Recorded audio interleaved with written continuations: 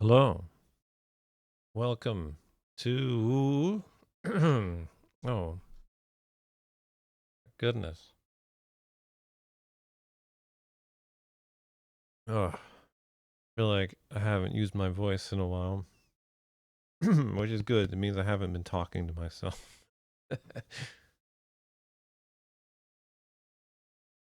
ah,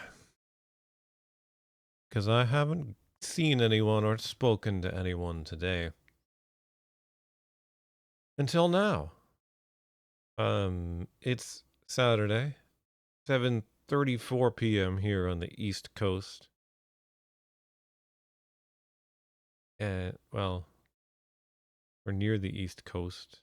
I can't say I'm on the East Coast.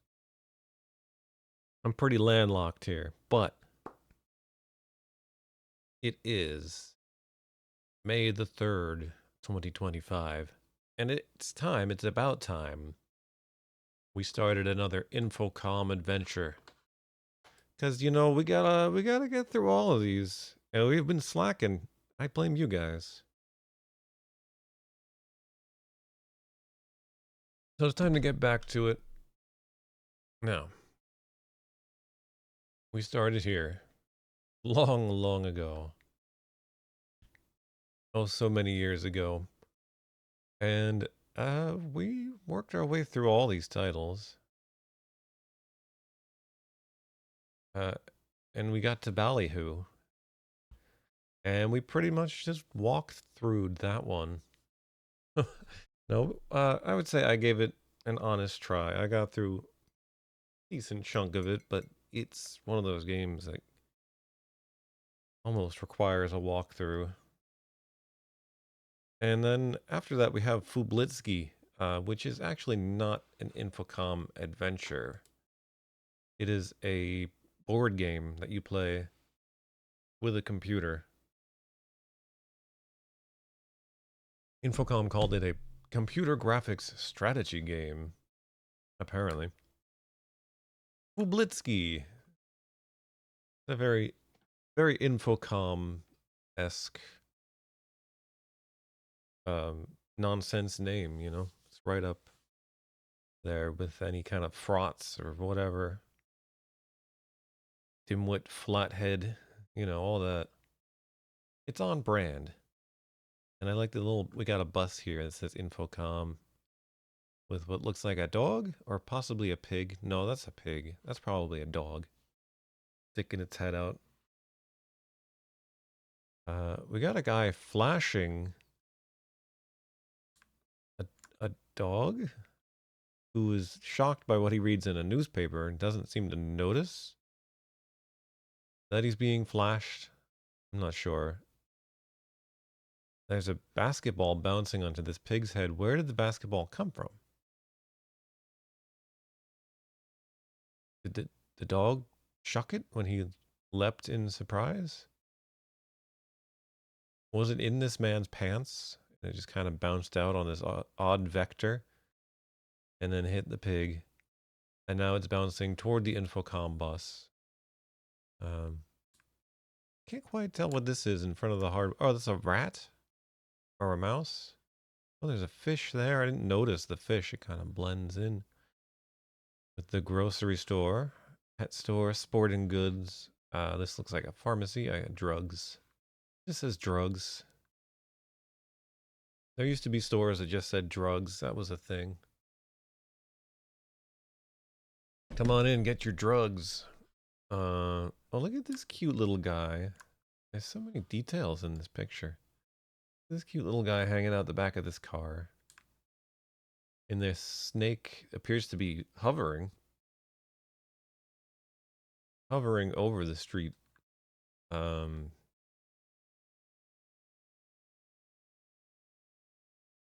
yeah, I don't know what to make of all this. What's this guy doing? Is he hitting this guy on the head with a hammer? Is that something that like came out of the hammer? Oh no, he's got tools. They both got tools. I really don't know much about this game. Um, I'll be honest.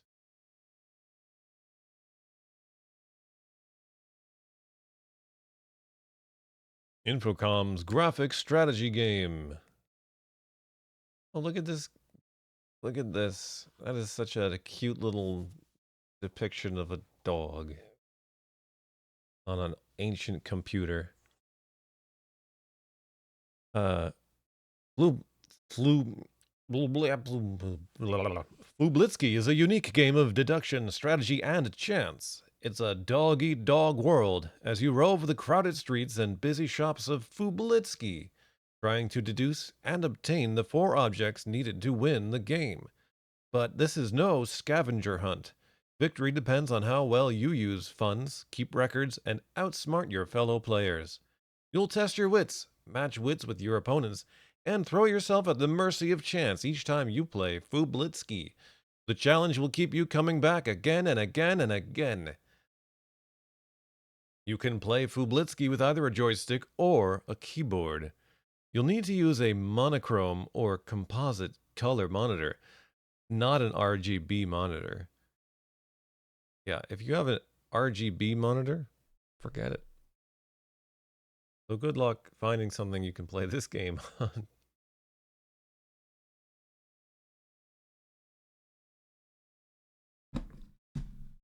In the year 2025.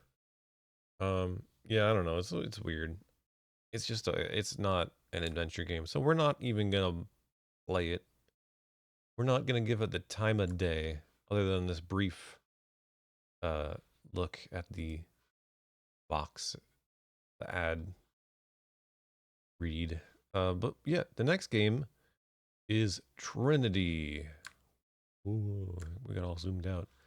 Trinity by Brian Moriarty, released in 1986. Under the genre fantasy, I don't know a ton about this game, but I, I know it's about atomic bombs.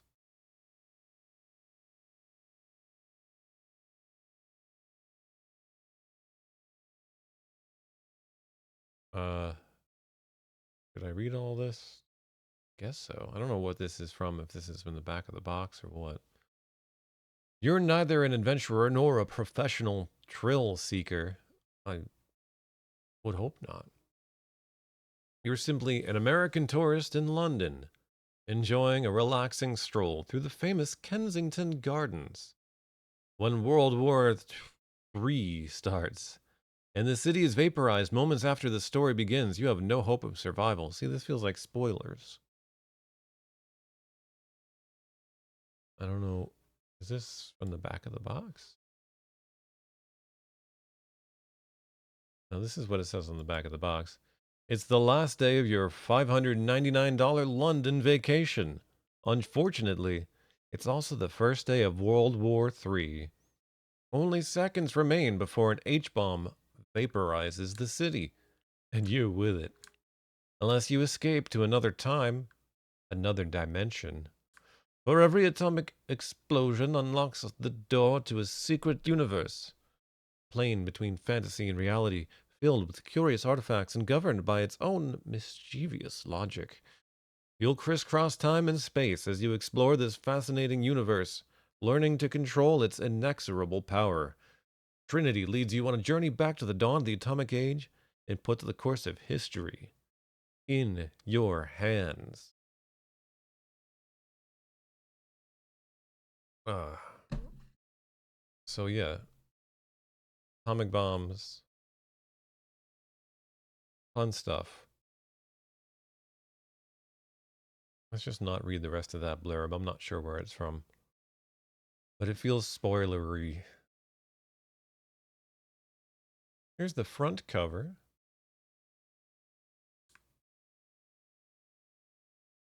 The basic power of the universe has been unleashed.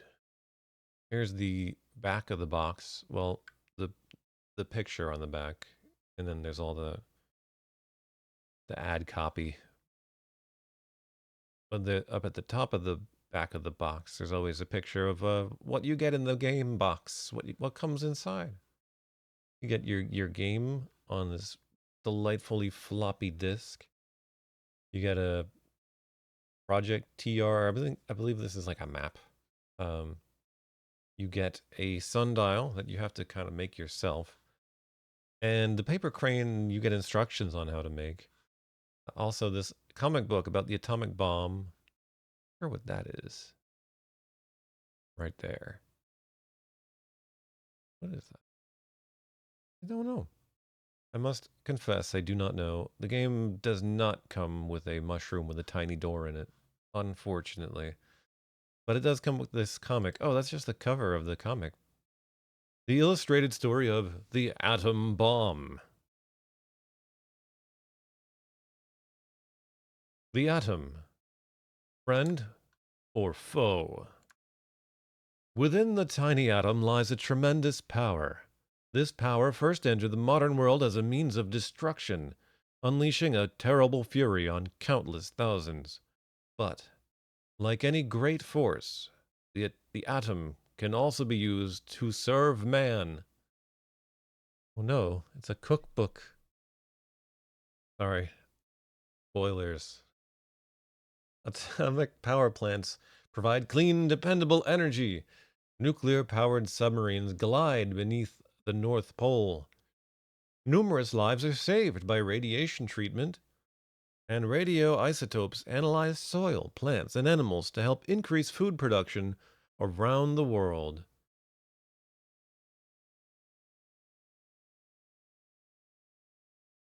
How did we first harness this amazing power? Let's go back in time to find out. Oh, wait, here, I could be, this is it. Yeah. Hey, Gryer King. Pastimes in Tone Town. I'm aware of Pastimes in Tone Town. It was written by Mike and Muffy Berlin. Mike Berlin worked for Infocom. He wrote, I want to say he wrote Suspended and a couple of other ones. Uh, and then he went on to create Bubsy. Hey, you take the good with the bad. Uh, but yeah, Task Times in Tone Town is one that I've always been kind of curious to play. It looks pretty neat. I've heard that it's kind of like one of those games that's like really easy to put in an unwinnable state or something like that. I think. I want to say, I don't know. It's been a while since I've looked into it, but it looks very charming. But yeah, there's different versions of it. And the graphics, your your mileage may vary. But yeah, he went on to like start a company with his wife, I think. They made games together. And then he started working for a company that made Siphon Filter, I think.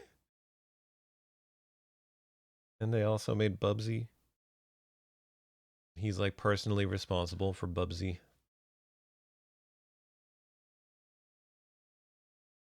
Uh, but yeah, this game is by Brian Moriarty, who you may know from the game Loom. Anyway, how did we first harness this amazing power? Let's go back in time to find out. Atomic facts.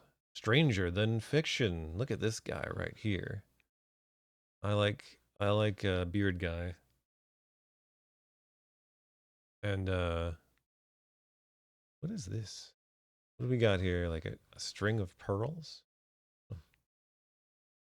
A glistening tear? Is this a meteor striking an atomic blast? That would be quite a disaster.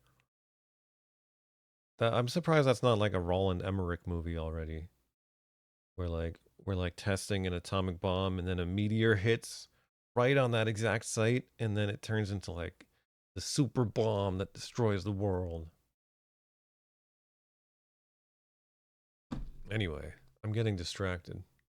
If you wanted to make a necklace of atoms 25 inches long and strung them together at the rate of 1 atom per second, it would take over 200 years to complete the strand. So that's a atom necklace. So just 25 inches. It would take over 200 years to do 1 atom per second. That's one way to try to think of the scale of atoms. It's really kind of impossible, I think, for the human mind to grasp these things. A drop of water contains 6, I think that's a bazillion atoms. There are 25 kajillion atoms in a breath of air. Atoms travel all around the world and even through outer space. With each breath, you inhale atoms that were once a part of great men, such as Leonardo da Vinci, celestial objects, such as Halley's Comet, and nuclear explosions, such as the Trinity test. Neat. All right, and now the comic begins proper. Oh, look, we start right off with Hitler. We're off to a good start here. The year is 1939. The free world watches with growing alarm as the shadow of Nazi Germany spreads across Europe, led by the man who will one day be known as history's greatest villain. The master race will prevail. Sieg Heil! Sieg Heil! In January, the great Danish physicist Niels Bohr comes to Washington, D.C. The Germans have split the atom. That's my Danish accent. My God, incredible. If Hitler builds an atom bomb, nothing will stop him. The world will be plunged into 1,000 years of darkness. We must be first. Milhouse. The scientists draft an urgent letter to the president. We're unknown immigrants. Roosevelt will never listen to us. Will you sign our letter? Albert Einstein. President Roosevelt decides to take immediate steps. This requires action, and not a moment too soon. Pearl Harbor, December 7th, 1941. It got bombed. I don't know if you knew that. If you weren't aware of that, there's this Michael Bay movie I can recommend. Go watch that right now. Come back once you've got the backstory. The Army appoints Colonel Leslie R. Groves, the man who built the Pentagon, to head the atom bomb project. If you do the job right, it can win the war. We'll make you a brigadier general. It's my patriotic duty. I accept. I don't know why he's eating like a candy bar right here.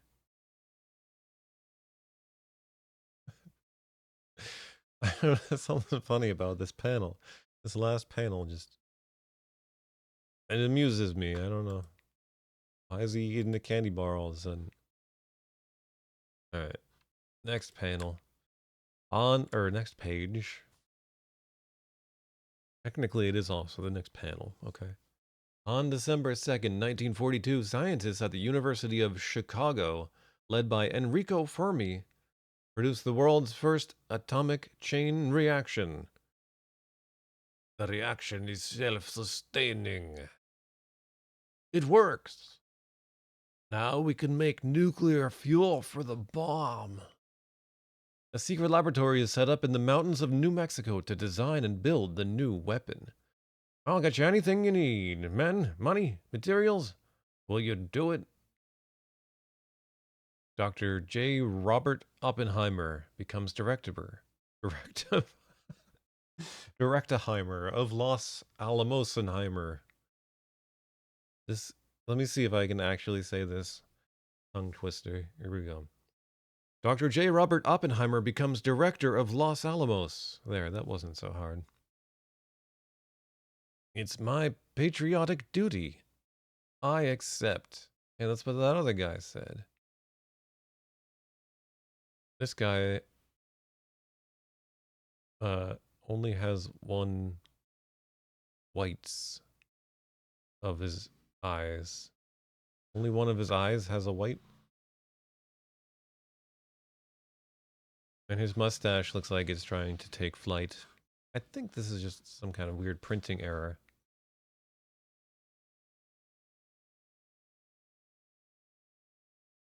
Oppenheimer and his fellow scientists work long and hard to make the atom bomb a reality. Plutonium will make a bigger explosion. It'll never work. Stick with uranium. There's no time to argue. Try both. ¿Por qué no los dos? Hoppy, did you hear the news? Not now, kitty. We're so close. Oh, Hoppy. After 2 years, the bomb is almost ready. Here's an isolated place. He's eating a candy bar again. Did this guy really eat candy bars all the time? Is that canon? That historical fact? Here's an isolated place, but we still need a code name for the test. Let's call it Trinity. Dun, dun, dun.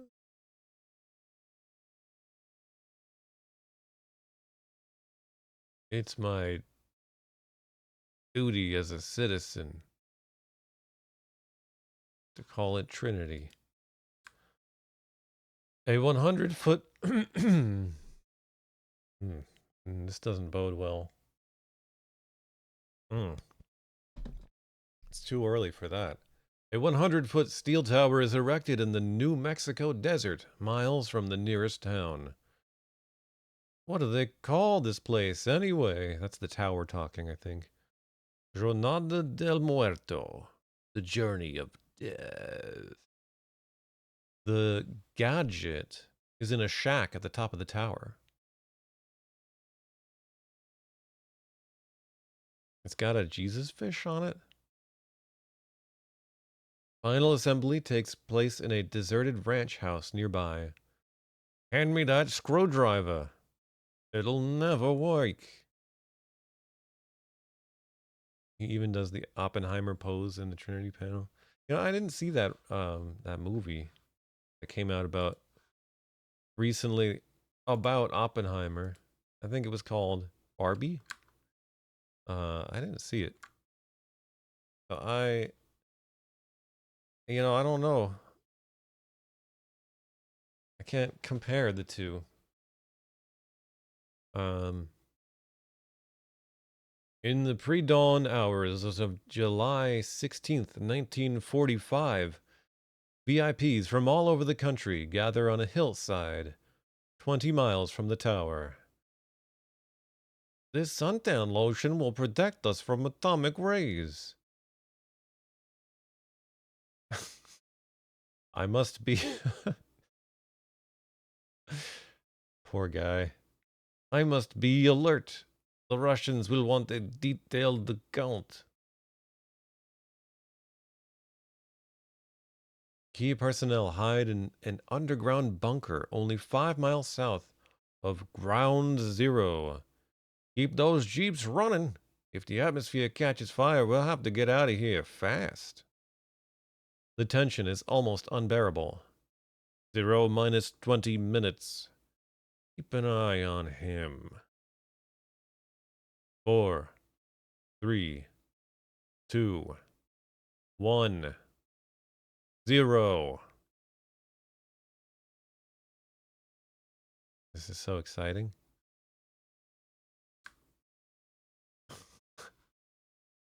Just like a poof.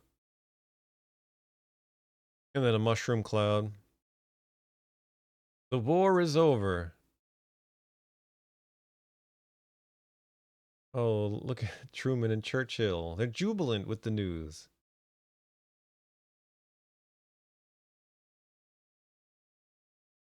Which one's which? Oh, the Japs. Oh my gosh. That's not that's not acceptable. Truman. I thought that said wait, what did I think it said? I'm so distracted by it turning out to be uh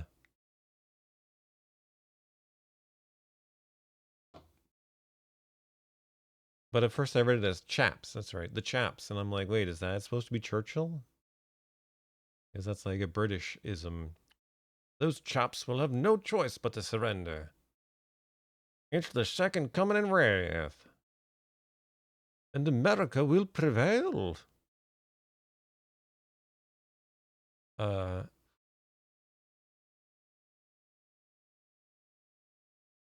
there's a picture of the USSR behind Truman. Foreshadowing, perhaps.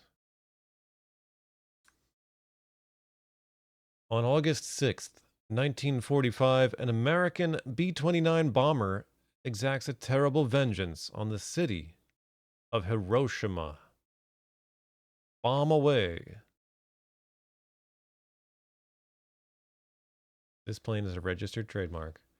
It's my patriotic duty. Nagasaki meets the same fate 3 days later. I hear an airplane. Oh my God. Uh, it's a harnessing of the basic power of the universe. Truman adjusts the world after VJ Day.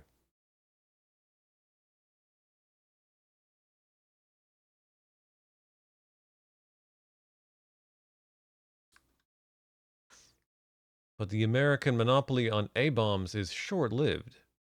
Ready to test, comrade? Our spies did their job well.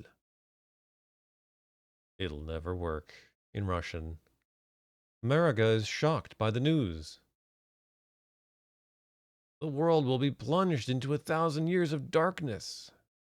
Our national security is in jeopardy. But Dr. Edward Teller is a man with a vision. If we find a way to fuse hydrogen, we can build a super bomb. Impossible. It will require a temperature of millions of degrees. I can provide such temperatures.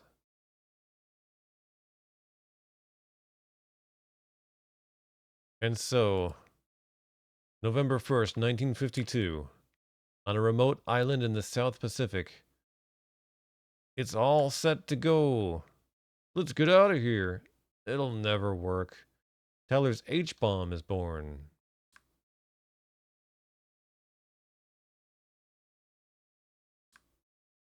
Today, underground tests help us build more and better nuclear weapons. Yay. 4, 3, 2, 1.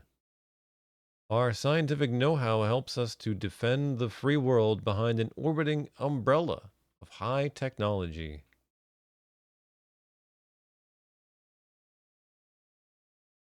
We could intercept and destroy strategic ballistic missiles before they reached our own soil.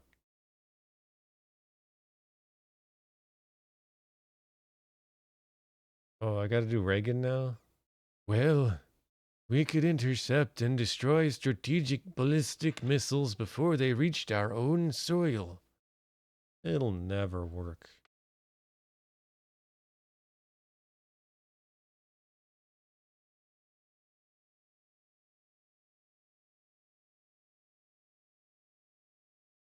Come on.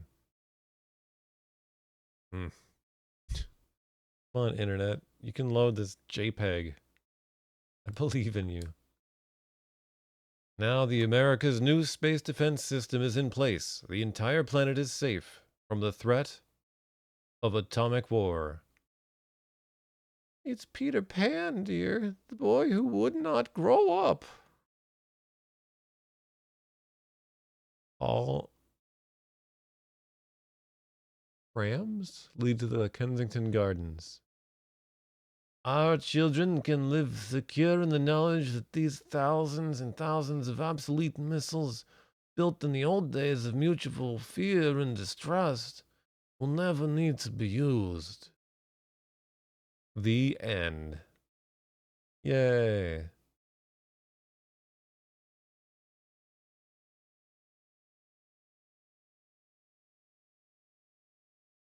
Do you have any specific Cold War memories? Who, me?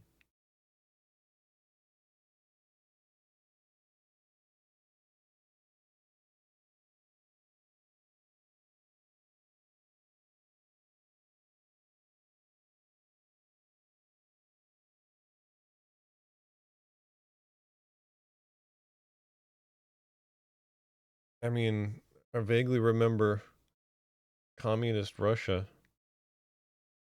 the USSR, being a thing.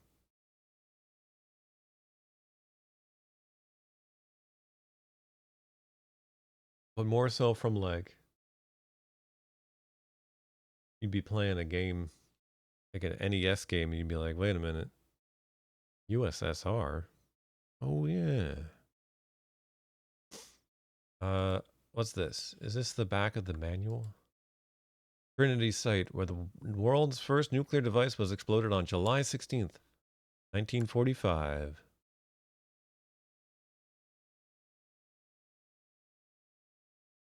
On that moment hung eternity. Time stood still. Space contracted to a pinpoint. It was as though the earth had opened and the skies split. One felt as though he had been privileged to witness the birth of the world. William L. Lawrence, eyewitness. Here's the back of the box. I think we already looked at that. Yeah, we did. Here's the first page of the instruction manual. Oh, this is where that blurb was from.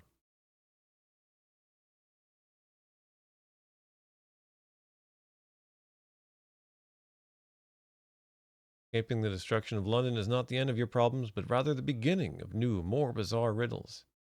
You'll find yourself in an exotic world teeming with giant fly traps, strange creatures, and other inconveniences. Oh man, not another giant fly trap. Time and space will behave with their own intricate and mischievous logic. You'll visit fantastic places and acquire curious objects as you seek to discover the logic behind your newfound universe. And if you can figure out the pattern of events, you'll wind up in the New Mexico desert, minutes before the culmination of the greatest scientific experiment of all time, the world's first atomic explosion, codenamed Trinity. That's probably all we really need to read of the manual.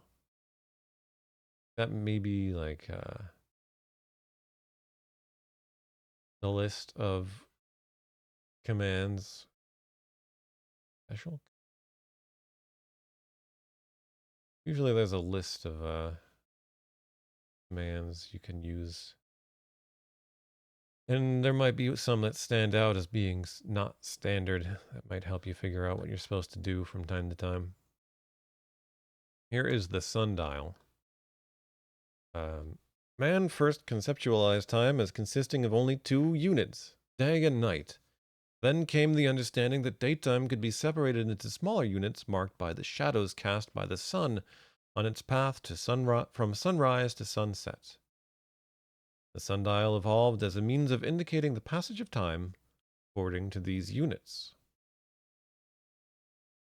So yeah, you like punch this thing out, and then you punch this thing out. You fold it, you put the tabs through here, and then you glue or tape this together, and you got yourself a sundial. I'm not sure if we're gonna need a sundial. I don't see how we could, but we might need to reference this picture, perhaps, of the sundial that came with the game. And on the bottom of it is inscribed, "Look back on time with kindly eyes. He doubtless did his best. How softly sinks that trembling sun in human Nature's West. So time doubtless did his best. Sun thinks in human nature's West. Emily Dickinson.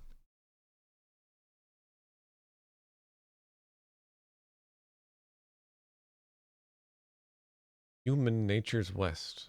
I'm not sure what Emily Dickinson was trying to say there. Although I rarely would say I do understand what Emily Dickinson is trying to say. Project TR or Trinity, I guess. So this is like a little map. This is the site plan.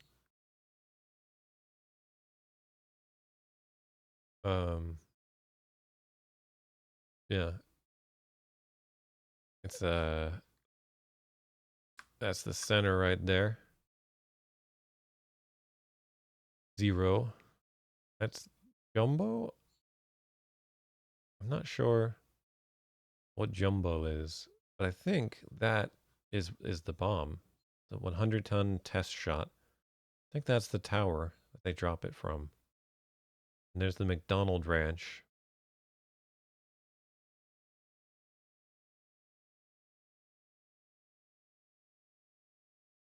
Uh, which is a ranch house and a reservoir and a windmill. And here is a close-up of the plans for the ranch house. I really like this. I was looking at this before the stream started. And I like technical drawings like this, especially when they look old-fashioned. This does a good job of looking like something out of the 40s, 50s.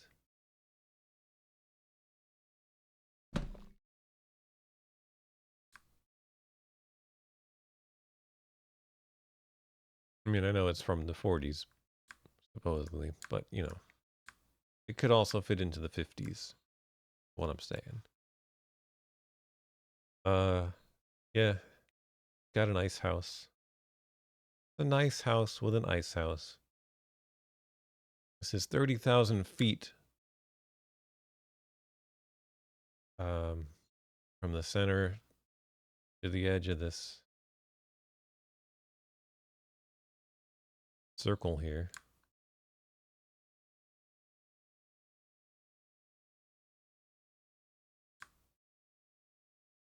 $30,000 is about 5.7 miles. But yeah, not a small space. And yeah, there's one more thing here. There's one more thing. There's instructions on how to make a paper crane. So I figure I should do that right now.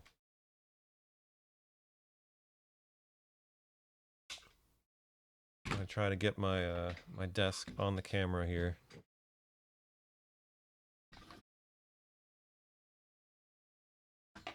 You should be able to see most of what I'm doing. All right, we need a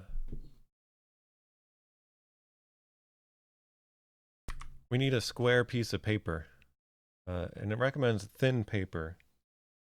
So I think it's gonna have to be notebook paper.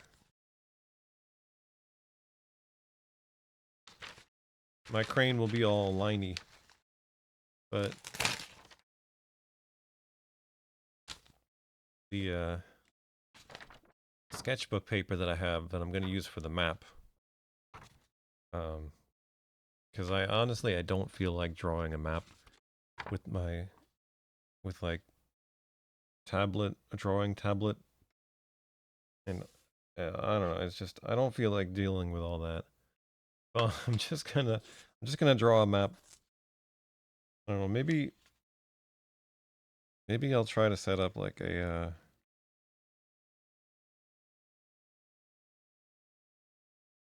camera. I mean, set up the only camera I have to point down at my hands instead of my face, so that you can see my drawing, my map. And I know if I were a professional streamer, I would just have two cameras. One for my face, and one for my desk, so you can see me drawing the map.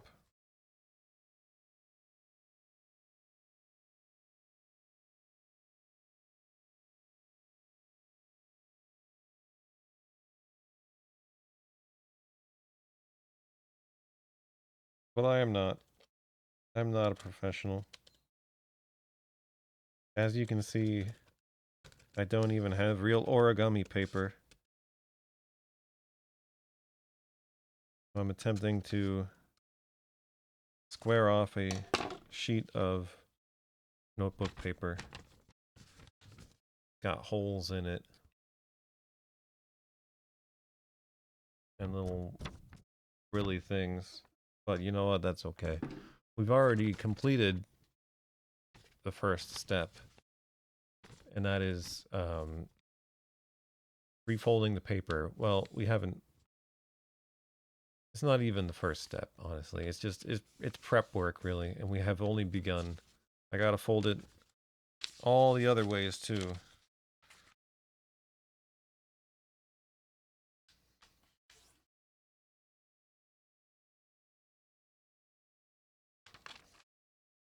I've never done much paper folding. I have in the past folded those fortune teller thingies. I don't know if people still make those. It's just like fold the paper up a bunch until it becomes this sort of almost like a puppet thing that you flip in and out, bloop, bloop, bloop, bloop, bloop, bloop, bloop, and then you unfold it to read like a fortune. It's a thing.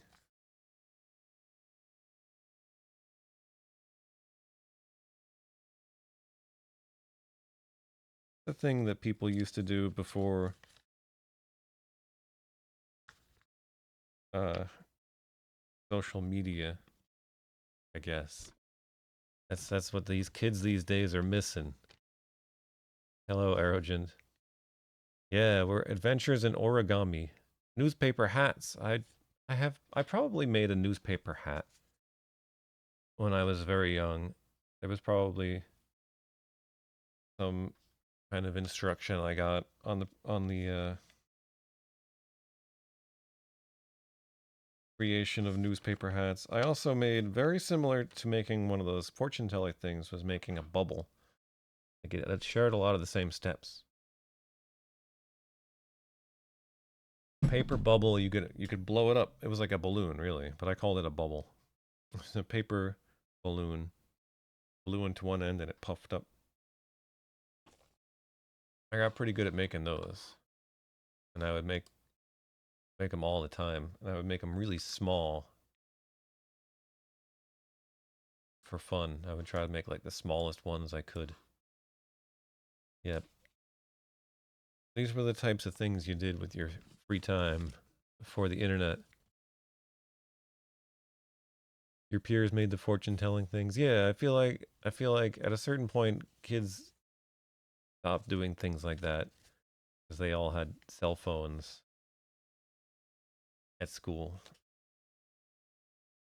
And so they did cell phone things instead, like Snapchat. Anyway, we got to fold C to A. Okay, so we got to make it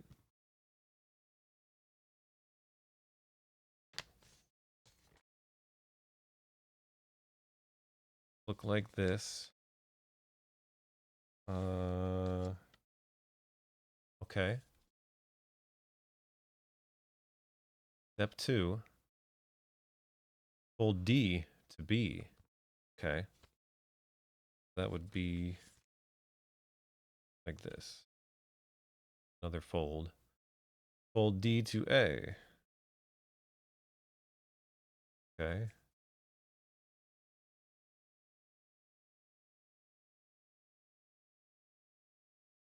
Reverse fold I out. Bringing D to A. Turn over. Reverse fold B in, bringing all points together. Hold F to G and fold H to I. Well, I'm lost.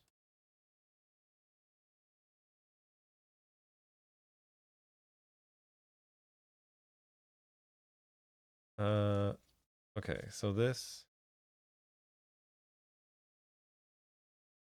A. Wait.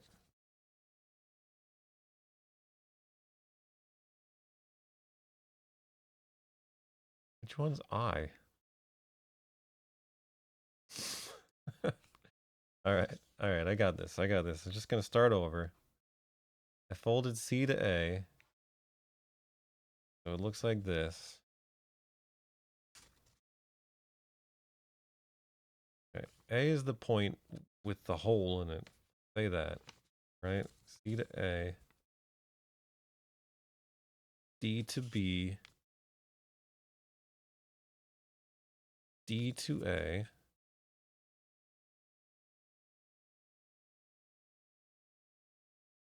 Reverse fold I out. Now,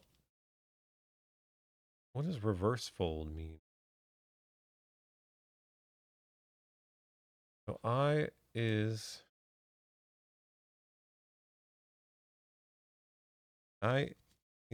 confused. Uh,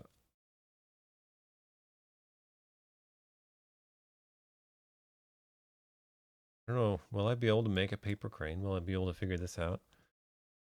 I feel like I have no chance to actually complete this game unless I can do this.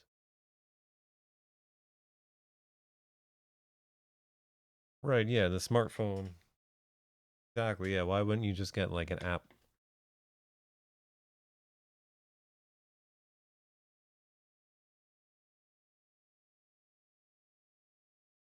Oh, the square root of -1. True meaning of December ween. Reverse fold I out, bringing D to A. Like, wasn't that what I did last time? Was bring D to A? Folded D to A.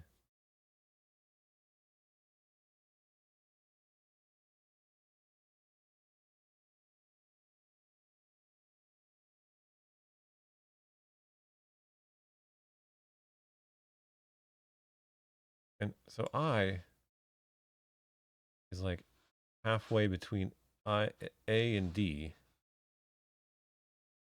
right?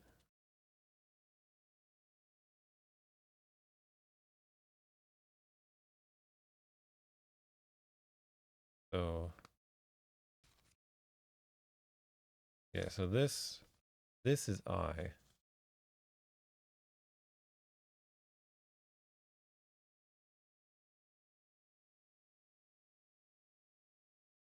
Reverse fold. So I gotta do this. Get out there, right?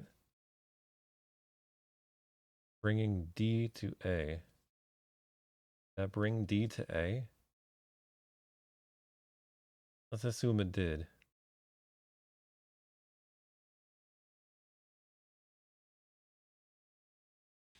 I don't know if what I have going really resembles the diagram anymore.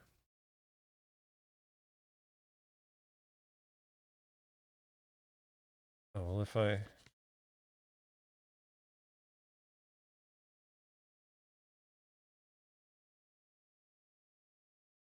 think this is fine. Turn over, reverse fold B in, bringing all points together.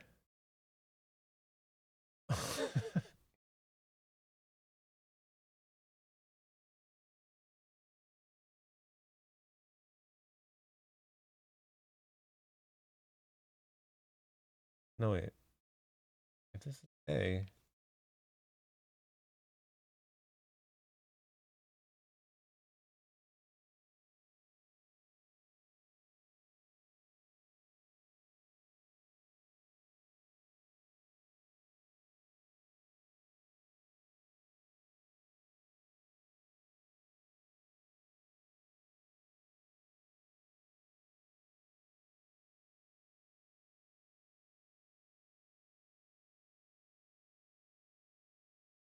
first fold B in. Bringing all points together.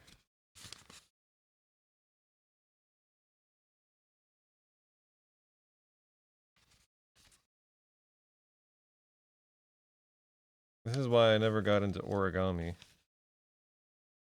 Just confusing. I guess if someone's actually like showing you how to do it, it's not so bad. This is also like really complicated, like trying to reverse fold.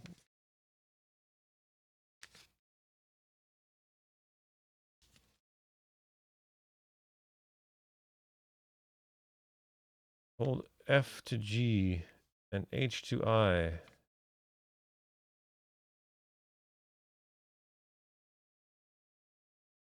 F to G and H to I. Yeah, I don't know. I wouldn't say that I brought all points together. I'm not even sure what that means. Hello, Briar Cub. I'm trying to make a paper crane and I don't know what I'm doing. And I can't understand these instructions. The Heavy Rain soundtrack? Yeah. I should be listening to the heavy rain. Or at least the sounds of heavy rain falling. I don't I don't know if this is right. I don't know where hold F to G.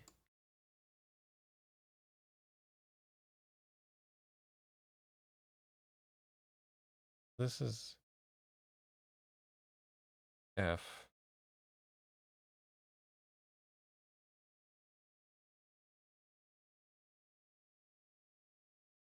How am I supposed to keep track of all this? It should look like that, I guess. Doesn't look like that. Um,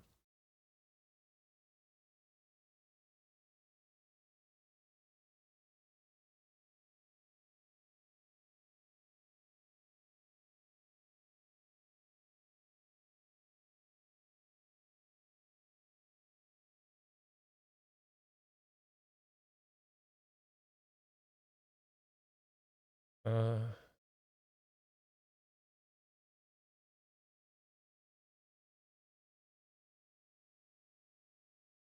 one side is right.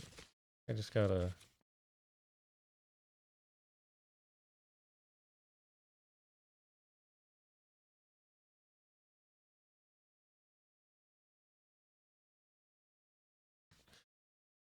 Oh, oh dear. I've really made a mess of things.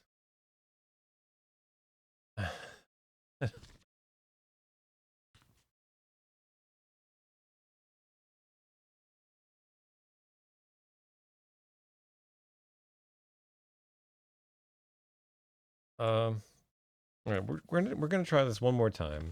I don't want to spend the whole stream trying to make a paper crane and failing miserably. Maybe I'll have to look up like a video. Many folds, thank you. That makes more sense. Did I say hello, Briar Cub? I thought I did, but now I feel like I didn't. Hello. Uh, welcome to this. All right, so I folded C to A, and then I folded D to B, and then I folded D to A.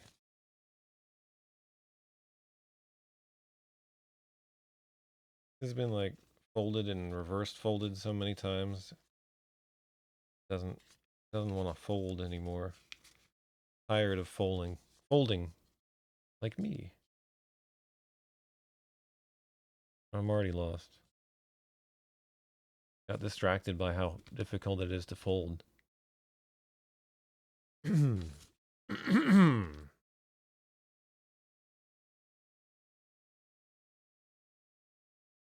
Alright, so now it looks like this. And now I reverse fold I out.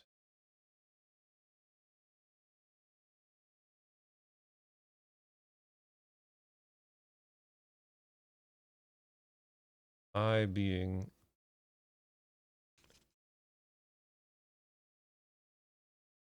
this.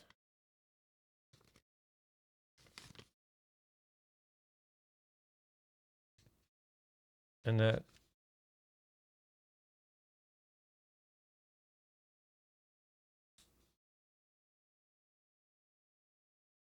brings D to A.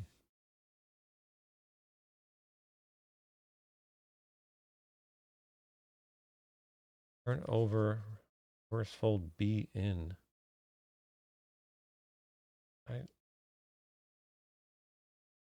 This is the part that I don't get.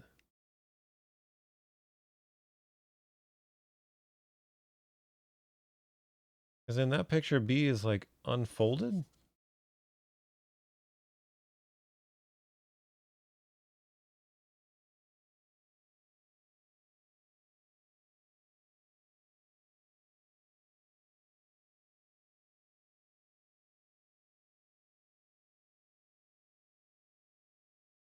Like,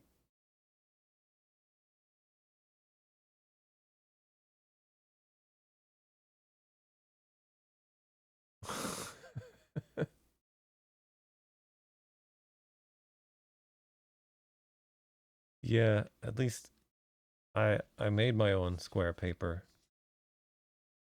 Didn't try to attempt to fold this with rectangular paper. And look, it just keeps going. Turn open end down.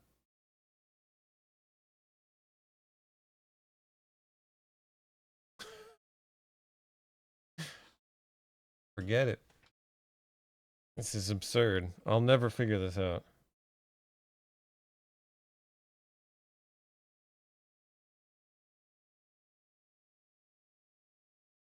I'm glad I started early. Yeah, I'm gonna try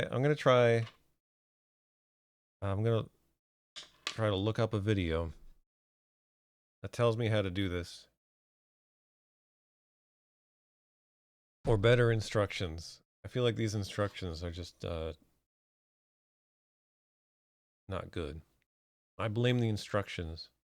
Yeah, off-screen practice for next session. Next time I stream, I will have a lovely paper crane made out of real origami paper. Probably not. It'll probably still be made out of lined paper from a notebook, but it's gonna look great. Anyway, let's play Trinity. Let's get it going.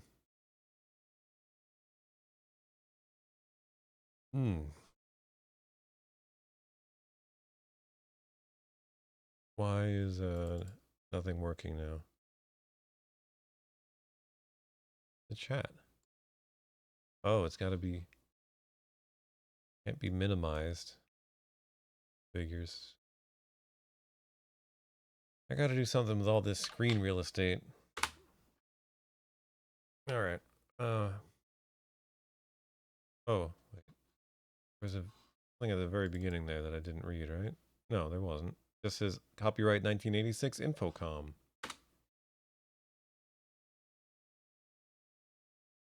Sharp words between the superpowers. Tanks in East Berlin.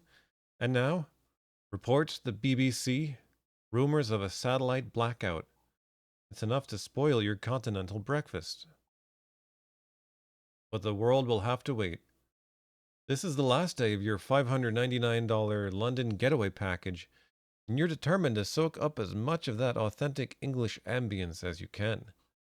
So you've left the tour bus behind, ditched the camera, and escaped to Hyde Park for a contemplative stroll through the Kensington Gardens.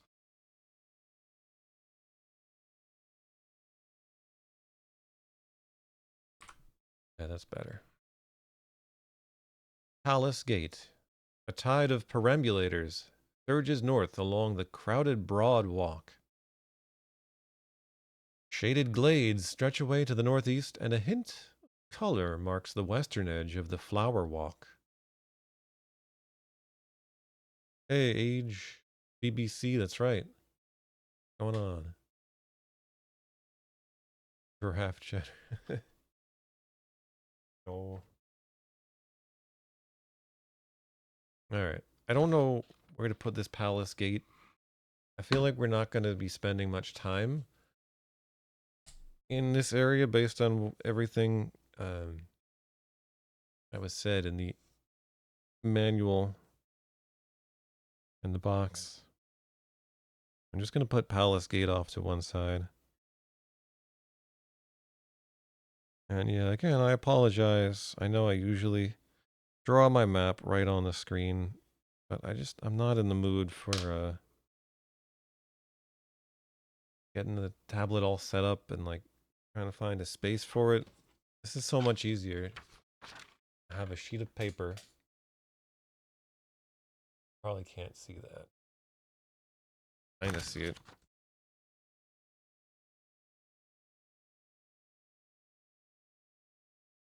And yeah, I can just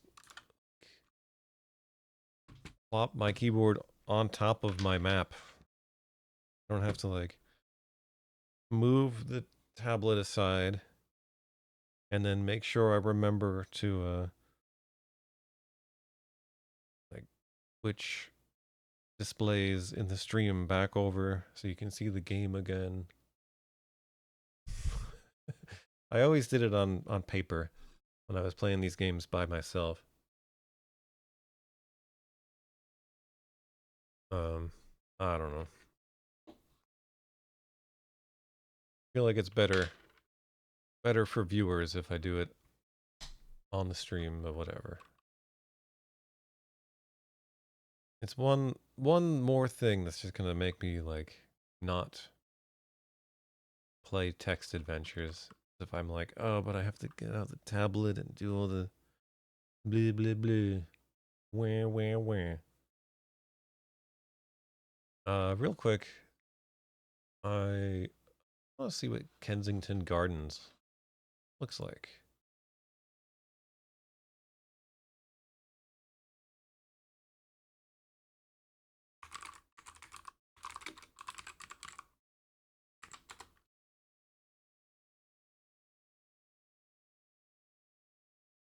Whoops. Well, that's not.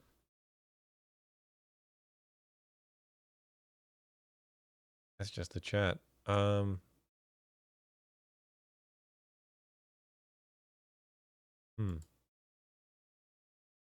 I might mess up the chat if I.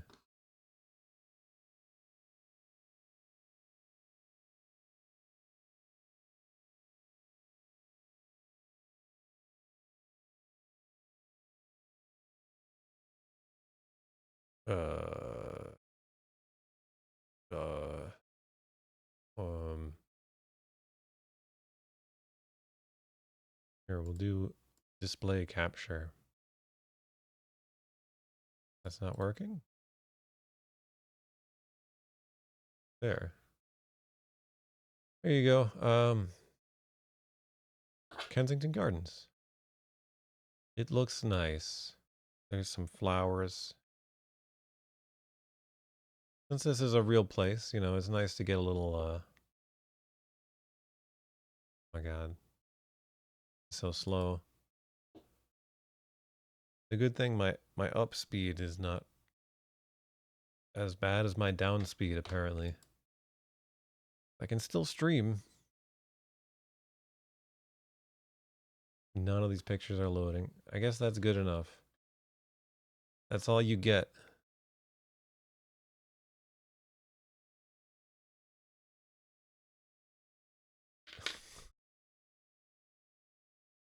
A Wishbringer art extravaganza. That's I did do a lot of drawing. A lot of drawing for Wishbringer.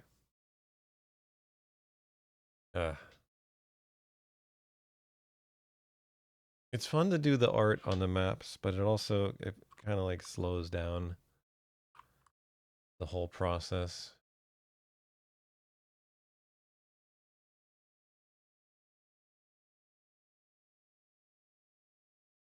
All right, what are we carrying? You're not holding anything, but you're wearing a wristwatch. You also have a credit card and a 7-sided coin in your pocket. Oh. Let's have a look at our watch. Your wristwatch says it's 3:30 p.m. Okay, what does it say on the credit card? Take card. The credit card is embossed with the usual codes. It expires tomorrow. Oh no. Our credit card's about to expire.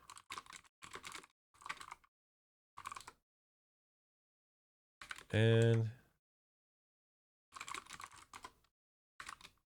let's have a look at this coin. It's standard British currency worth 50 pence. Oh. Do I have one of those? I don't know if I have one of those. I have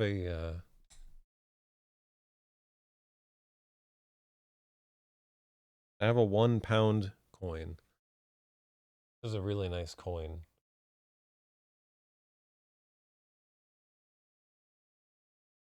My camera sucks, so you probably can't really see it. But man, it's just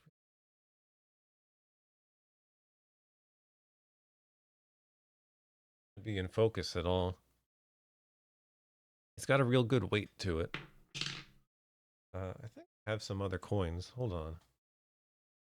Just look real quick.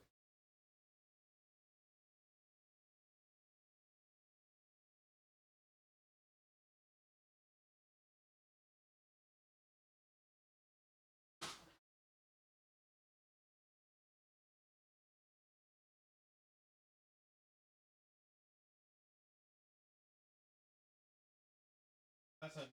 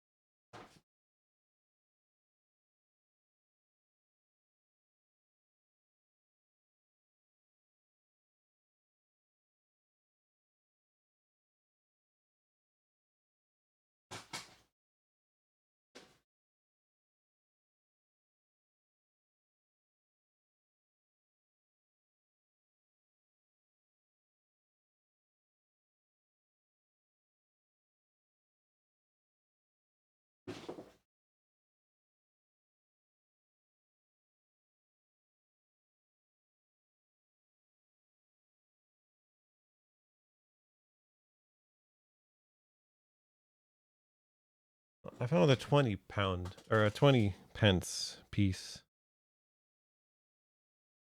That'll have to do. Is it 7-sided? I don't know. 1, 2, 3, 4, 5, 6, 7. It is. It is 7-sided. So yeah, we're gonna call that good enough. I'm making my own feelies here. I mean, paper crane. Crane. As you can see, it's just paper. That's my feelies. Is a 20 pence piece and a paper crane. That's just a piece of paper. And where do we go here? North, follow the perambulators. Oh, we gotta go into verbose mode. Maximum verbosity. Broad walk. A brooding statue of Queen Victoria faces east, where the waters of the round pond sparkle in the afternoon sun.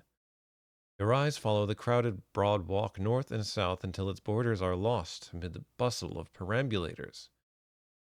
Small paths curve northeast and southeast between the trees.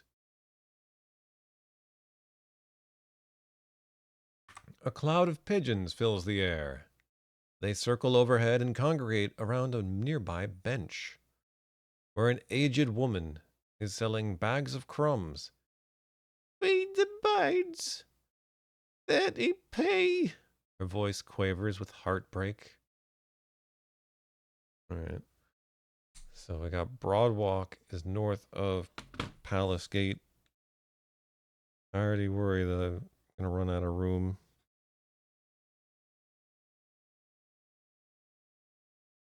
That is one nice thing about a digital map is you don't have to worry about running out of room. Uh, 30p. Find the mines.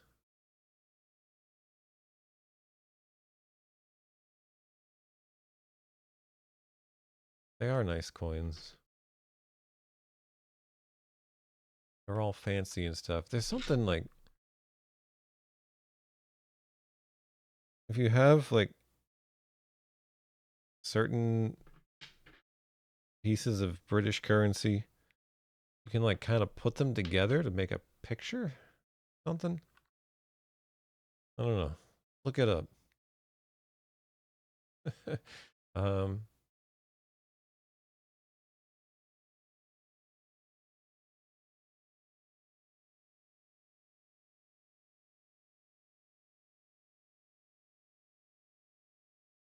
ex-woman. You get the feeling that she's been selling crumbs on this same bench year after year since well before you were born. Her face is lined with care for her feathered charges, who perch on her round shoulders without fear. 30p. 30p a bag. Give. Oh, wait, we gotta take the coin out? Oh, no, we're holding the coin. Give coin to woman.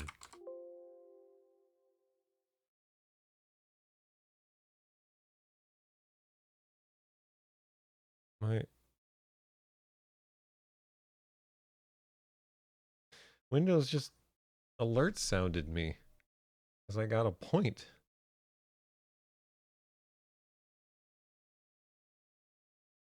I know, I thought of the pigeon lady from Home Alone 2 as well.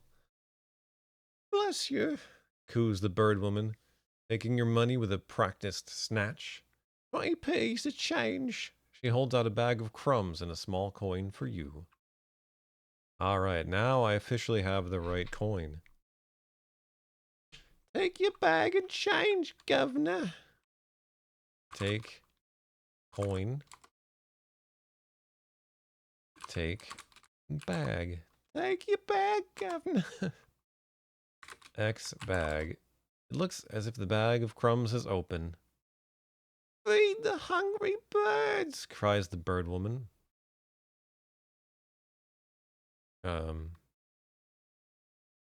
Take crumbs. You take a handful of crumbs out of the bag. They fall between your fingers and tumble across the ground. As the wild birds gobble down the crumbs, a glint of red catches your eye. Frowning, you stoop down for a closer look and gasp with astonishment. The ruby at your feet is bigger than a walnut, with finely cut facets that sparkle with crimson fire. It must have been in the bag of crumbs. What the heck? As you reach down to touch the ruby, a very large bird races out from behind a tree. It snatches away the ruby with its beak, zigzags through a group of tourists, and disappears to the east. If you didn't know better, you'd swear that bird was a roadrunner. It's time, shrieks the bird woman. The east wind softens to a whisper and dies away. Blowing leaves settle to the ground, and the trees are still. Then, a fresh gust blows in from the west.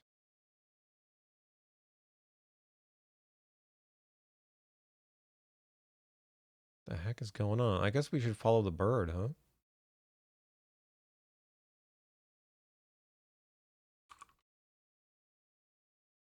30p for the starving birds. Round pond. Ducks and swans bob on the sparkling surface of the round pond. They share the water with an impressive fleet of toy boats, directed by the excited shouts of children. Crowded paths radiate from the pond in many directions. The large bird you saw before is here. You catch a glimpse of the ruby in its beak as it races between the wheels of a perambulator and disappears to the east. Right, what is a perambulator? I thought it was just like, I thought they were using a fancy word for like someone walking. But apparently it's something with wheels? What is a perambulator? I feel like I should know this. Baby carriage, a pram. Oh. Yeah. Formal humorous, a person who walks especially for pleasure in a leisurely way. Is and then the first one is dated and British, a baby carriage, a pram. So I guess no one uses it anymore.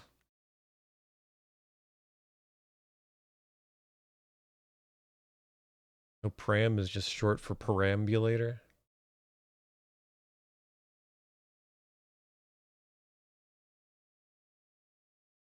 All right, I'm gonna just restart my map.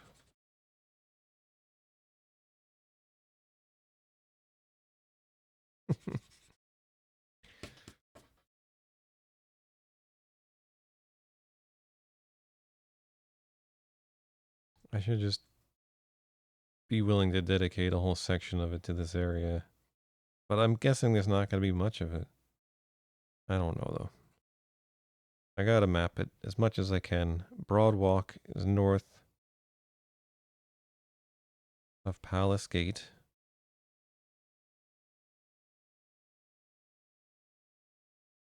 See, now you have nothing to look at while I sit here and draw a map. And then east of Broad Walk is Round Pond.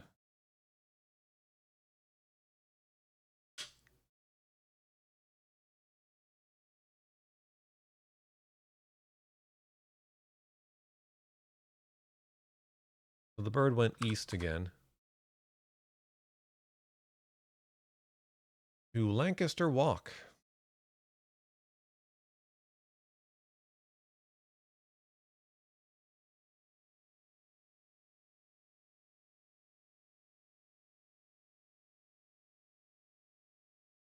An impressive sculpture of a horse and rider dominates this bustling intersection. The walk continues north and south. Lesser paths curve off in many directions. Okay. I think they made it seem like I could go northeast or northwest from Broadwalk. Sorry, I'm just thinking out loud. Other places I could have gone, possibly. But right now we're chasing after this bird because it's got our ruby.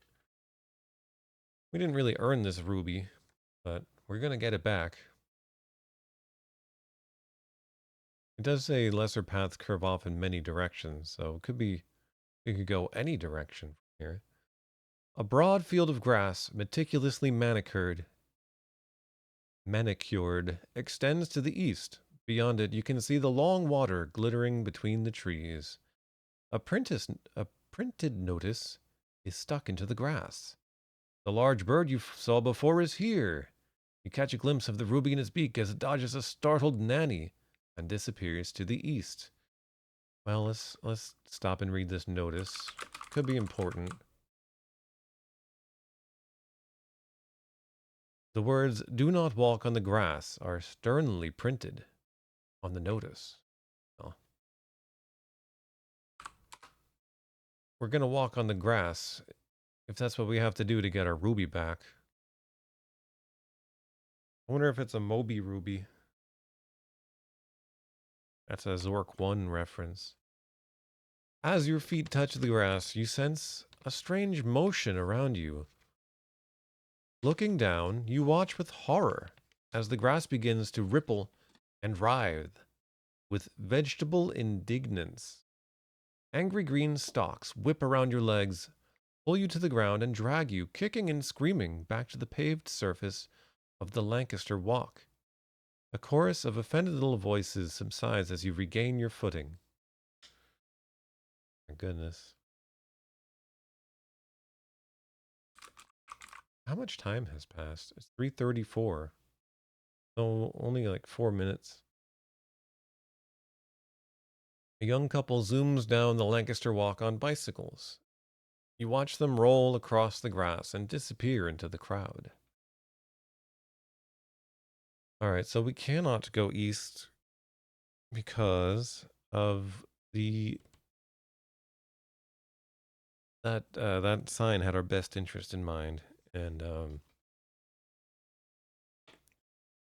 yeah, the grass is alive and it's out for blood. Lancaster Gate.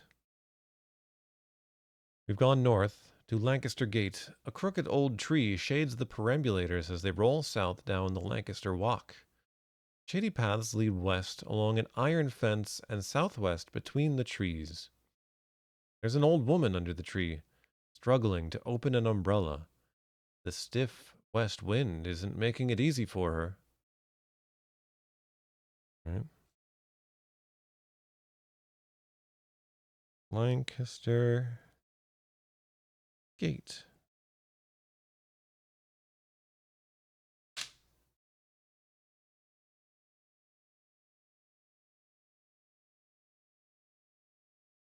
Let's look at this woman. Her face is wrong.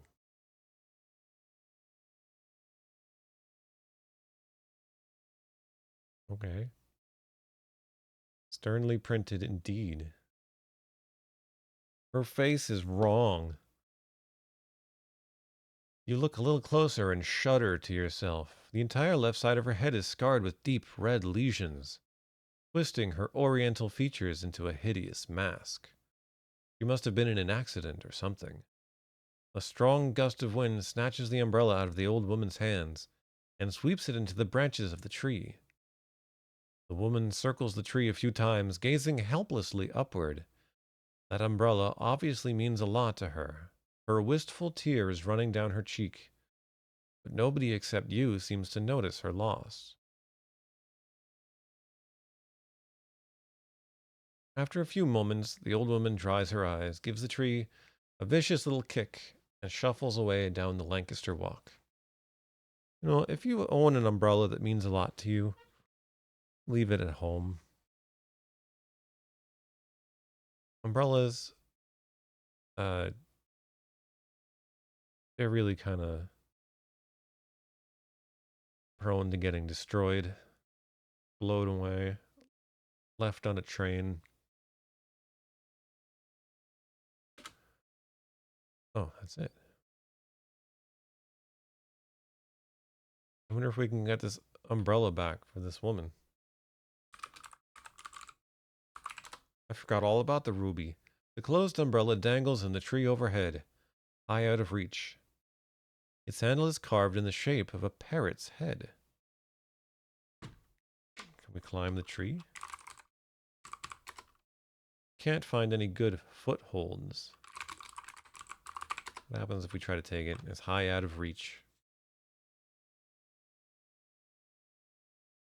Hmm.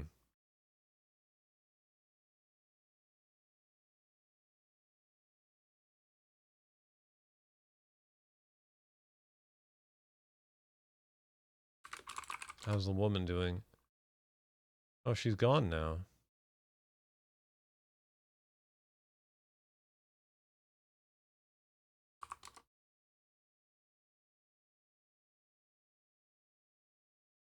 Let's look at the fence. It's quite high.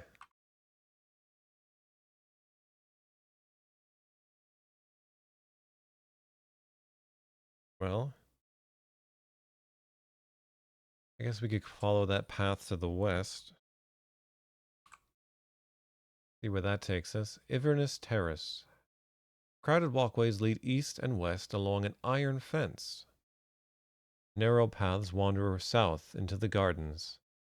A young boy sits nearby, listening to a pair of headphones and idly blowing soap bubbles. There's a dish full of soapy water by his side. The boy dips the bubble wand in the dish and swishes it around.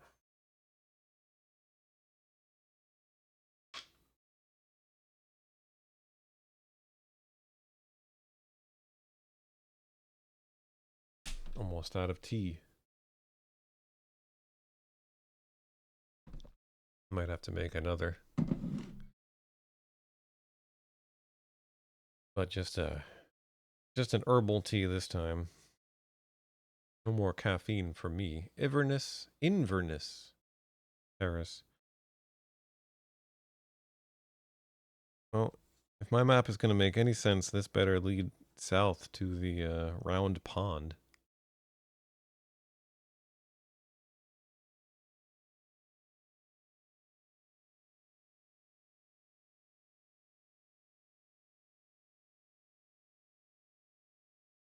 I'm already starting to regret using paper to make my map.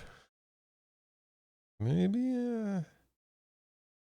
there was something to that whole digital map thing.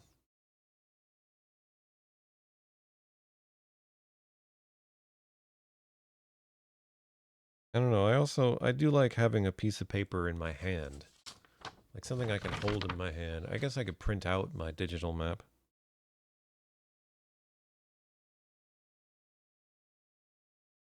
With the printer that I don't have. Because it's 2025. And who has a printer in 2025?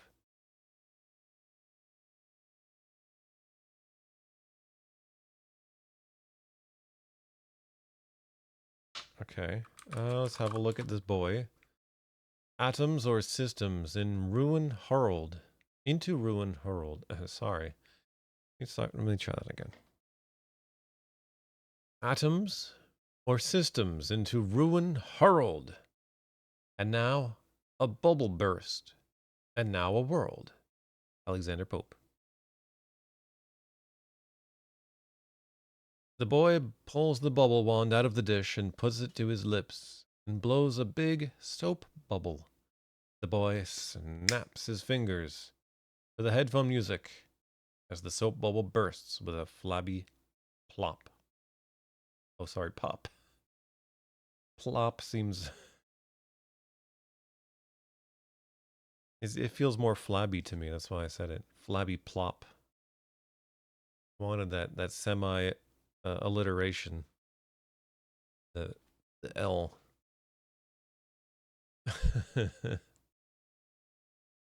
Flabby plop.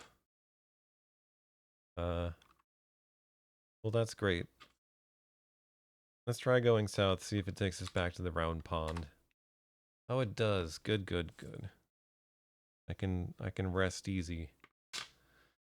And I'm guessing that southwest from Lancaster Gate would also take us here. So this map is going to make perfect sense. Everything's going to be fine as long as I can't go north. Any more north than Inverness Terrace. That's the edge of my map.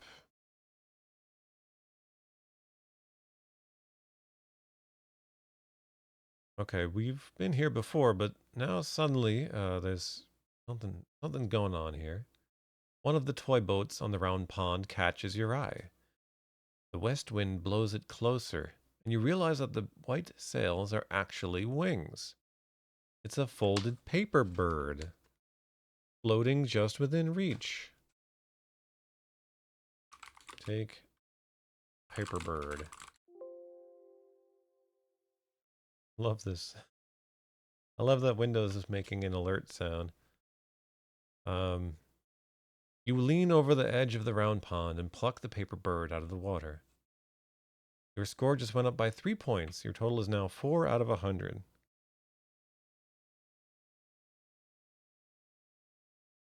So I got points for, what was it, buying the crumbs or feeding the birds. And now this.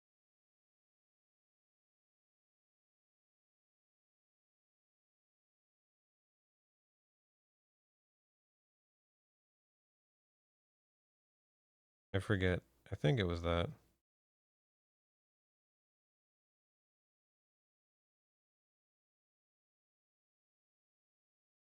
I'm going to try to indicate this. Crumb Lady, I believe, was at Boardwalk. I don't know why I'm calling her Crumb Lady, but I am.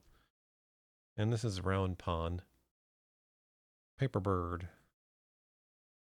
Paper Bird.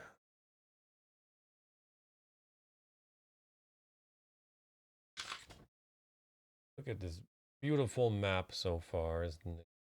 Gorgeous.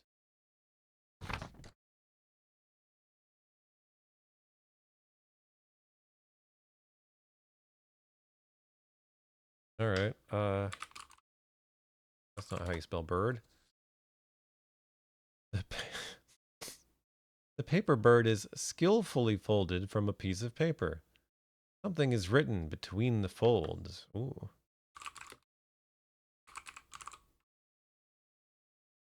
Oh.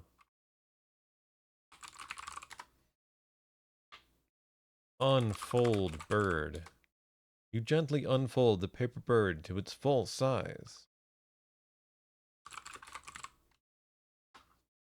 The words long water, 4 o'clock are scrawled on the piece of paper. Long water, 4 o'clock.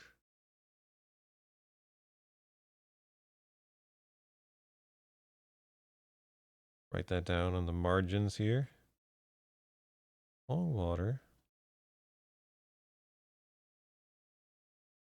4 o'clock. Quote attributed to the paper bird.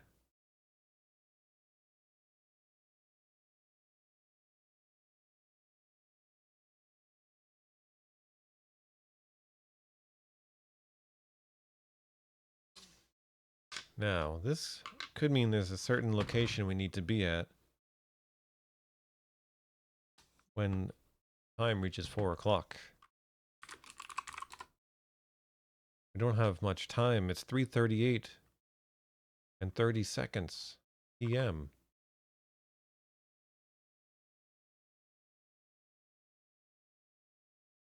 Let's go back to Inverness Terrace with the Bubble Boys.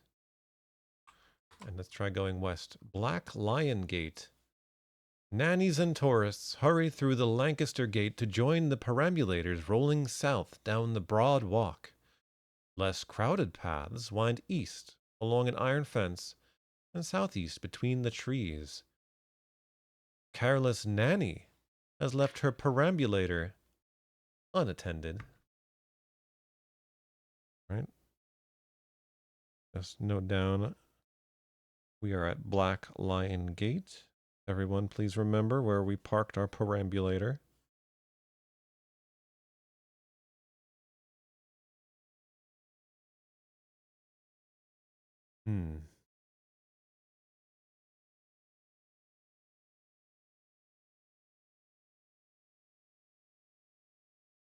So I'm guessing that southeast leads back to Round Pond.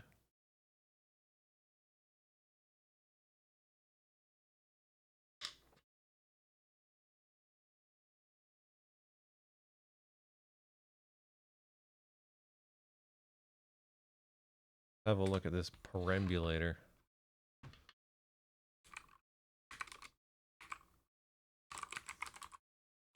A word I'm not used to typing. It looks as if the perambulator is closed. Open it. You open the perambulator. Whoa. You see nothing unusual in the perambulator.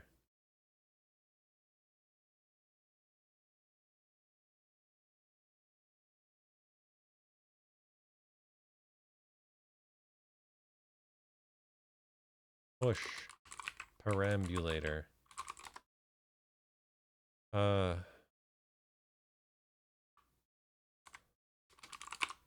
don't even know if we can go west. Yeah, we cannot go west. Push the perambulator north. A surge of offended nannies blocks your path.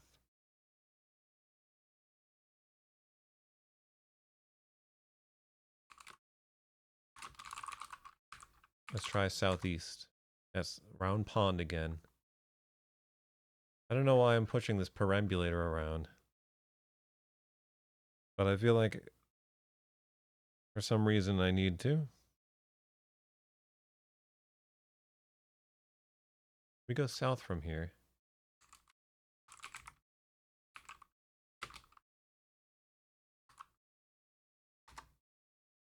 The Wabe. Oh my god, we've reached the Wabe.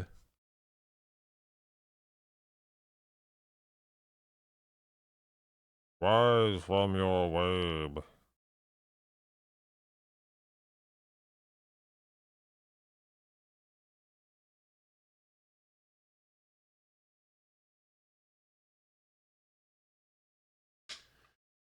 This grassy clearing is only 20 feet across and perfectly circular. Paths wander off in many directions through the surrounding thicket. A shaft of golden sunlight falls across a handsome antique sundial erected at the exact center of the clearing. This must be the sundial that came with the game.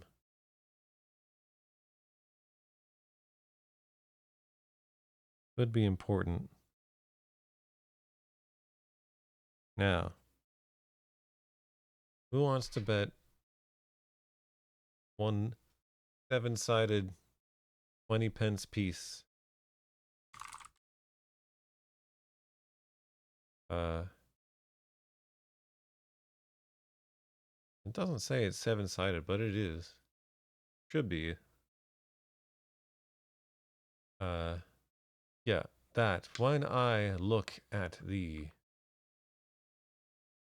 sundial, it's gonna say, it's the one from the box. The one that came with your game. I don't know, maybe this game is too classy to do that. And the Wabe is the grass plot around a sundial, I suppose? Said Alice, surprised at her own ingenuity. Of course it is. It's called a Wabe, you know, because it goes a long way before it and a long way behind it. Lewis Carroll. The perimeter of the sundial is inscribed with 7 curious symbols and a compass rose with the legend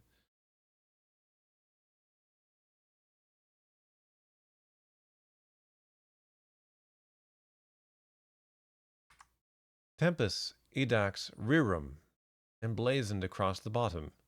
A triangular gnomon casts a finger-like shadow that is creeping slowly towards the first symbol.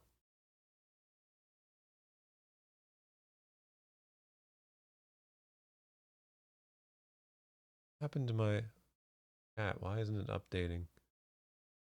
I think this is just not the best way to capture chat. Like, I think it has to be in focus. Yeah, the window has to be in focus for it to update. That is so stupid.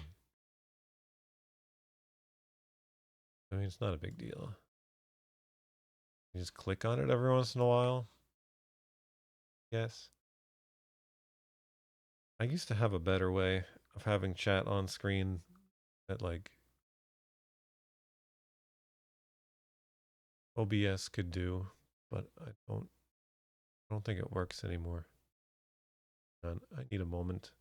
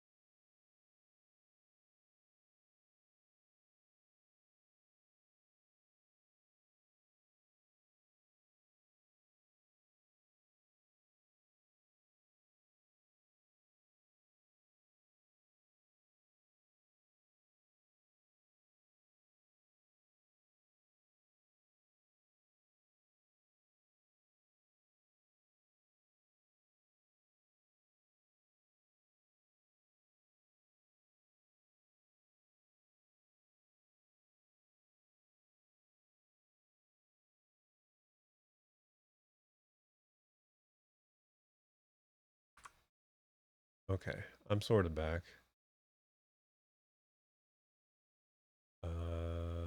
Yep. I am making tea while the water boils. Hold on. Can I pull that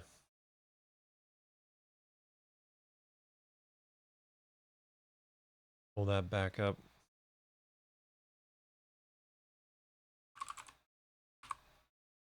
Trinity.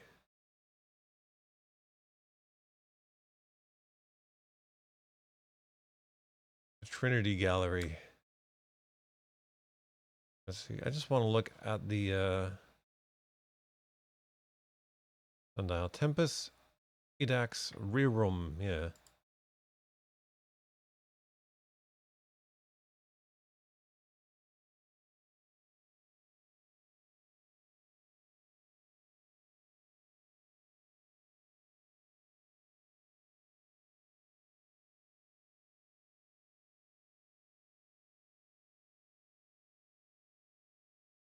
And the shadow is creeping towards the first symbol.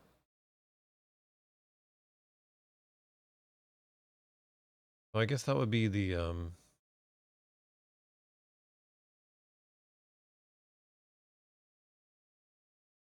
this one. That would be the first symbol. I'm not sure. If it's 4 o'clock, be this, wouldn't it? And again, there's not. Oh, it would be like here. I don't know. I don't think this one tells the time.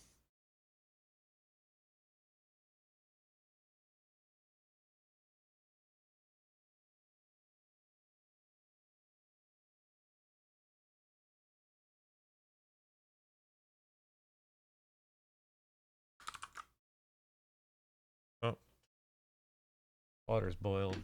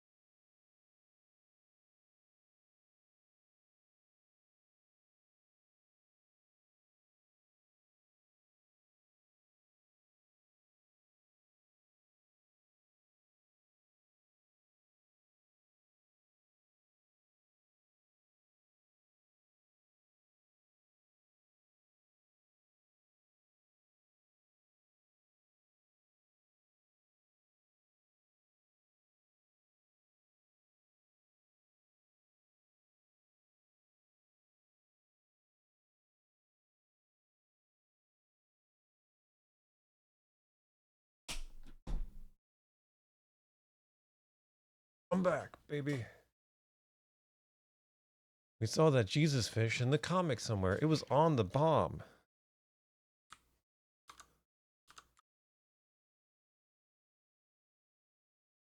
I think there were other symbols in the comic too. Like this one. This one was somewhere. It was on like the plans that the Russians had for their bomb, I think. Uh oh, they were, yeah. There was something about how like the every atomic explosion uh that has happened on Earth has like created some kind of portal to another world. So maybe these are like they represent the different explosions. But I think that was the first one was the one that had the Jesus fish on it.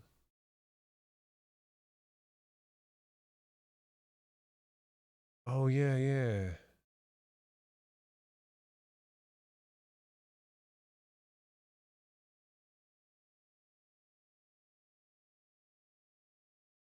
Hold on.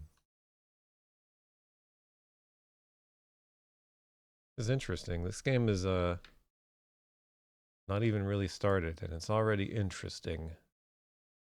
Already doing interesting things in the manual.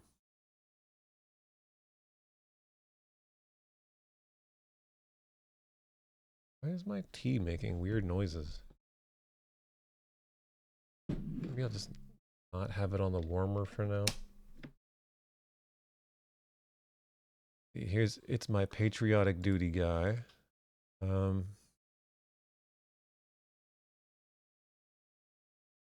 Got Oppenheimer doing his patriotic duty.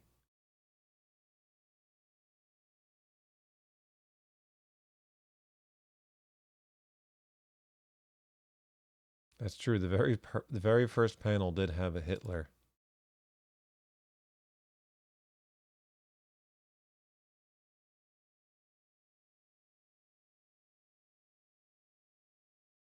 Yeah, here's the fish. And this would be the bomb, right? The gadget.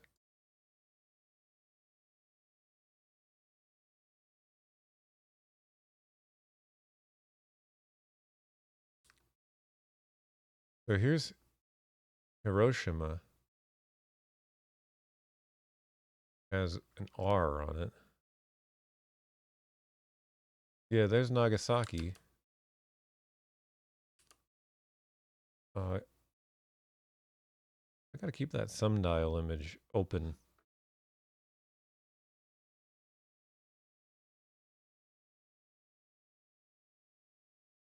There's an R.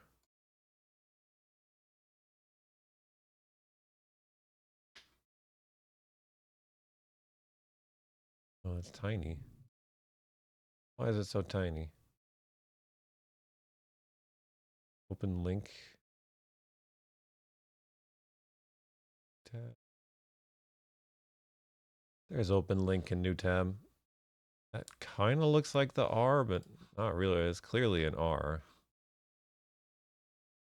I don't know.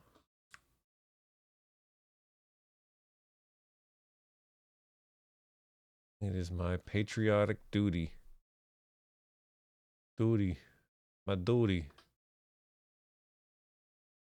Uh,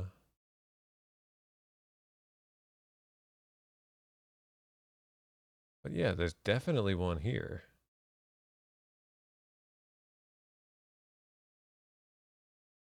And then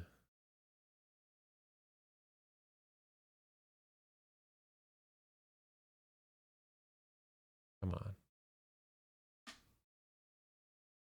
Just download all these.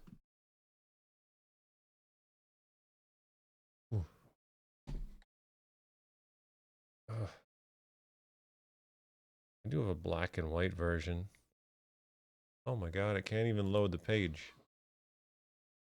Struggling. The struggle. Anyway, I'm sure it'll all make sense.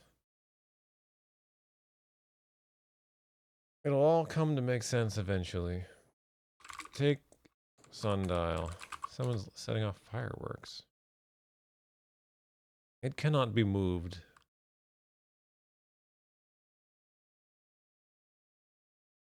So whenever we're at the Wabe, I guess it's just gonna have this I don't know, it's gonna slowly scroll up.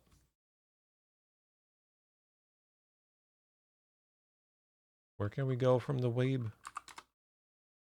Oh, like anywhere, right? Many directions. Not south. Southwest, possibly, but a noise makes us hesitate. For a moment, nothing happens. Then the west wind puffs through the clearing, and the gnomon on the sundial wobbles. Faint scrape.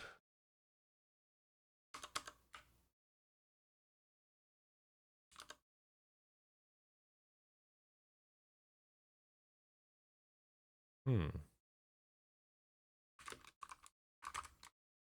It's a triangular piece of metal, about a 1/4 inch thick and 4 inches long, screwed into the center of the sundial. Can I unscrew it? You can feel the gnomon getting more and more wobbly as you unscrew it. A final twist, and it falls with a clatter onto the face of the sundial.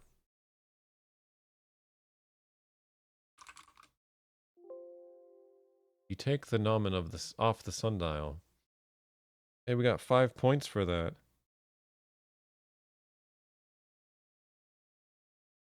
I'm not sure if I'm saying that right. Gnomon?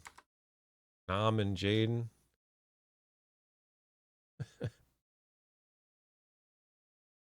It's all connected. The triangular piece of metal. Yeah. A long bolt is welded to the bottom. I wonder why we have this.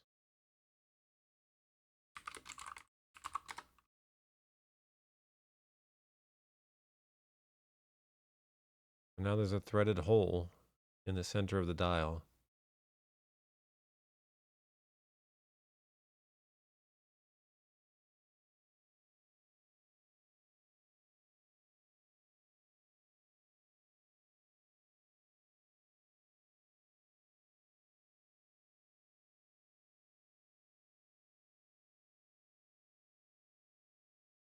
Like, are we gonna have to put something else in there? Or are we gonna need the gnomon something? I don't know, but now we can't tell what time, well, not time, but what the sun is pointing at without the gnomon.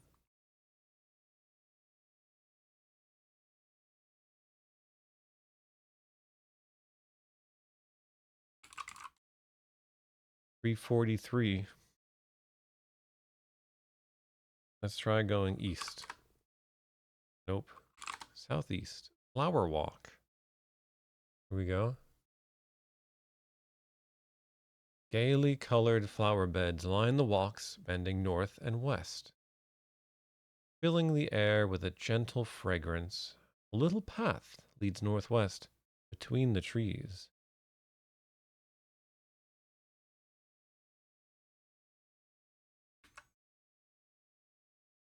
You can see a soccer ball half hidden among the blossoms. The spires of the Albert Memorial are all too visible to the south. Passing tourists hoot with laughter at the dreadful sight. Nannies hide their faces and roll quickly away. What?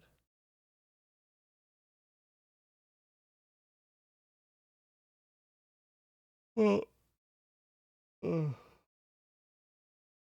we are in England, so that is a football. We have, let me put this on the map.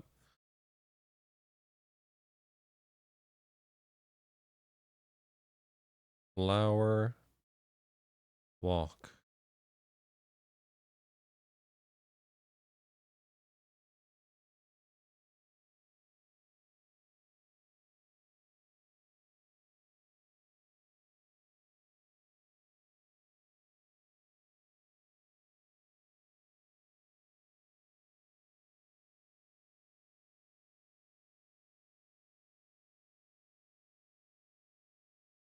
Looks like we can go north and west from here as well. We came from the northwest. Okay, so X a ball. You see nothing interesting about the soccer ball. Take it. Okay, we got 1 point for taking the soccer ball. I feel like we're just collecting junk. But the game seemed to indicate that like something bad was gonna happen here in Kensington Gardens. We were gonna be like transported to other places. So maybe we need these things. Maybe we're collecting things that we're going to need. The game is letting us know we will need them by making our score go up. This was only worth 1 point. So perhaps not as important as the Namen. I hear thunder outside.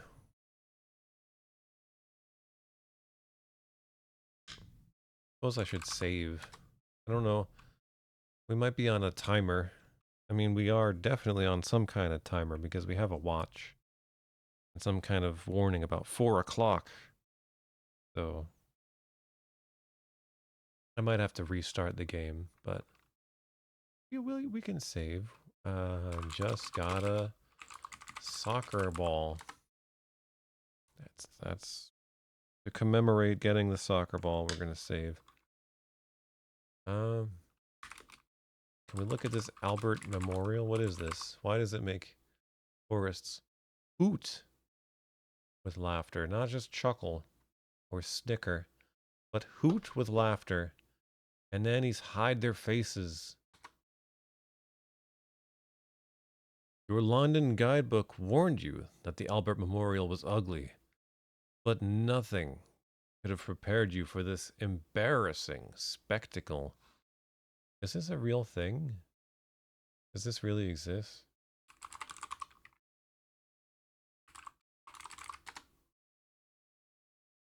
Or is this Albert Memorial as a Gothic revival ciborium?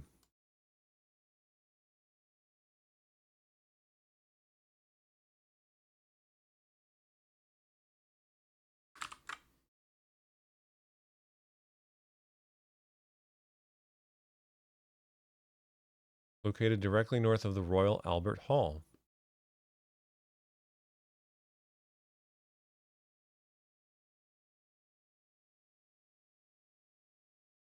Man, what an eyesore.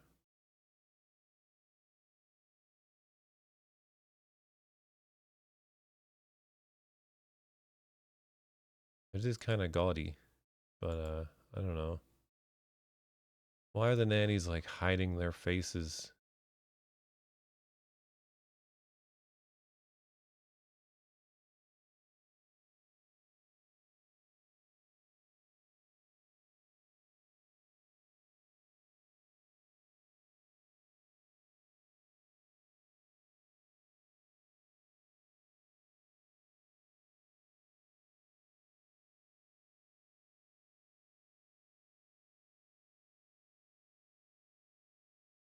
Or maybe because it's falling apart?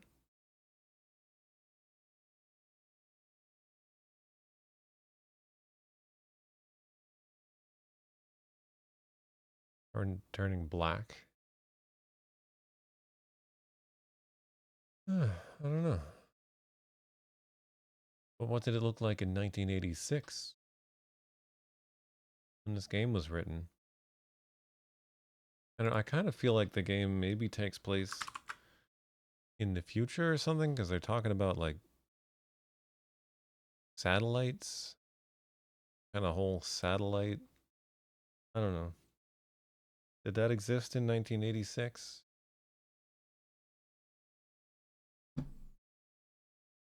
A whole network of satellites?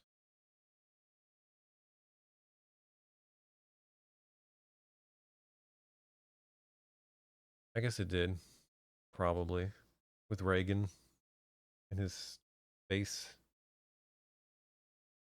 space wars, space mutiny. Was that his program? Anyway, back to the game. Not get distracted. Um,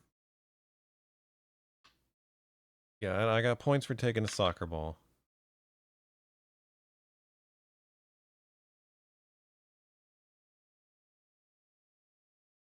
Let's go west.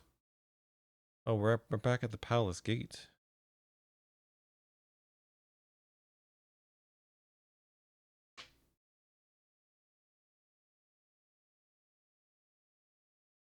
Can we go from here west? No. Where's the northeast take us? The Wabe. Oh. Guess I need to move the palace gate to make my map a little more sensible.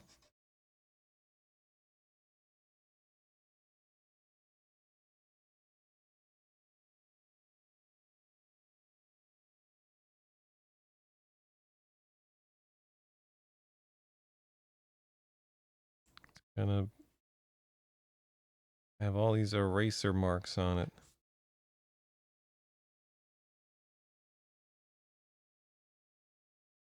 But that's alright.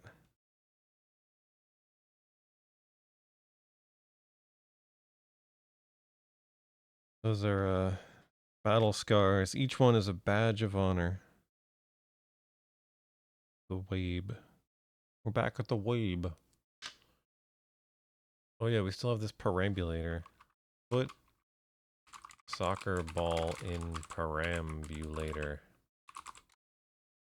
Put the soccer ball in the perambulator. It's our baby.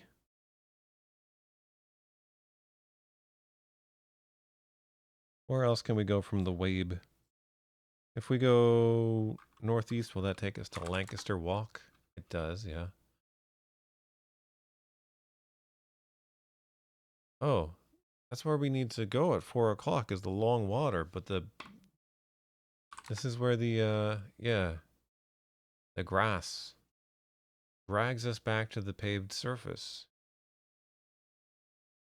So there must be something we have to do to get to the long water. The long water feels like a location that like Littlefoot would be trying to get to in a Land Before Time movie. He'd be like, we gotta get to long water. That's where my grandpa Stompyfoot lives. And he's gonna tell us the secret of how to stay alive when the meteors fall.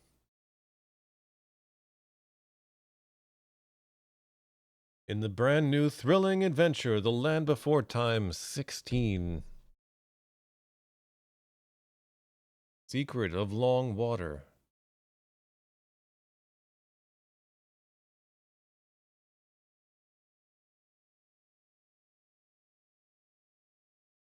How are we gonna get past these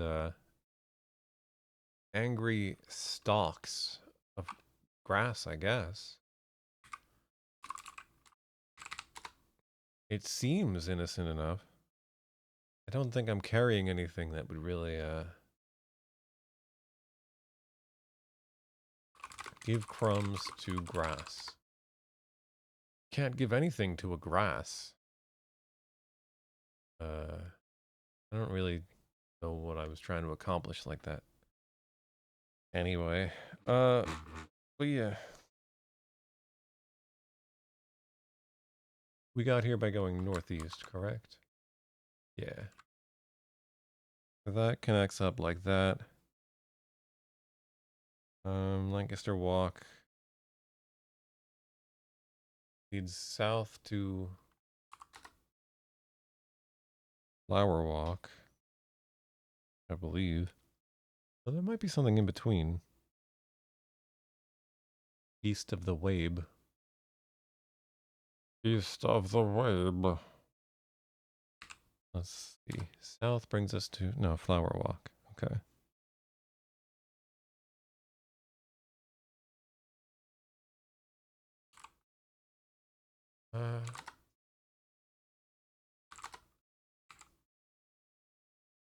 You're already as close as anyone wants to get to the Albert Memorial.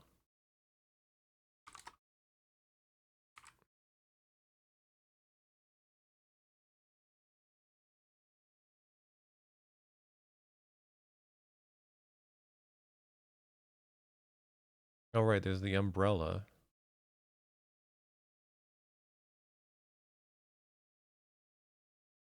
Still don't know. Perhaps I need that umbrella. I feel like when 4 o'clock hits, that's when the bomb is gonna drop. World War III is gonna start.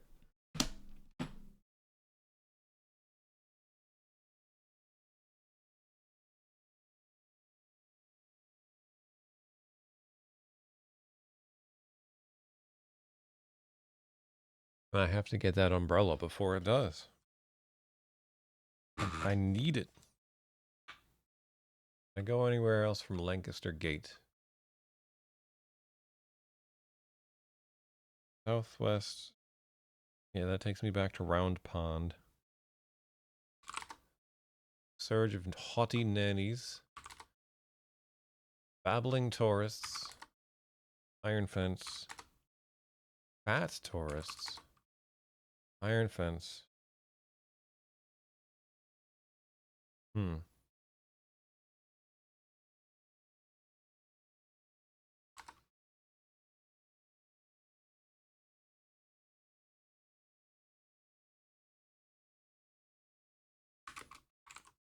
Is there something I can do with this soap boy?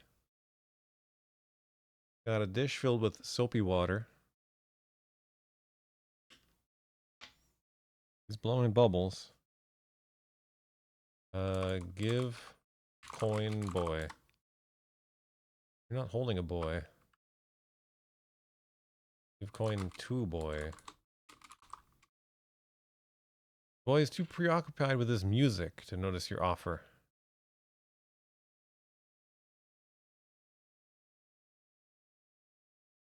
He is listening to headphone music. Hmm.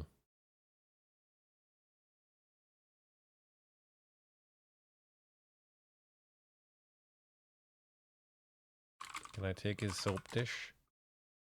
Ow! The startled boy leaps backward at your approach, splashing water all over the place. Stupid git! He cries in an intriguing Cockney accent. Then he retrieves the empty dish, pockets the wand, and disappears between the prams, glaring at you over his shoulder. Uh-oh, did I just mess up? Do we need this boy blowing bubbles?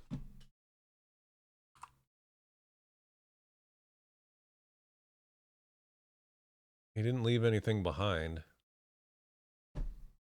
Might be some reason we need him to be here blowing bubbles. I don't know. Well, if we think of one later, we'll reload the game. Right now, we'll just keep going.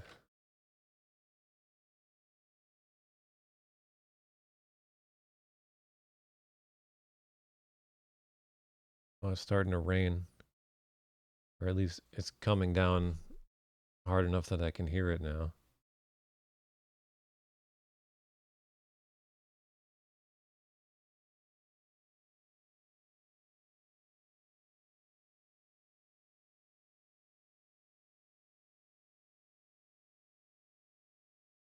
And a gentle sound of thunder.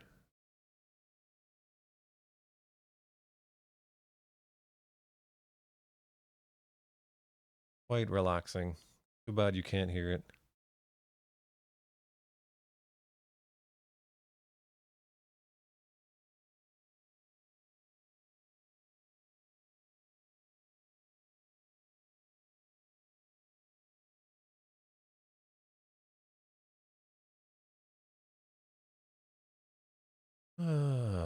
Anyway. um, Black Lion Gate. We go west from here. No. South to Broadwalk, yeah. Southeast goes back to Round Pond. Can we go northwest from here? No.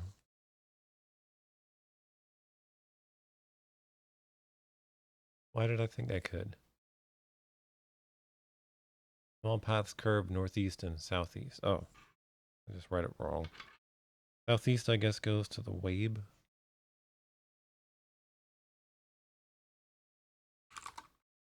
Yeah.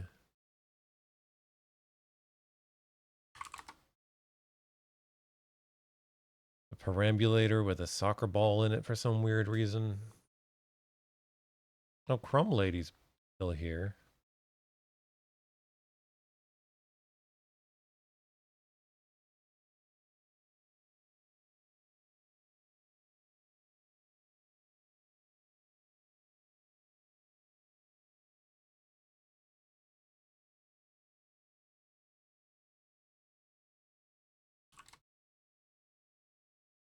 The statue of Queen Victoria blocks your path. She's like, you're not going anywhere. We are not amused.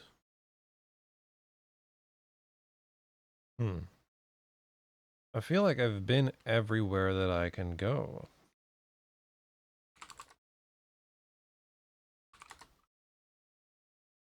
Eat the bites.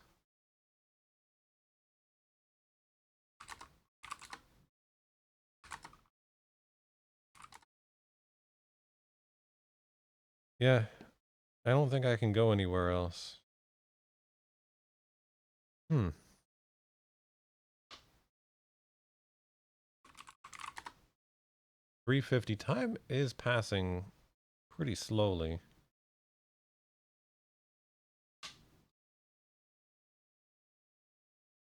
Can I climb the perambulator?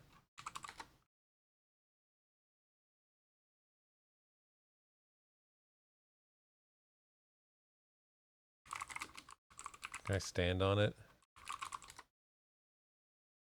Oh, I'm in it. I'm in the perambulator with the soccer ball, I guess.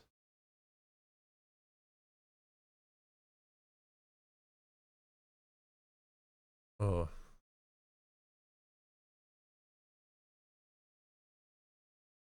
Starting to get pretty stormy.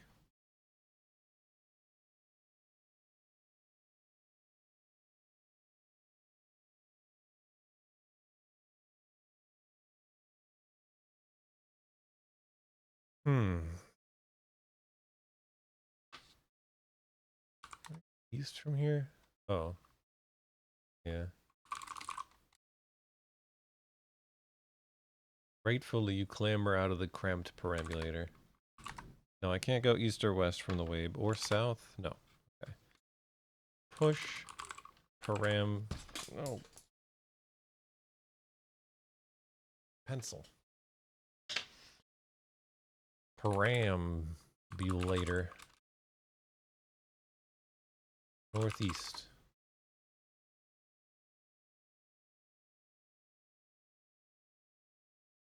Well, maybe I can somehow ride the perambulator across the grass?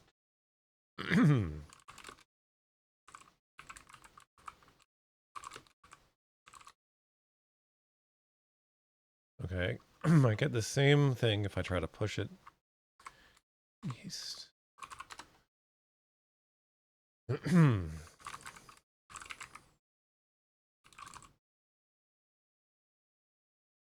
Maybe now I can take the umbrella. No.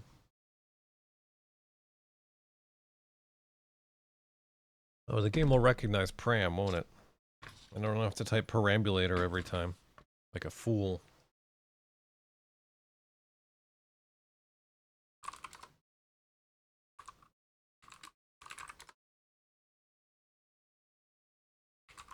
Can I push it while I'm in it? No.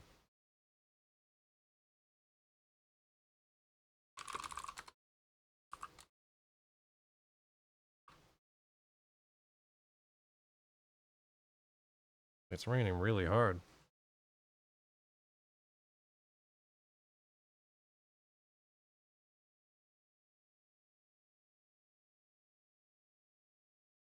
Kind of alarming.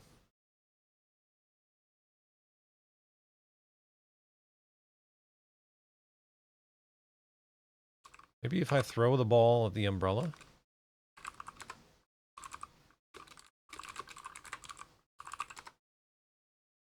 The soccer ball lodges itself in the tree beside the umbrella. The umbrella teeters uncertainly for a moment, then tumbles out of the tree and lands at your feet. Well, we lost a ball, but gained an umbrella. And we got 5 points for that. As you pick up the umbrella and smooth the wrinkles, you notice a touristy slogan printed around the outside. All prams lead to the Kensington Gardens. That was in the comic, wasn't it? Did I close? Oh no, it's the private window. Here it is.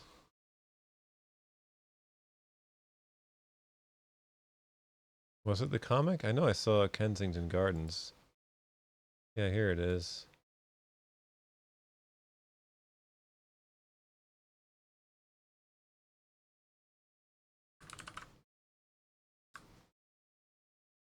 There's the old woman. I guess that's her. That's her umbrella. I said no hints, Hirisu. Yeah, there's that symbol on the statue of Peter Pan. We have not seen a spatula? A statue of Peter Pan. But that symbol is the first one.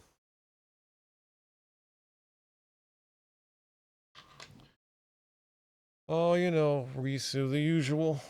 The usual. It's thundering and raining outside. It's making me nervous. But like, power's gonna go out or something. I used to enjoy thunderstorms. Now, like most things, it just gives me anxiety.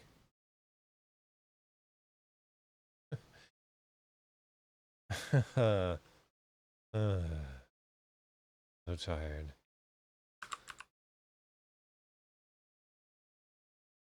It was storming?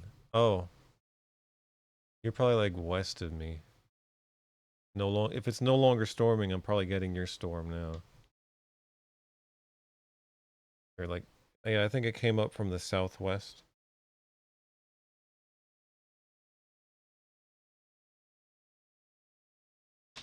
You maniac!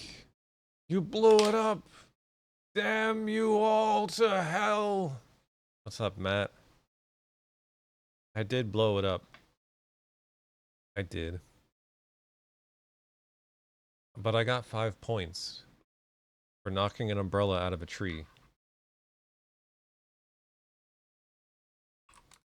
So now I've got an umbrella.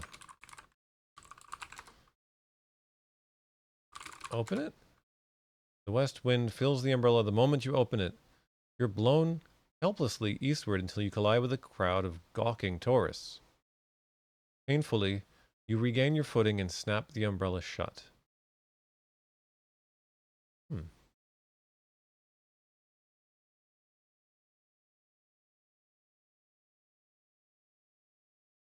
I'm at Lancaster Gate.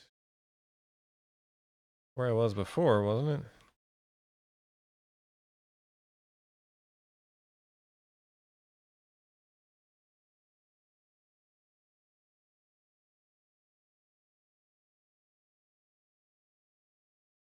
Lancaster Gate, or was it Lancaster Walk?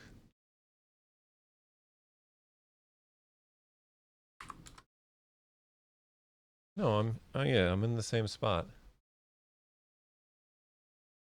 Oh, I didn't go far, but yeah, maybe if I open it while I'm at Lancaster Walk, it will pick me up. If it's blowing me east, it'll just pick me up and carry me over beyond the grass. There's not going to be any tourists here.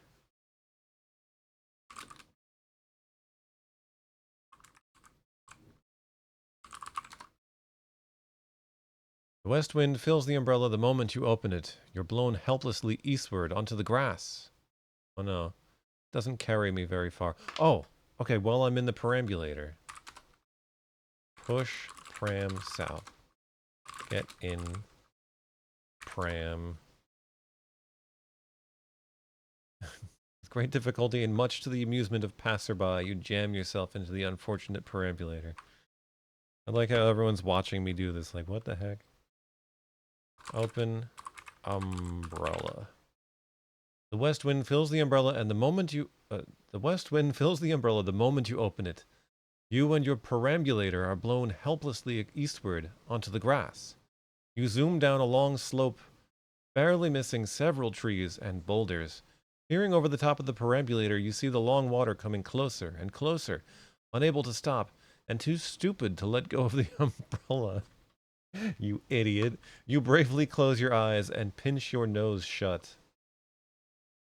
Crash. Long water. You're on a shady path that winds along the western shore of the Long Water. Looking south, you can see the graceful arch of a bridge, and beyond it, the cool expanse of the river Serpentine. Serpentine! Let me catch up on chat.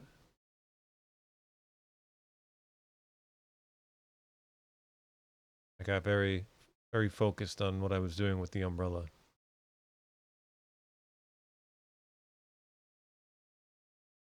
If you got an umbrella, you got it made in the shade. You know, that's true. I always carry an umbrella with me. And, you know, it's not just for when it's raining.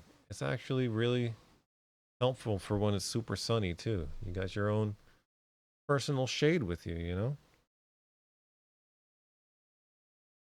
Why not use it like a parasol? I was pretty proud of the life hack that I came up with a while ago, sometime last week, I guess. I was uh I was out hiking and it started to rain and I had my stick with me because I always have my stick. I found a real nice stick in the woods and I just carry that one every time I go. Have the same stick with me. When you find a good stick, you gotta stick with it. But that's not the point. The point is, I had a beer. I was drinking a beer. I had just opened it when the rain started falling. And I was like, well, now, how am I going to carry my beer and my umbrella and my stick? And then I realized that I had my wristwatch in my pocket. And or I was wearing it or something. I don't know. I had my wristwatch with me. So I, like, attached my umbrella to my stick with my wristwatch. And I was like, no, I got a handy, extra long umbrella flash stick. Did I lose power? I have not lost power yet.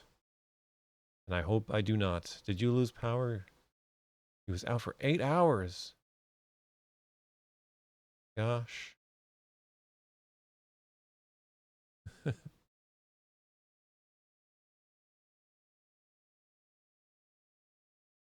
This is one of the best for sure.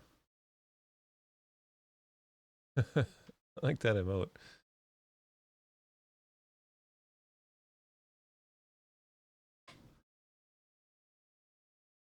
Anyway, we're on the long water. This is exciting. That was a fun little puzzle. It's like, that's like the perfect adventure game puzzle. It's like the perfect amount of friction where you're like, oh, how do I do this? What is thing here for? And then you just kind of like clicks and you're like, oh, I got the umbrella and the pram.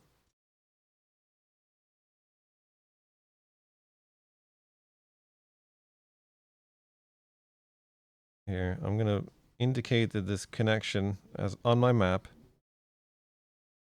is made possible due to Prambrella.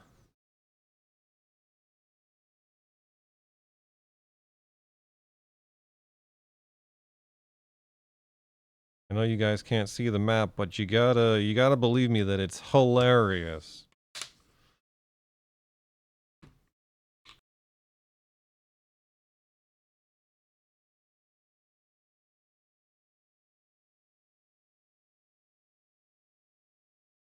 Nope, nope, it's not. It doesn't want to come out.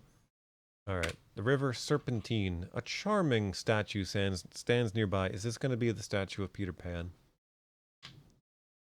You see a small coin, a bag of crumbs, a piece of paper, an almond, and a broken perambulator here. Painfully, you regain your footing and snap the umbrella shut. Alright, let's take our stuff.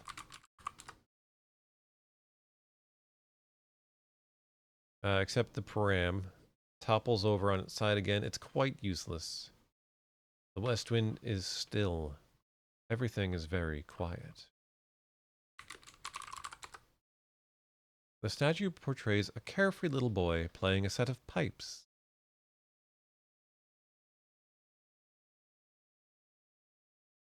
Hmm. Is it Peter Pan? Or is it like a pan flute? Is it actually Pan? A gleam overhead catches your eye, but Pan had like goat legs or something, right?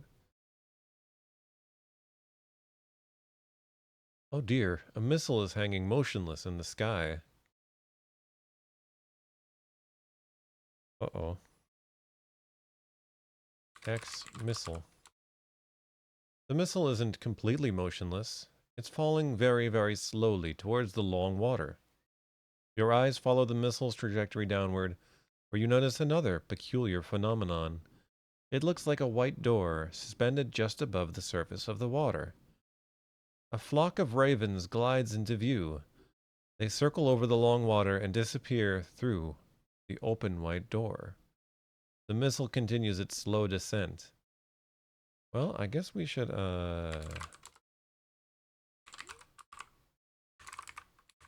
save this as missile command, just for fun. Definitely a pan flute. Oh no. There. Fixed it. How did I ultimately feel about Snake Eater? Snake Eater. It was a good time. I enjoyed it. There were parts of it that I enjoyed more than others. I feel like the outdoor sections were really the stronger part of the game. And then, but I did enjoy finally like being in old classic Solid Snake mode when I did get to like the buildings. Start sneaking around inside them. Even if I wasn't doing a very good job of sneaking. But yeah, toward the end, it turned into this big, like, rail shooter thing that went on for kind of too long, I thought. Wasn't a huge fan of that. I don't know, it got kind of goofy toward the end, I thought. I liked it though. It was fun. It's about what I would expect from a Metal Gear Solid game. And it didn't take itself too seriously, which is good.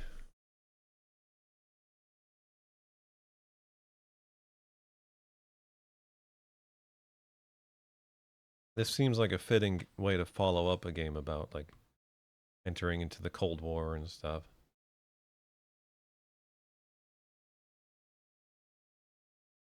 So yeah, we saved. Let's see what happens if we just kind of stand here like an idiot. The swans and ducks paddle through the open white door, vanishing without a trace. The missile is only a few dozen yards above the door. Oh yeah, what time is it? 3:59 and 45 seconds. That's odd. The seconds display has stopped working.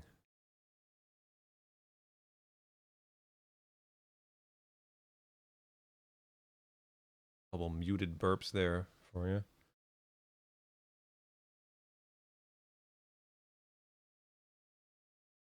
Is the tea making me burp?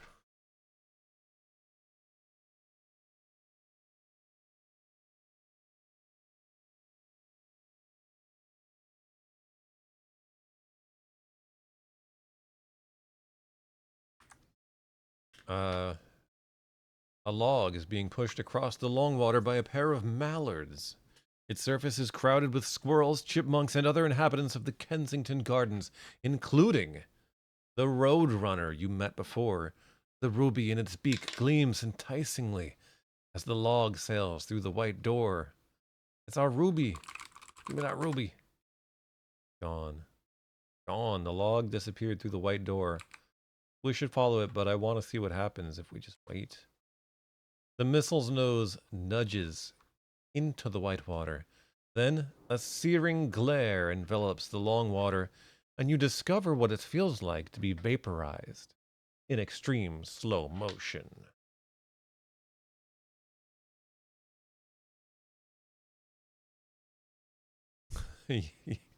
Yeah, I was like so not prepared for that. I always need a little bit of time uh, going back into that game to kind of get used to it again between sessions. I'd be like, oh yeah, how do I play this again?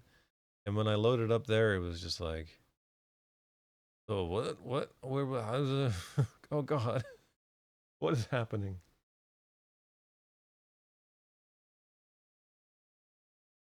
Uh, the river. Huh. Okay,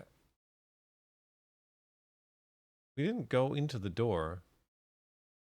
So where? The river. You're on a lifeless strip of sand beside a great river. The water is unnaturally dark and still. Ribbons of mist coil across its surface like ghostly fingers, obscuring what lies beyond. As you peer across the river, you notice a lone vessel gliding out of the fog. You can make out a dark oarsman at the stern. The oarsman guides his dory to a soundless landing.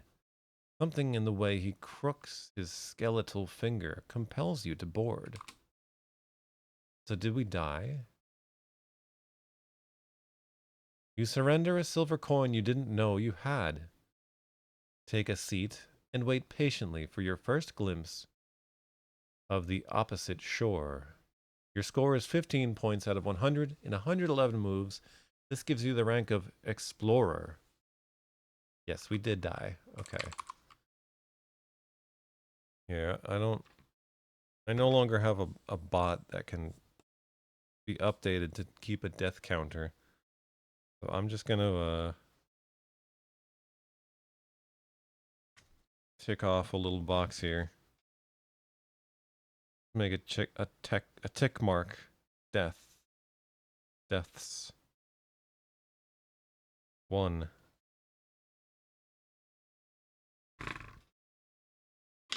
And let's restore the soccer ball game.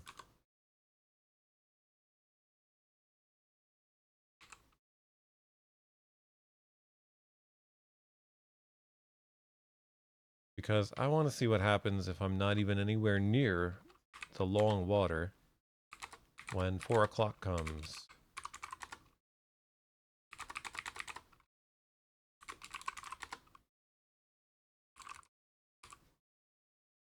Watir, wait for 5 minutes. Can I do that? No.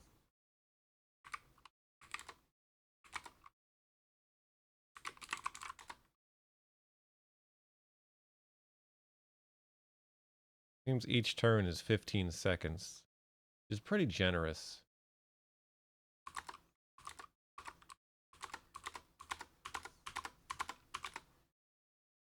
Here we go. A steady drone begins to rise above the west wind.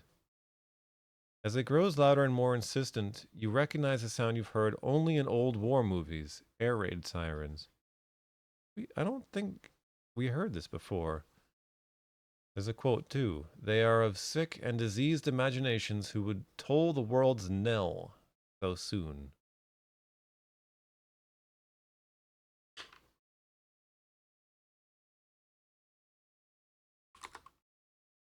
Another siren joins the first. Tourists search the sky, eyes wide with apprehension.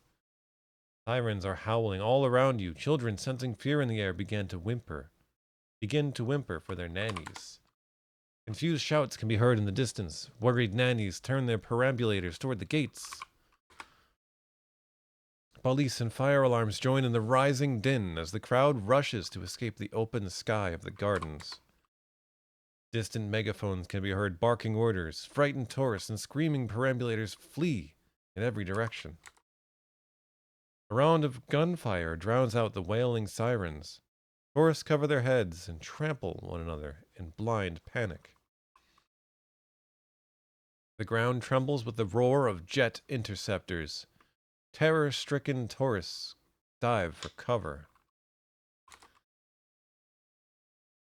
The west wind falls silent, and a new star flashes to life over the doomed city. Alright, we died again. But a mere tourist this time.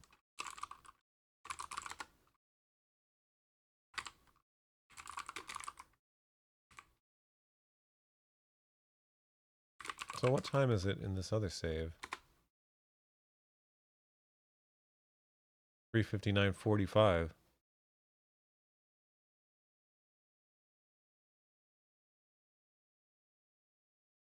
I feel like it has been 3:59:45 for a while now. We have a little extra time because we're here at the long water, I suppose. Well, I guess we'll enter this door. I'm not sure we did everything we needed to do there. The only thing that feels incomplete, because I feel like we took the Namen from the sundial. We might need that. We got the umbrella. We probably won't need it anymore. We probably just needed it to get here, but I don't know. We never did anything with the boy, the bubble boy. I wonder if that's gonna mean anything. If we have to do something with that bubble boy. But let's just try entering the door. See what happens. I couldn't really think of anything else to do with that bubble boy.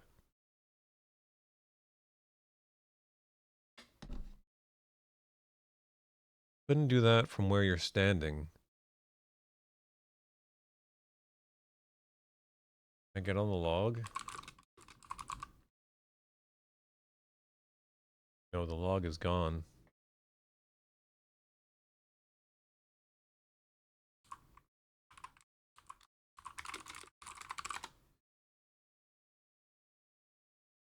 You jump into the cool, dark water.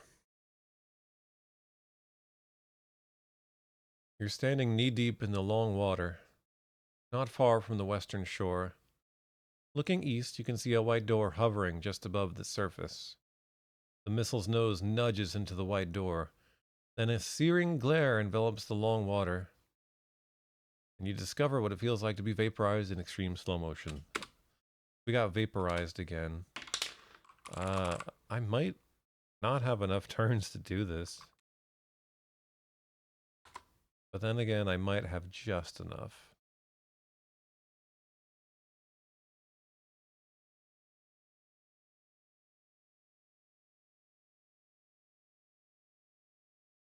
Actually, the door isn't here yet.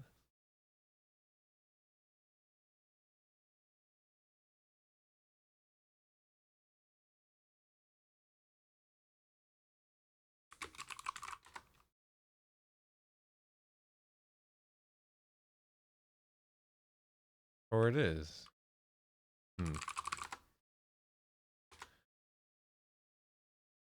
Jump in river. Then go east.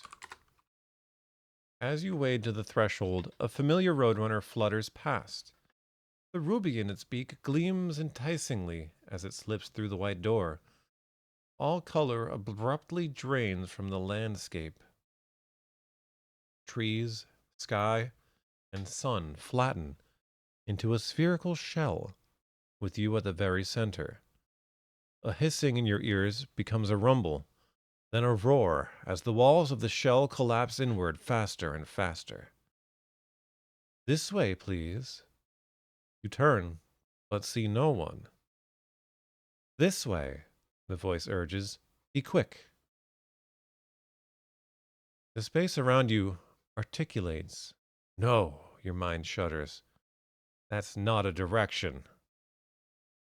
It's a perfectly legitimate direction, retorts the voice, with cold amusement. Now come along. Trinity. Uh-oh. Um,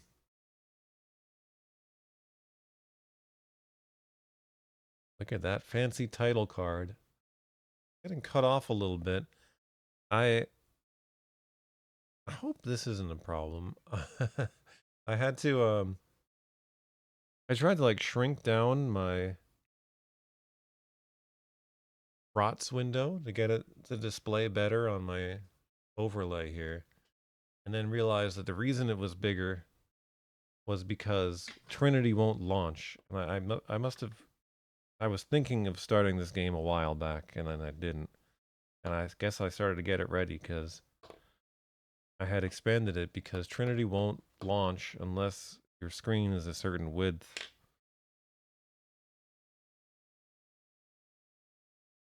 I don't know, maybe like back in the day it required an 80 column display, which is not standard yet. It was like common, but not everybody had it. Older machines. I will never upgrade my IBM ChedX Spectrum. I usually cover up the IBM sticker, but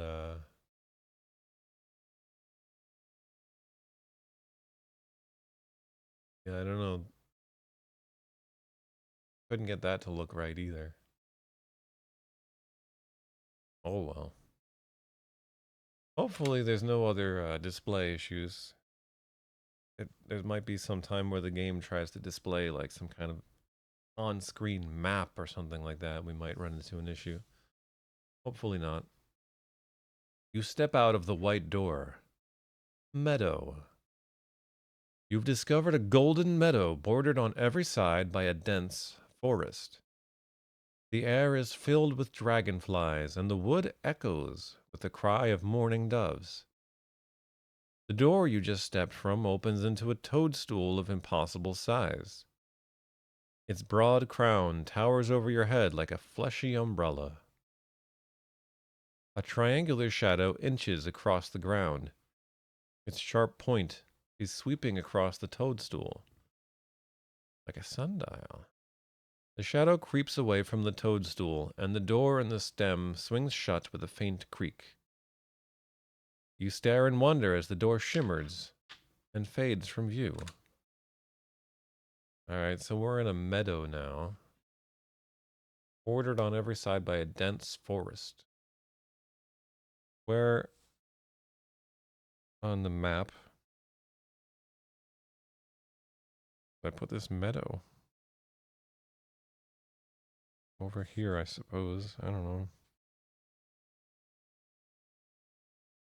Meadow.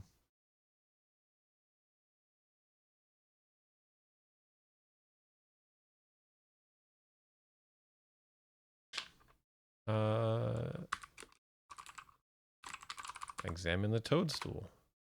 Toadstool must be at least 12 feet from base to crown. A glare lights up the sky. You look up just in time to see a meteor streak overhead. A meteor? There was a meteor in that comic.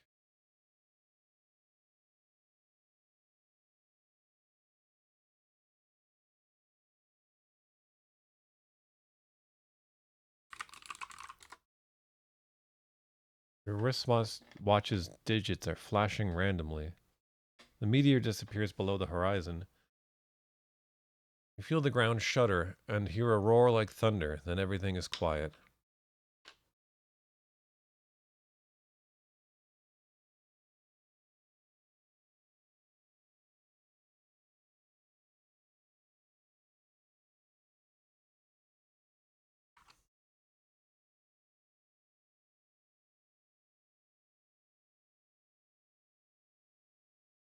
Okay. I'll have all my things. I have my credit card, which expires tomorrow. My 20 pence piece. My umbrella. My gnomon. I don't know what to do with any of it. Can I go anywhere? The dense forest is hopelessly impenetrable to the south, but an obscure path winds north to the summit of a gentle hill. Okay, let's go north. You ascend the gentle hill. All right, we've reached the summit.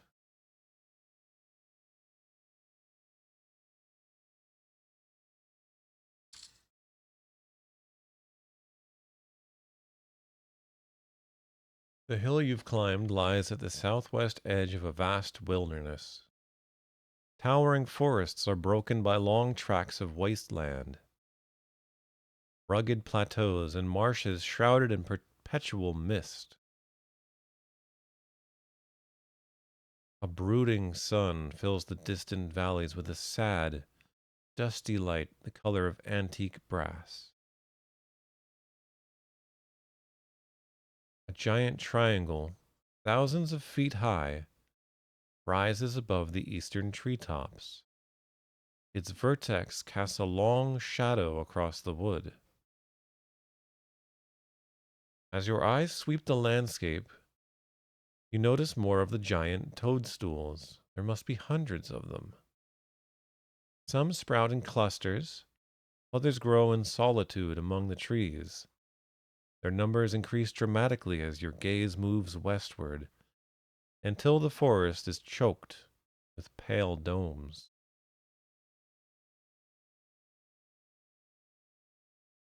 We're at the southwest edge of a vast universe. Oh, you got the downpour? Yeah, it's past. It sounds like it's still raining, but much quieter now.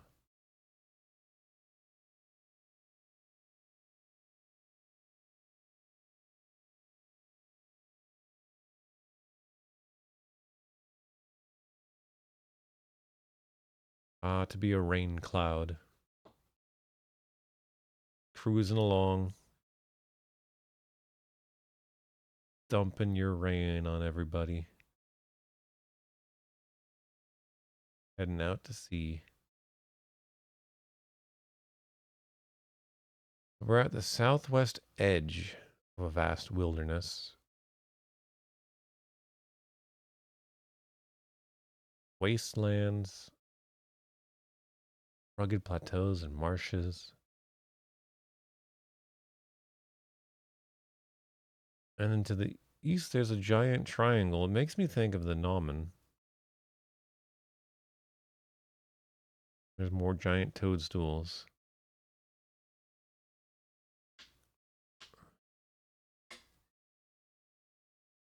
What do we do? What do we do? Where do we go from here?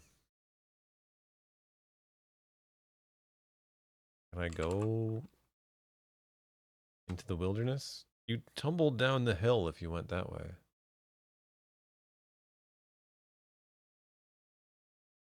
Can I go east? Toward the giant triangle?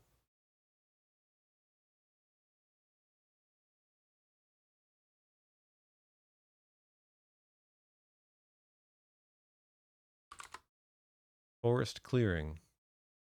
It must have taken centuries to cultivate the magnificent hedge rising before you. The tightly woven arborvitaes stretch eastward through the forest like a green wall, 30 feet high.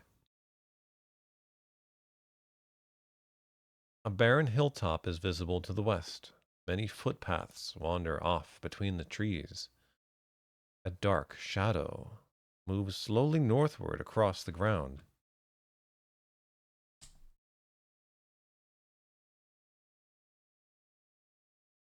Uh-oh, a dark shadow. I gotta put this forest clearing on my map. I don't know why I turned my light off for a second. I just wanted a brief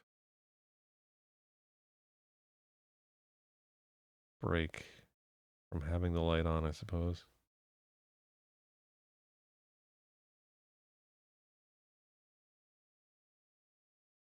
The lighting is a bit too dramatic with it on for my camera.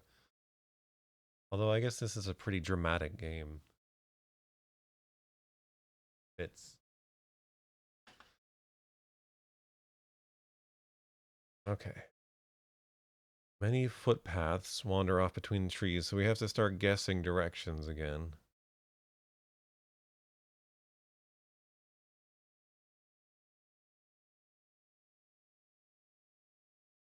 It looks like. Does that mean we can go east? The tightly woven arborvitaes stretch eastward?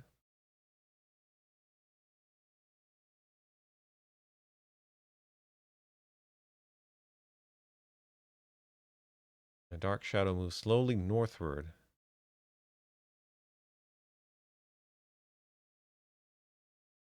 We go north. South Bog.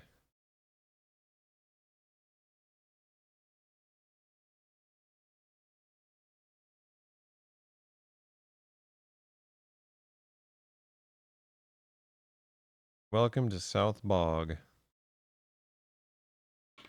The ground is damp and squishy underfoot, especially along the stream that wanders west and southeast between the black trees. A splintered log lies rotting in the mist at your feet. Its edges flicker with the eerie phosphorescence of decay.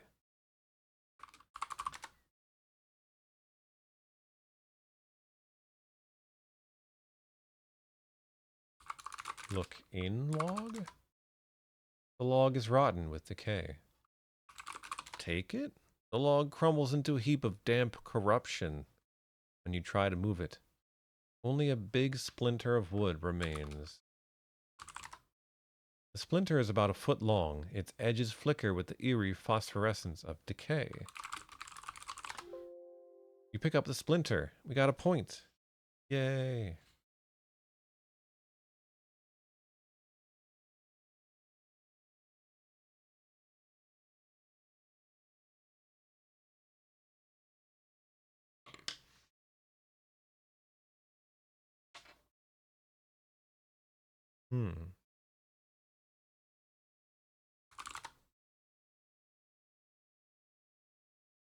We're an explorer with our 16 points. Good job, us.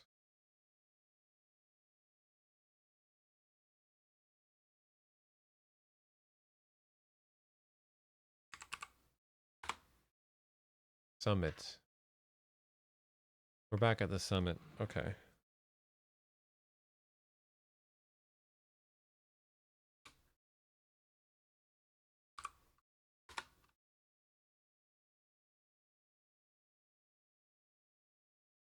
Looks like we can probably go west. Waterfall.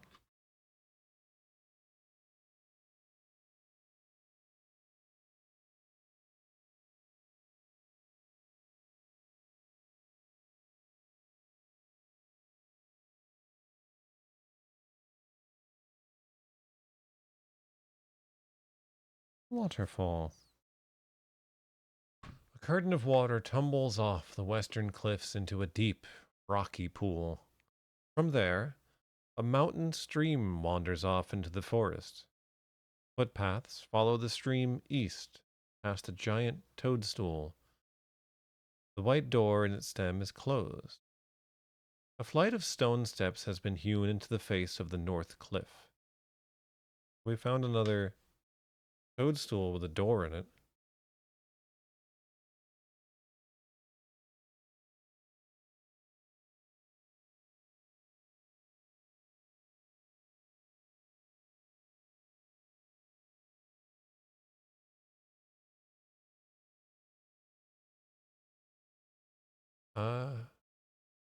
I guess we're at the base of the cliff. Not clear to me, but I think so.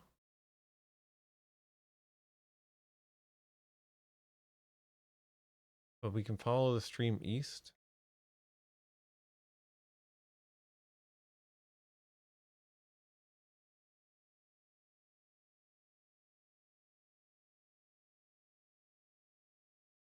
So it's coming from the west and going east. Yes. Yeah, that makes sense. I don't know. I was picturing it wrong in my mind. I'm here. It's fine. I understand what's happening. um. Okay. Can we open the door? White door won't budge. Knock on door? There's no answer. No one is answering the toadstool. No one is home, I suppose.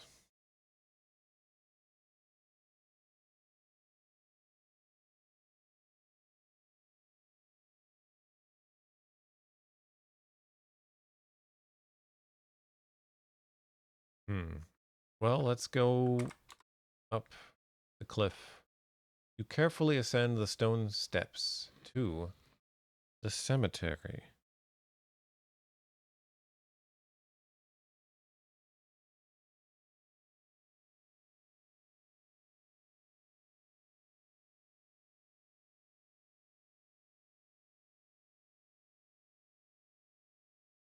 I misspelled cemetery on my map despite just seeing it on the screen. It's one of those words that's so difficult to spell because you never expect it to just be all E's.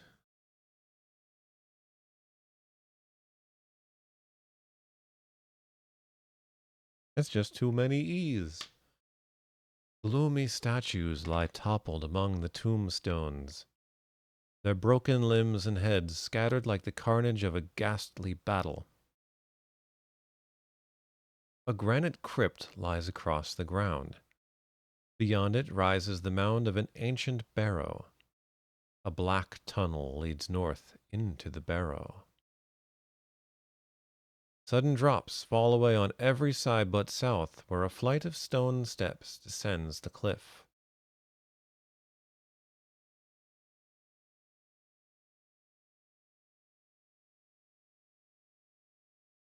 So we got a barrow. This is reminding me of Zork. Very end of Zork 1.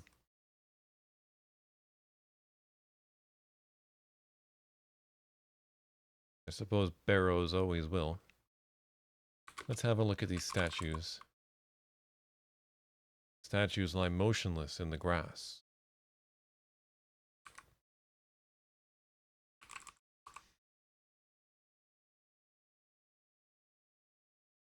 Now let's look at the crypt. The granite crypt must be 100 years... must be hundreds of years old. It's sealed shut with a heavy lid. A name is engraved across the bottom of the crypt. Read crypt. The name on the crypt is Wabe Walker. Wabe Walker. We just walked the Wabe where the sundial was. Is this our crypt? Beads of sweat bound out on your forehead as you strain against the lid. But it'll take more leverage than you've got to budget. Well, I have a splinter. Oh. The splinter, that glowing phosphorescence is providing light. I didn't realize that. It was strong enough to act as a light source.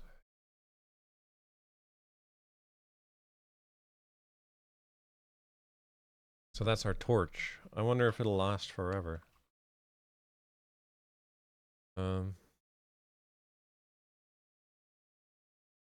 It'll take more leverage than you've got. So is that telling me, like, the things you're holding, don't even try? That's kind of how I'm reading that. Like, if I was carrying the right tool, it would just be like, yeah, you do it. You've got the thing you need. But I'm not sure. I'm not sure what verb I would use either. If I did want to try and open it. Nothing that I'm holding really seems like something that would be useful for this. So, we'll just remember that this is here. There's a crypt.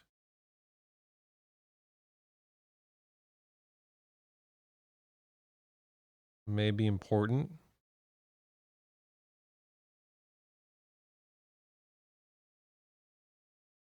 I'm going to note that it says Wabe Walker, too.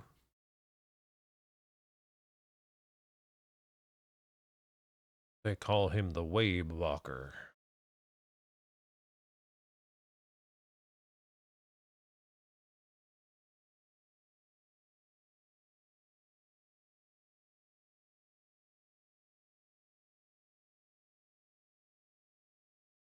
They say he walks the Wabe. Go north into the barrow. The splinter's ghostly flicker does little to dispel the gloom of this subterranean passage. Craggy walls bend away to the north and south. A small hole is visible in the wall. A clatter breaks the silence. You turn and watch helplessly as a spiked door crashes down across the south exit. Something just moved. You peer uneasily beyond the pool of light around the splinter. Nothing. Then, as your eyes adjust, you descry a vaguely human outline crouched against the tunnel wall. "Barrow White," remarks a voice in your ear. Oh dear, that's the other thing that Barrow makes me think of, is the Barrow Whites from Lord of the Rings. Are we going to come face to face with one? And no Tom Bombadil to bail us out? This is what happens when you write him out of the movie, Peter Jackson.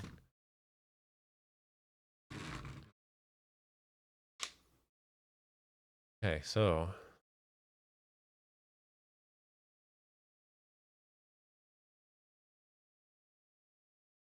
the way we just came in is now closed with a spiked door.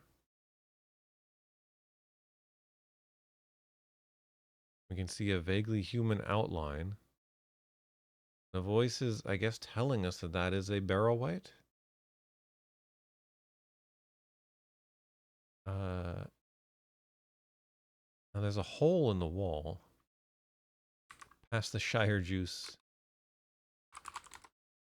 It's quite small. Barrow White studies you with its red eye.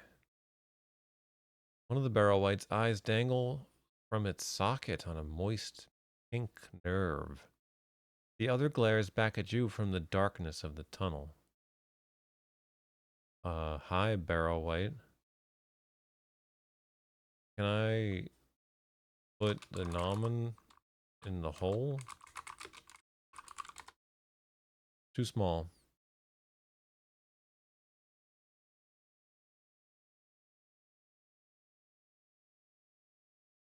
Well, I'm trying to like screw it into the hole, not put it inside there. The Barrow White licks a stream of drool off its chin. This is a bit more of like a serious version of a grue. Screw? Nomen? Into hole? You can't screw the Nomen into the hole. The Barrow White's breathing echoes in the tunnel. Leave me alone, Barrow White. I'm trying to mess around with this thing. I'm gonna die, aren't I? Long bolt.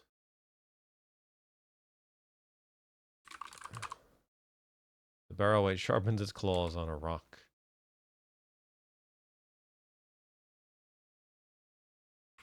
Screw bolt into hole? No. Okay. I can't do it.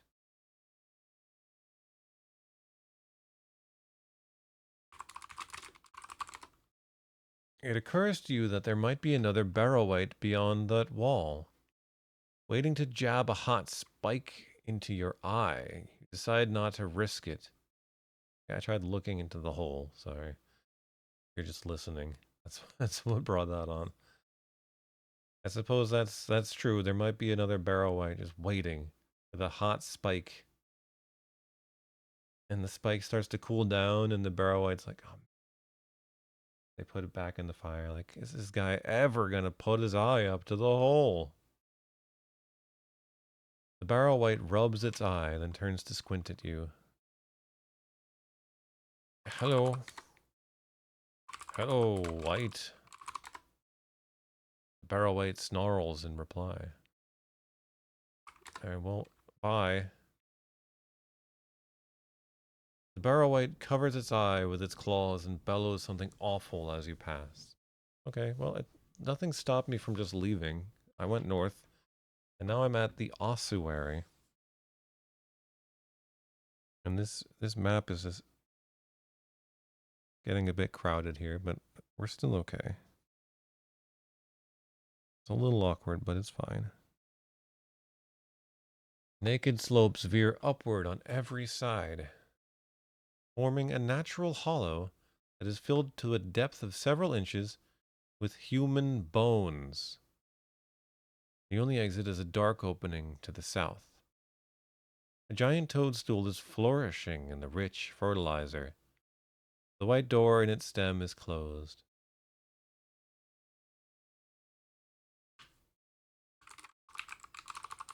Open it? Couldn't possibly open it. Open door? White door won't budge.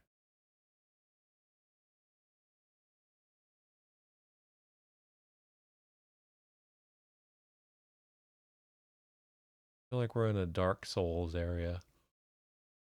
We're gonna have to fight the Grave Lord Nido. Well, there doesn't appear to be much here. Besides this toadstool.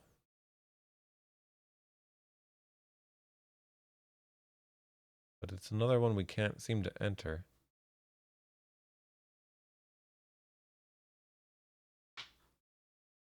Oh my gosh. And there's only one way back out, and that is south. Something I thought of doing before and then forgot was to put the splinter in the hole. No, the hole is too small even for a splinter.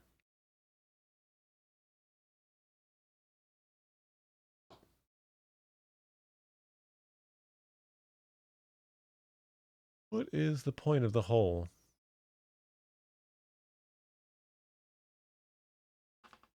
Can I examine the hole? It is quite small.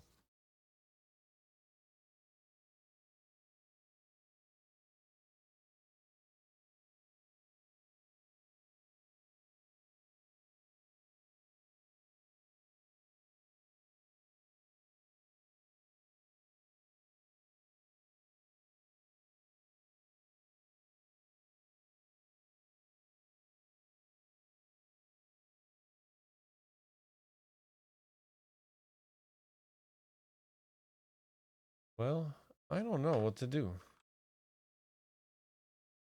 Open spiked door. You strain against the spiked door, but to no avail.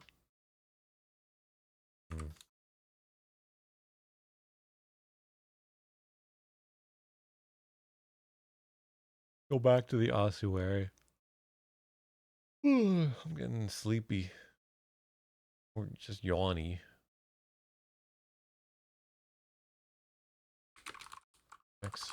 Examine the hollow? No, this just shows us the ossuary description again. Uh,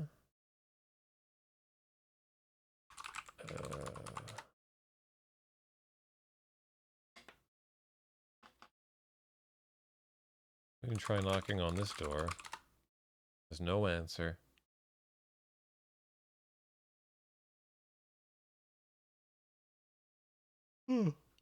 X bones. The bones are bleached white from years in the sun.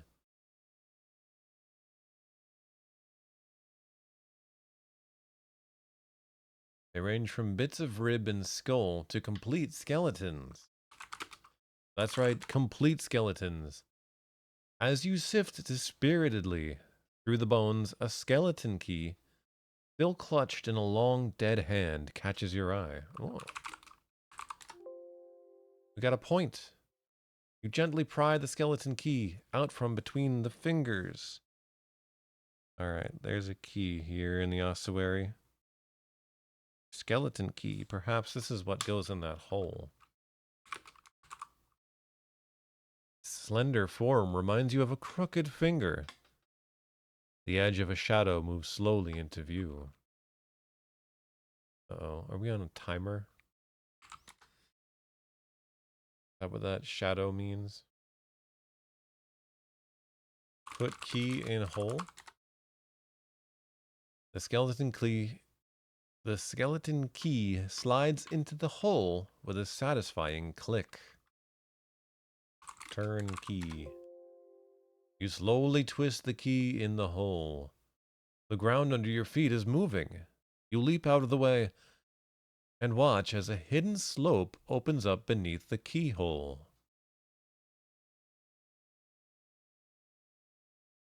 Okay. Down? Oh, excuse me. You slide down into the gloom. Oh, the barrel white stomps its feet, howls with rage.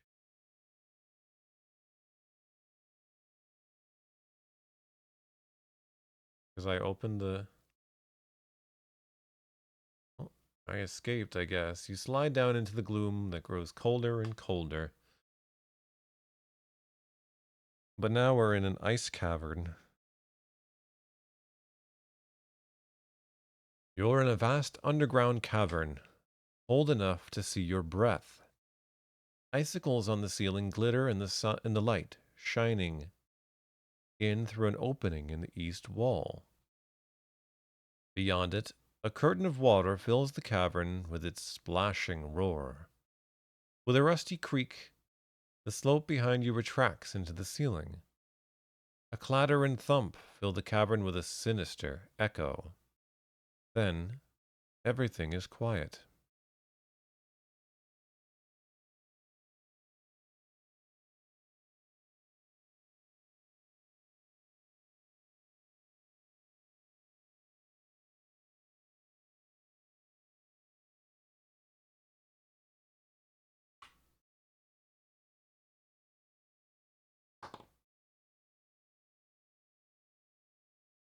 So we're in an ice cavern. This game is really interesting so far.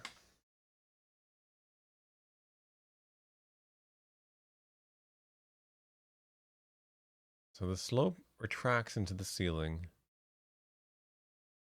Trying to figure out if there's anywhere obvious we can go from here, direction-wise. There's the east wall.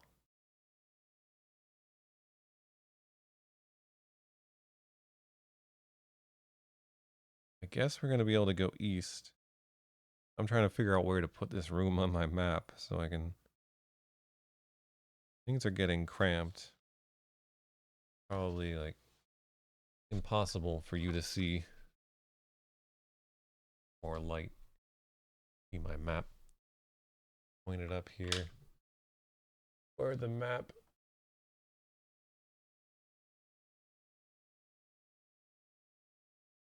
But yeah, this whole area is Kensington Gardens. Let me try.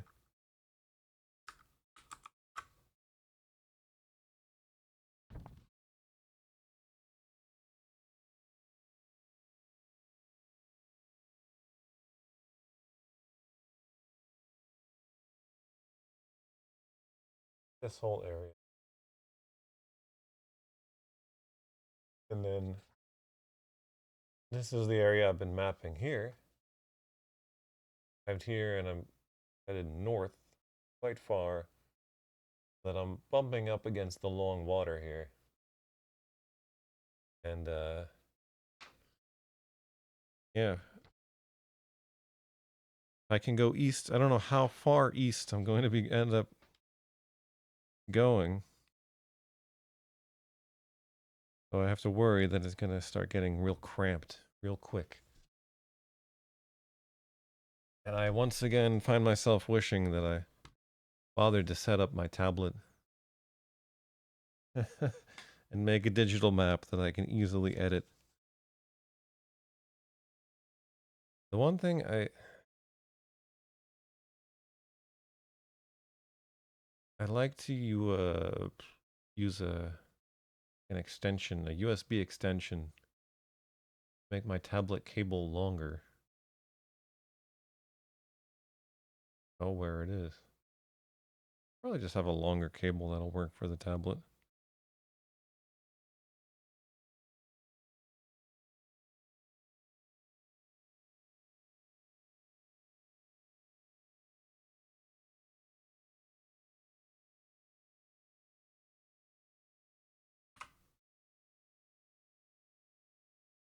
I'm in an ice cavern.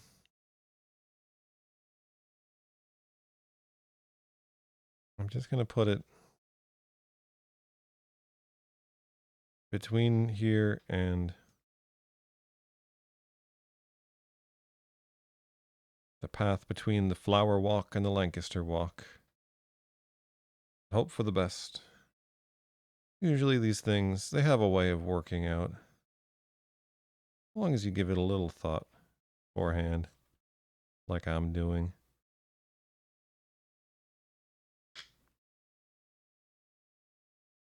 Really, you're really going to be successful at mapping. You need like a big piece of paper. That would be ideal, and just have a real big piece of paper. This game doesn't seem to be that sprawling. At least it might have a lot of rooms, but they're like small, kind of tight areas. I'm thinking that's where this is going. I'm not sure. Anyway, I'm considering whether I want to keep playing this tonight.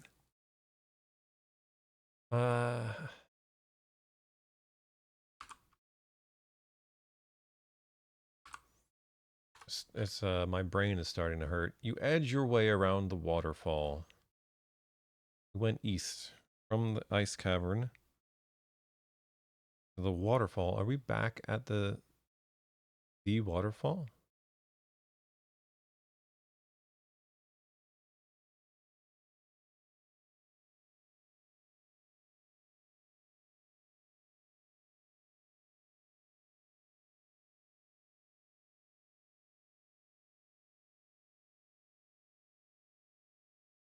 Hmm. Okay. Never mind. We'll just put the ice cavern west of the waterfall then. After all that deliberation,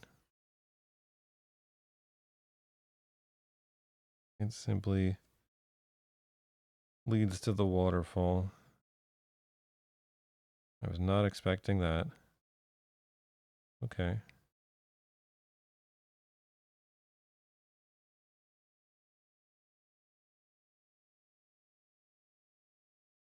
Well, can I get back there?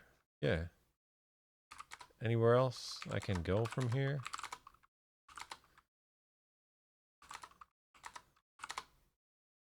Hmm. Well, I got points for doing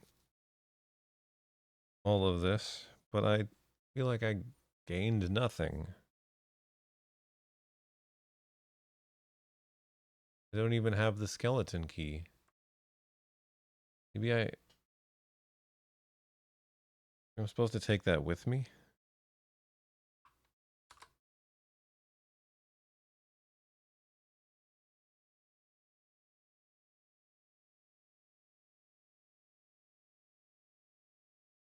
So if I re-enter the barrow, the spike door crashes down again. I can take the key. A while since I've saved, hasn't it?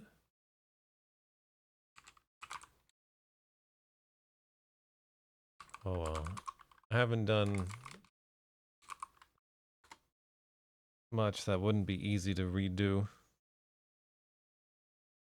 Turn the key. Hidden slope. Can I take the key? No, it's firmly locked into place.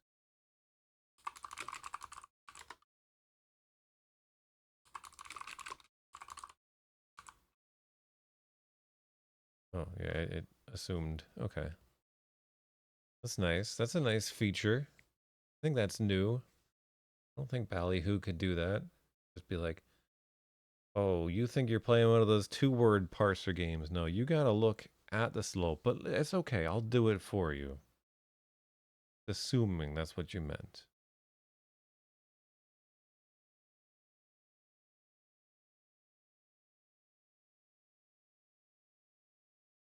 Yeah, it just seems like this is a way to escape this area. There must be something that needs to be done. I wonder if the skeleton key works on the toadstools. Won't turn anymore, huh? Alright, then we're back down here. There's no way to go except east, back to the waterfall. We can re-enter the barrow. Can I take the key now? Yeah, okay. Unlock white door with skeleton key? White door doesn't have a keyhole. Okay, no, that's nothing. That is nothing. Well, I can't get out of here with the skeleton key either. Yeah, I don't... The only reason I can think of to come in here is there must be something I can do with this toadstool. I'm gonna mark that there's a toadstool here. From one at the waterfall.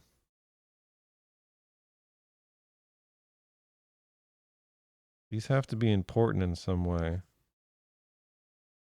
Maybe there's a part of this area I haven't explored yet. I kind of want to keep going. And I also kind of want to stop. Because...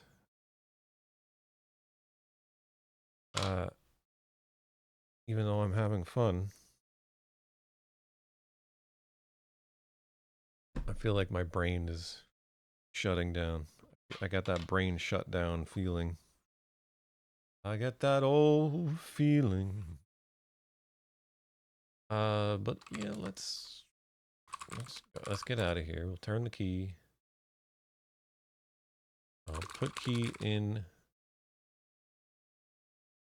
hole. Turn the key. Go down. Go east. So from the waterfall, we go south? No.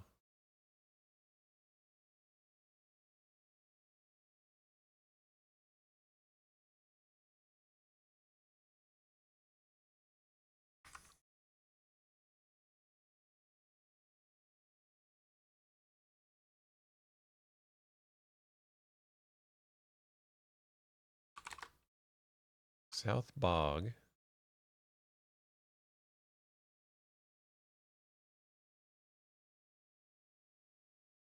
Southeast. I don't think we've ever gone southeast from the South Bog. Trellises. There we go. Excuse me a moment.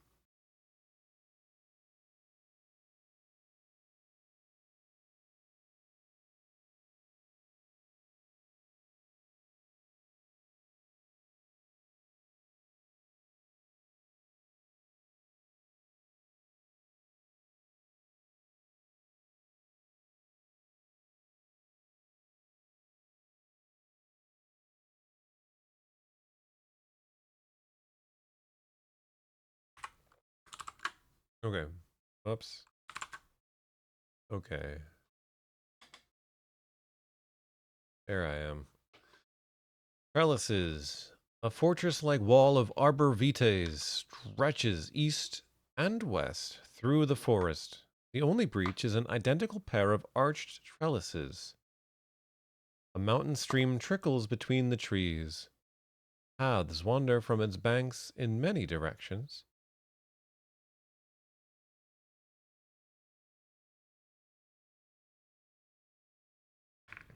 Alright, so southeast of the South Bog, where we found our splinter, our very helpful splinter, is the trellises.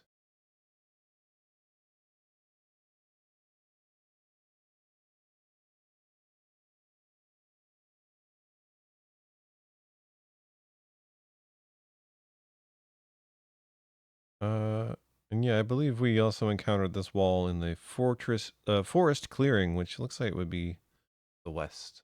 Make that bridge on my map now. Looks like I might be able to go east, which is also, again, problematic because I'm running out of space on my piece of paper. The only breach is an identical pair of arched trellises. So there's two of them.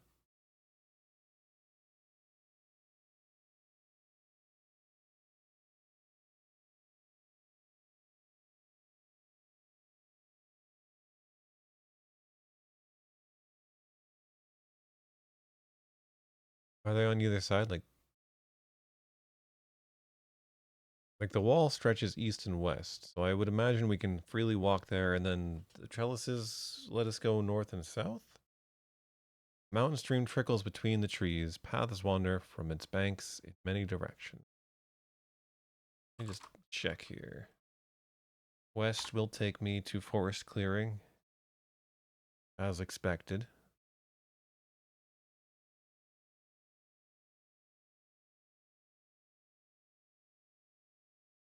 North takes me to the bottom of the stairs. Triangular structure before you must be thousands of feet high. It divides the sky like a razor, casting a stern, precise shadow over the surrounding landscape. A narrow stairway climbs north, up the hypotenuse of the triangle. Oh, we're going to climb the hypotenuse. This is exciting. Footpaths converge on the stair from every direction.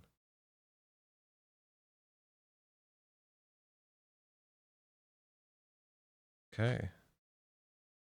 Footpaths from every direction, you say? That's alarming.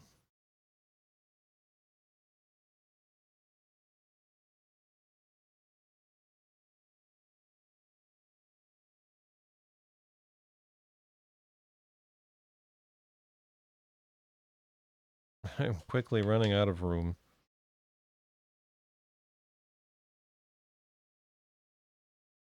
It's been so long since I've drawn a map on paper.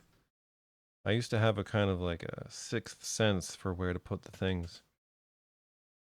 They would still get cramped, but I would usually be able to work it out, but I'm not sure here. Oh, it's pouring again.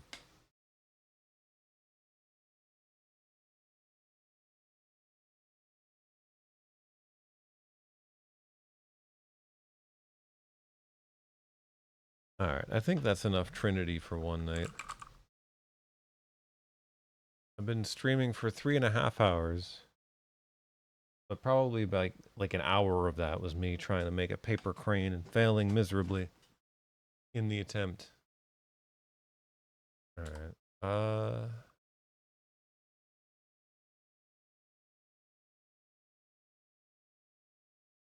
just save this as stairs.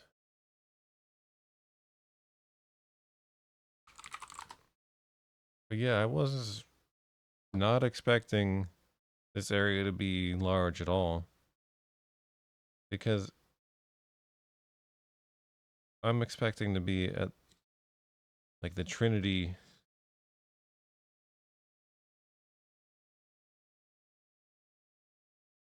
testing site by this point, you know? I thought the game would just kind of be like,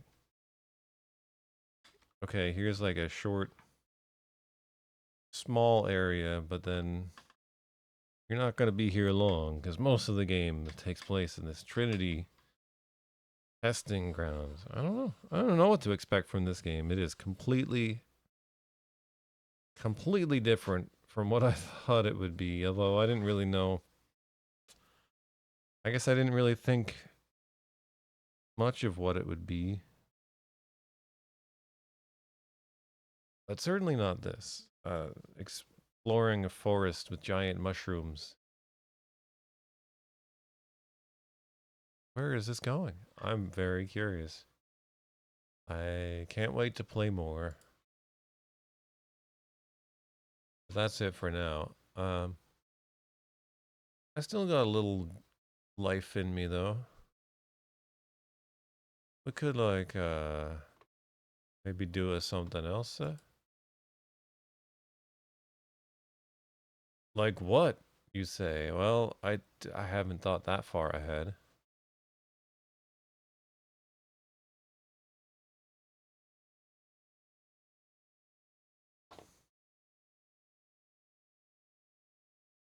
Just a little something to pass the time.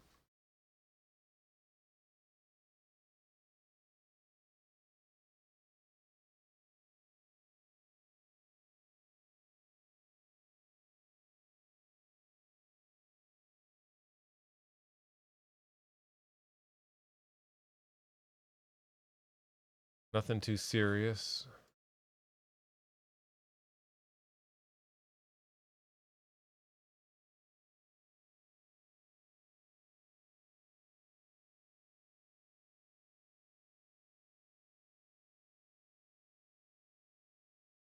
Um,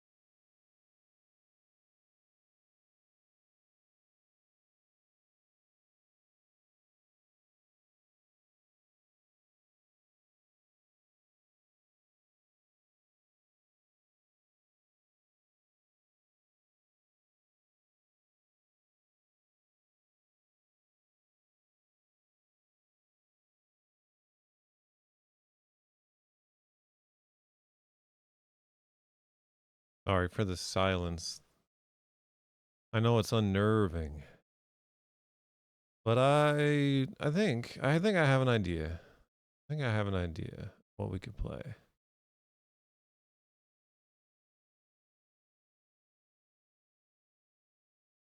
It's been a while. It's been a while since we visited our old friend.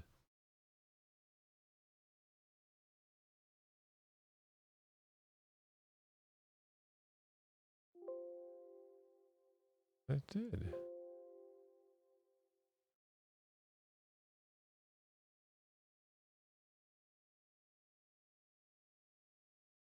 Old friend. Oh, sorry. I just bumped my head on the microphone. It didn't hurt me, but might have been loud. Oh. Oh, don't show my whole desktop. Whose idea was that? Okay. Here we go. My old friend Oblivion, who has been kind of in the public eye recently. Apparently, the folks over at Bethesda decided to slap a coat of shiny new paint on this game. That's not the version I'll be playing right now. Oh no. This is the 2006 release.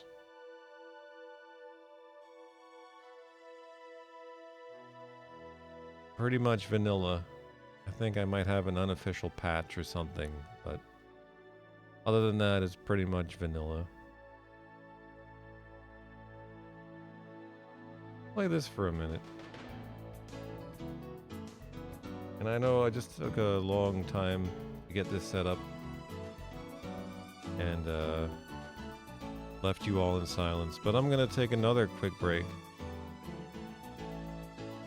and come come back.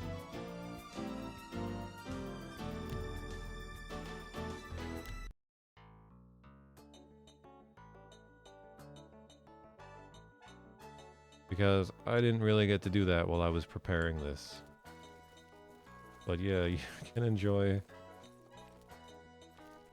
the music that I forgot I put into this game. And the wonderful ambience of the Imperial City at night.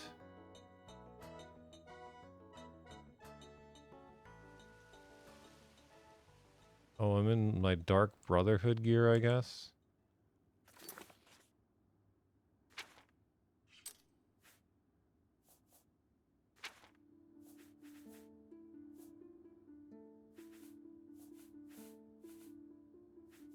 Because I was in the middle of the Dark Brotherhood quest.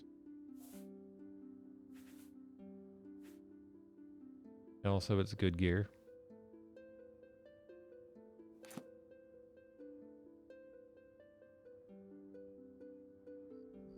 I suppose I could continue that quest.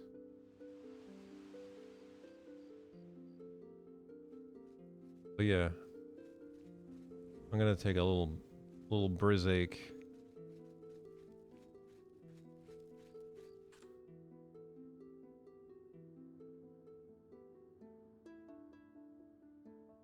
There.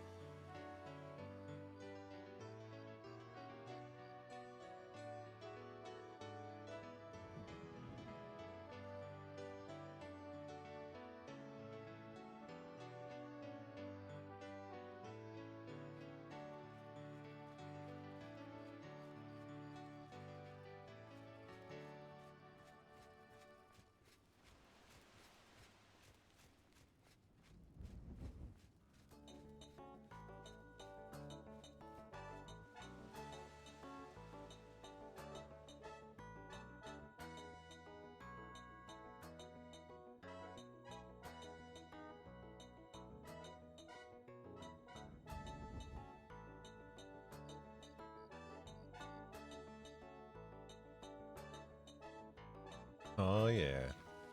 Classic Oblivion. Look at this. Look at this. It's been so long. Oh my god.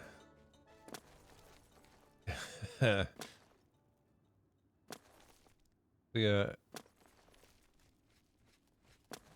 Lately, the only game I've been really playing, like off stream for myself, is Morrowind.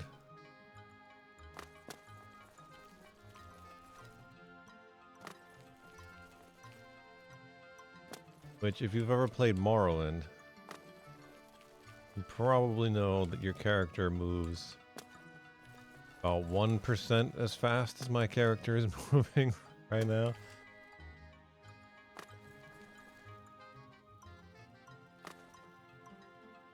And can jump about 1% as high and or far as this character. I mean, this character is kind of like insane in terms of acrobatics, I guess it would be.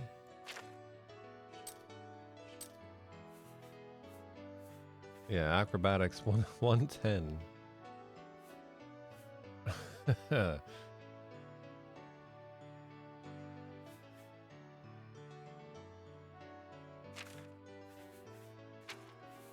Speed 100.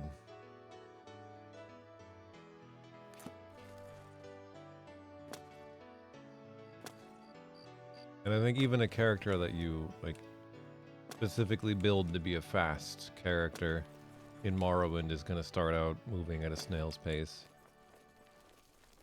Just the way it is in that game. But yeah, if I started a new game in this, I would probably feel pretty slow compared to this. They say that Kinnereth granted the boots of the Crusader to someone. I can't imagine what he must have gone through to get them. Oh? Have you heard? That big galleon down at the waterfront? Someone killed the captain, right there on the ship. I see. If you've got to travel, by the 9 divines, stay on the roads. The wilderness just isn't safe anymore. Alright, well what am I doing in this game? Will I be able to play it? Will I remember how it works?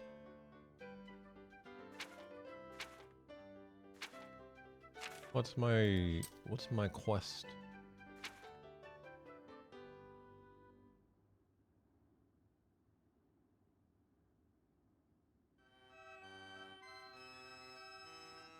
Oh yeah, I have the option of turning into a vampire.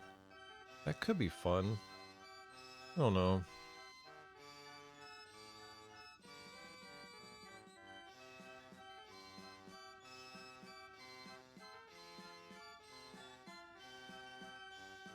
I'm supposed to be killing someone.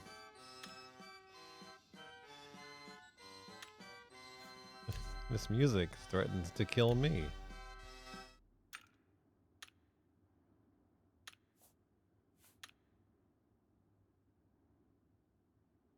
Alien is very close to death.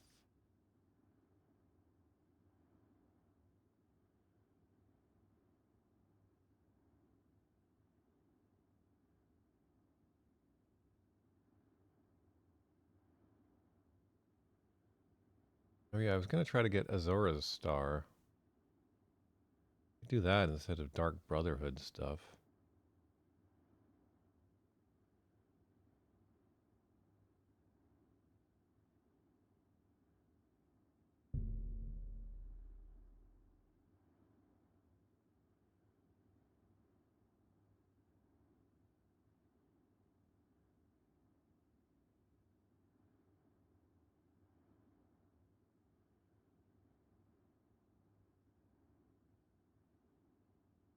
Okay.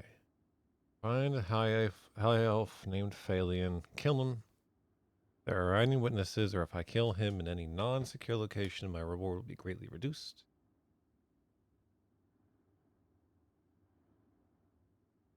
Ask the elves. I guess I did, and they told me that he lives at the hotel.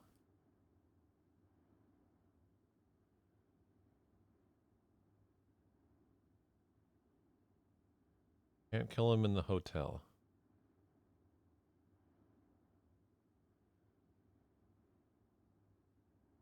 Maybe a train. More information. Interesting. What's the...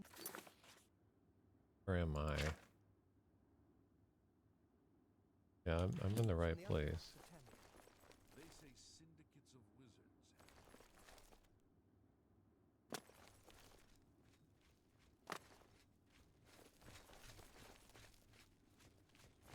You have my ear, citizen.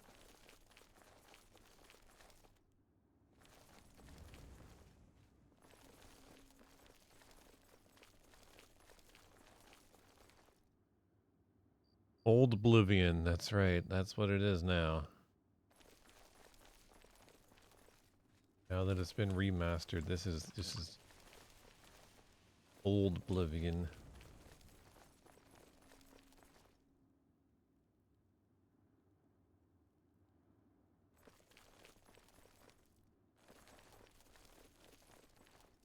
Oh, here's the hotel.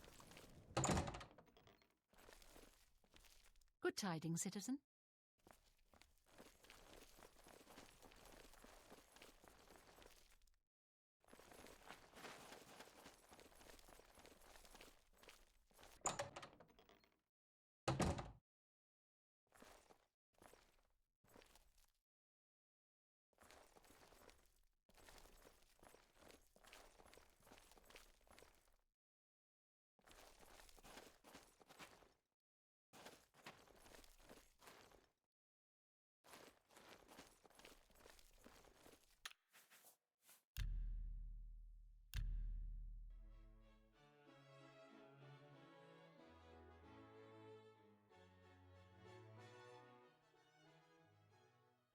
Oh, it's fading out.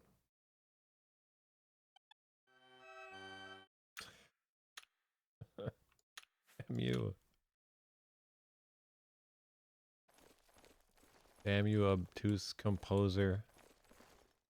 Obscure composer, I should say, whose name I have forgotten. Trapdoor. Study. Oh, Phalion, dear Phalion, why must you ruin both our lives? Oh, my dear friend, it is so good to see you. It's funny, I'm wearing Dark Brotherhood armor in Morrowind as well. Because, early in the game, I think it's if you have, one of the expansions installed. One of the times when you sleep early on in the game, you're going to get attacked by an assassin. And yeah, their armor was pretty decent. So I started wearing it.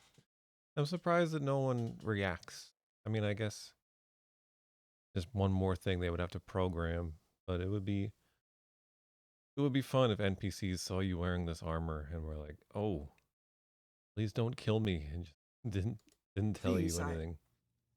I don't mean to get emotional, but I feel I can trust you. I just don't know what to do about Phalion. All he thinks about, all he cares about is skooma. He was a fine young man once, but he's lost everything. His looks, his money, his self-respect. I followed him a few times to see where he goes. He walks around the city looking for skooma. And then he goes to Lorkmir's house for several hours. It's in the Elfin Gardens district. I think the house is deserted. That's why he goes there, so he can escape from life and do his skooma. Thank you for listening. You're a good friend. I just hope my sweet Phalion can clean himself up, or that awful skooma will be the death of him. Drugs, man.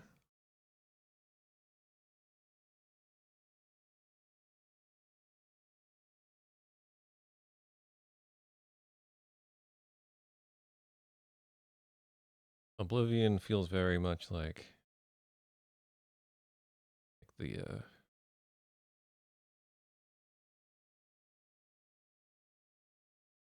1990s don't do drugs feel, you know, like Dare and stuff.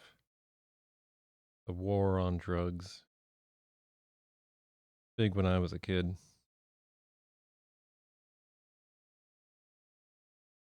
I had a Dare shirt. Probably more than one.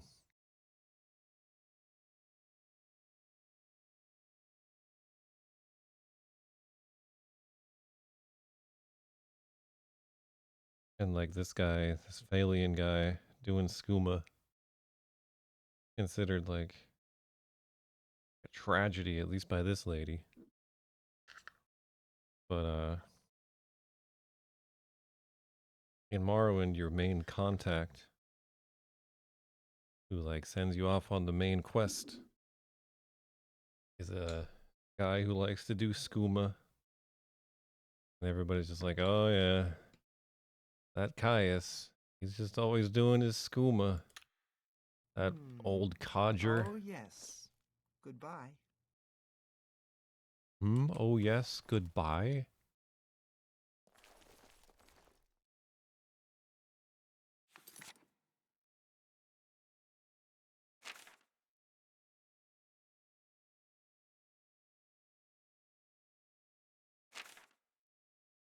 Well, that's right, we get our contracts from Ochiva now. Now to go back to the journal so that I can find out what she told me because I wasn't paying attention at all. The good thing I have this journal. Alien is home alone every day for several hours at Lorkmir's house in the Elven Gardens district of the Imperial City. I could kill him there to avoid any witnesses. Alright, time to go murder a guy. I need to go to the Elven Gardens district.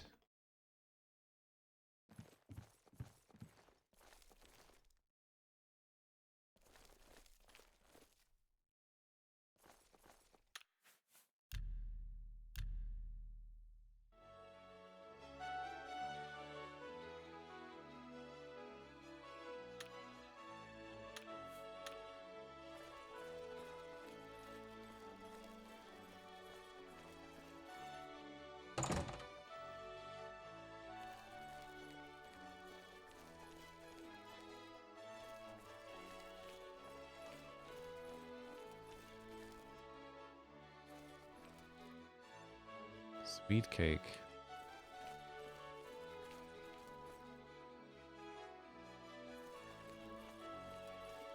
Dare I steal this sweet cake? No one saw me. Can't prove anything. Where is it? I'm gonna eat that sweet cake right now.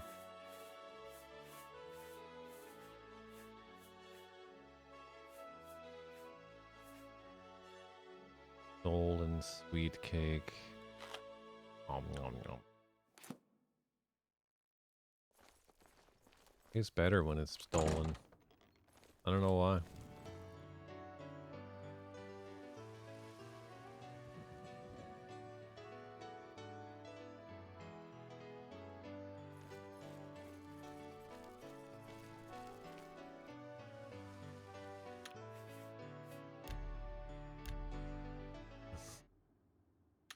Maybe I should put the damn vanilla soundtrack back on.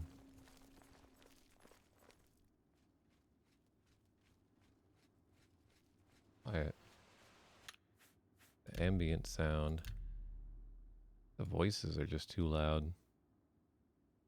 That lady, when I talked to her, I was like, oh my god.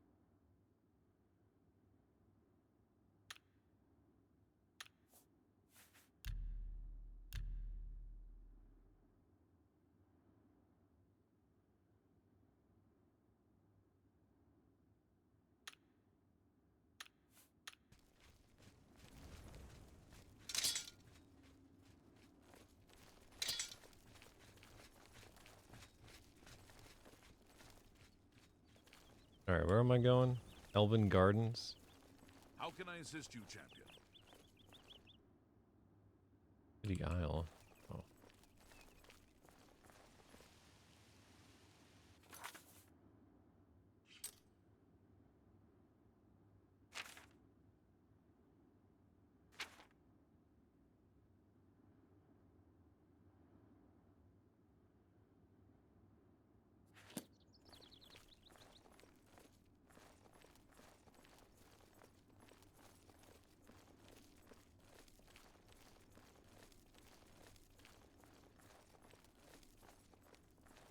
Yeah, from what I've seen of the remaster, I feel like it doesn't quite have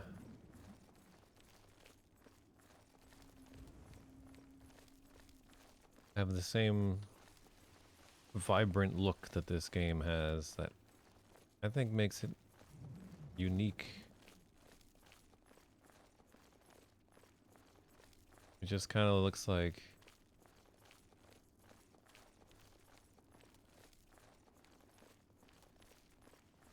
Skyrim. What do you need, champion? I mean, obviously it looks like higher fidelity than Skyrim because it's more modern Greetings, Dunmer. graphics engine or whatever. How can I assist you, champion? But like in terms of the colors, the way, the look and feel of it.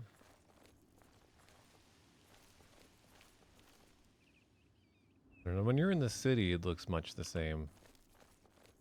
But when you're outside and you're looking at the rolling green hills and forests in this game, it's like very vivid. Slow tour of the Imperial City. Right. It's the watchtower. Where am I going?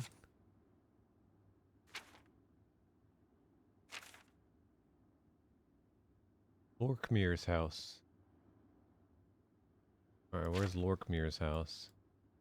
Oh, it's right there where that red marker is. Of course. I'm playing the one where you just You have my ear, citizen. go toward the All red hail marker. The champion of Cyrodiil.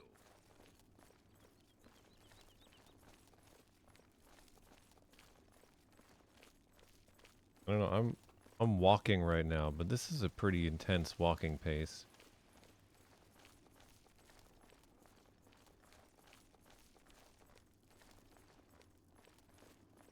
Like this is a man on a mission. Not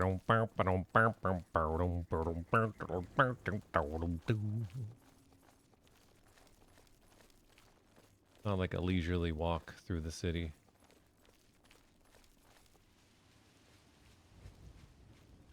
Lorkmir's house is locked.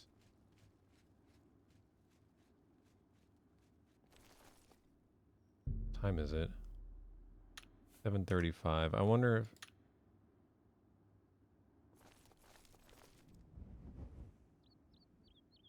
there's a back way in.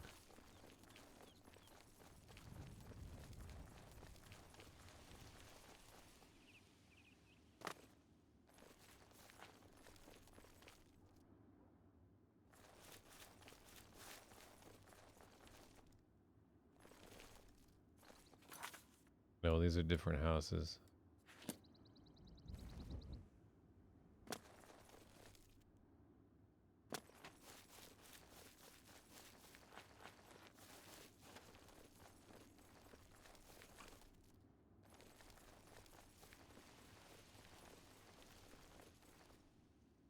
All locked.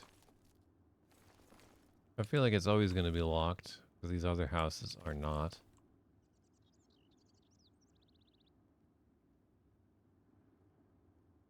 I have like chameleon. 25%. That's the best I can do.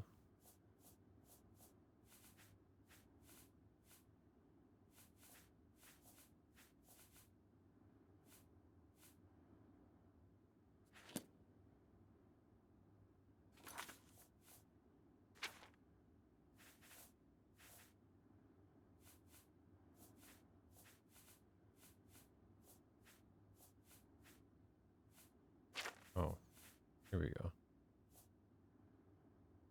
It's a hard lock life.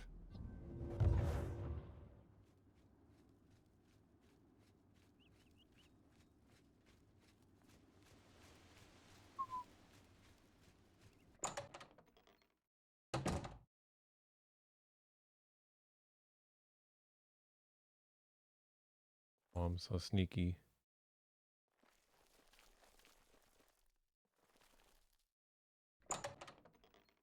You doing skooma in the basement, Lorkmere? Where are you? All dark.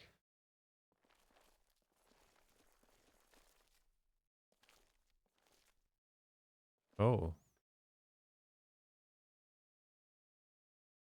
Oh my goodness. Hold on. Hold the phone here.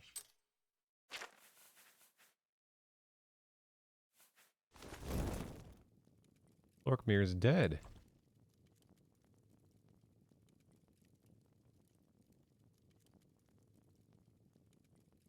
Steel dagger.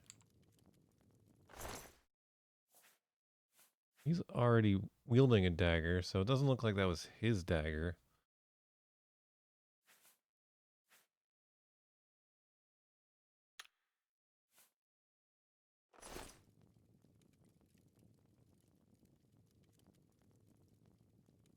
Did someone did someone else murder him? I don't think it was me. It's been a while though. I don't remember murdering him. Oh, that's very hard. Hold on.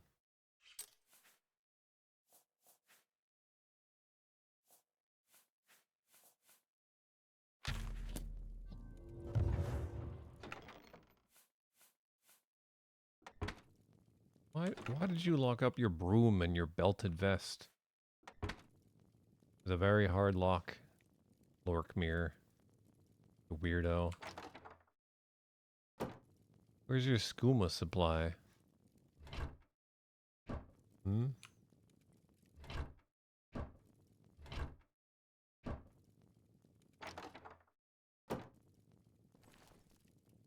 Is this a setup? Am I gonna go outside and the Imperial Watch is gonna be waiting there like, you killed Lorkmere? And I'm gonna be like, well, I was gonna. Now that you mention it. But, pumpkin, anyone? Pumpkin? Oh, filling the pumpkins, the watermelons.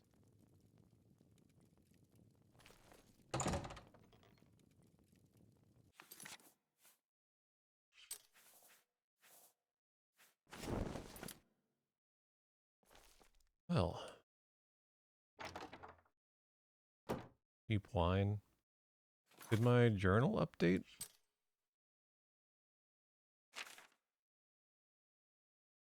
Oh, Phalian. Okay, so this is Lorkmere's house. I don't know why I thought Lorkmere was my target for a minute there. Because I'm been hitting the skooma too hard, I guess.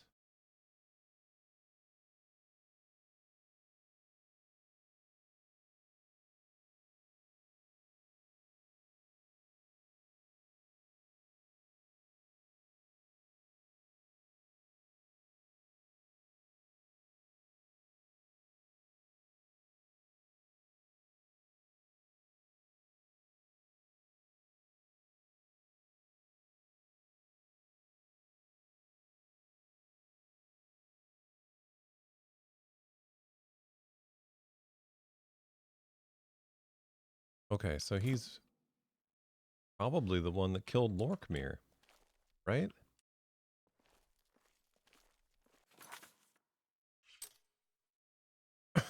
How is my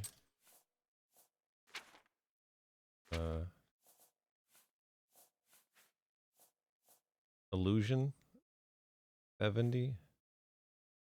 That's what chameleon would be.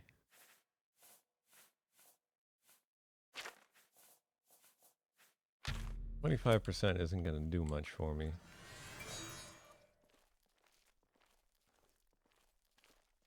But it might help me sneak up on this Phalian guy.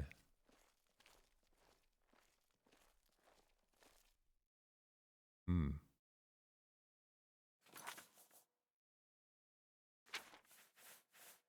I do love opening locks. Bells. Oh yeah, you gotta keep your tan jug locked up, weirdo.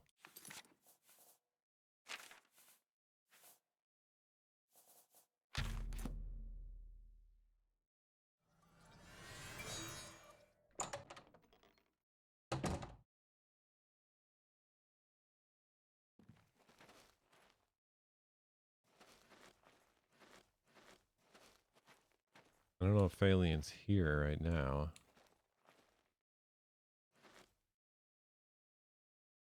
I know he likes to hang out here. Maybe he's just reading the Eastern Provinces and eating cheese. Would we really know that he's doing skooma here?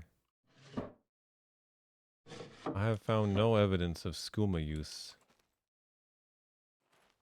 Although this chair has been knocked over. Perhaps in a skooma-induced rage.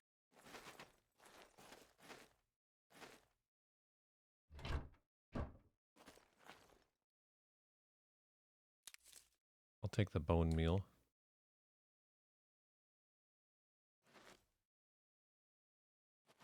Yeah, we got some smashed crates here as well.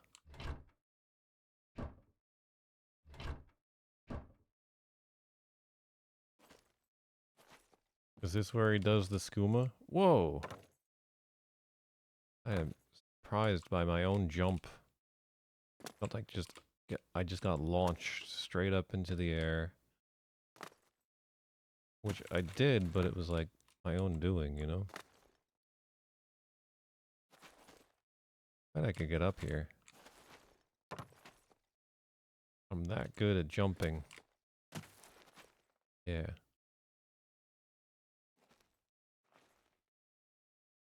Alien will never spot me. Just descend on him from above. Gotta wait here till he comes in. What time is it? 10:30. Oops. Escape is never the right option. Wonder when he's gonna come.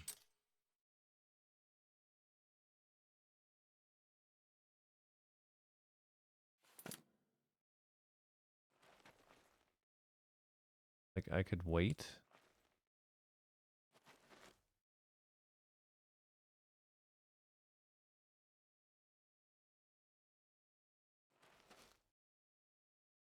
And I probably should. Rather than just, like, sit here and wait it out in real time. You know? I probably shouldn't do that. Probably not a good use of my time. And yet, I don't know when he's gonna come.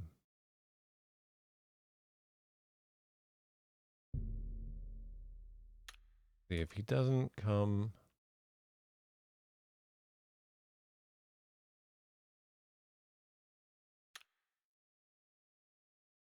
at 11,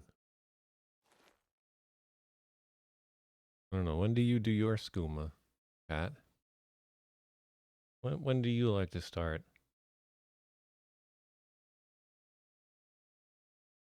Does skooma make you like rage out and smash things? I don't really understand what it does. Is it an actual like item that I can get in this game? Damn it, it's never escape. I'm used to the terrible interface of Morrowind now. Do I have skooma?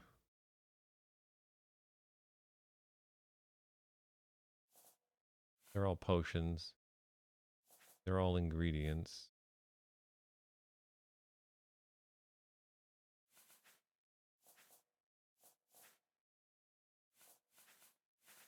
I would think if I had it, it would be from the gatekeeper. Oh yeah. I kind of remember that. That main quest? I needed to harm the gatekeeper, or was that part of the DLC that I never finished?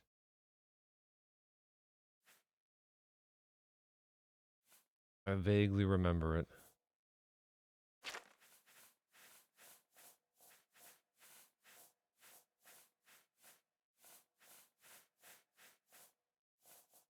Look at all these keys I have. I have to scroll through them. This is ridiculous. Just absurd. Madness.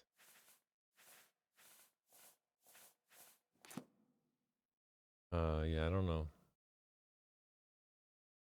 Maybe I'll find some skooma as a result of doing this quest.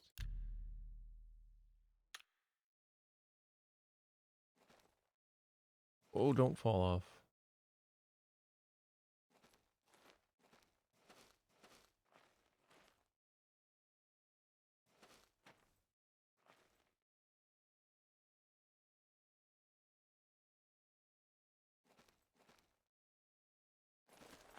Like, what if he is here, but he's in the basement?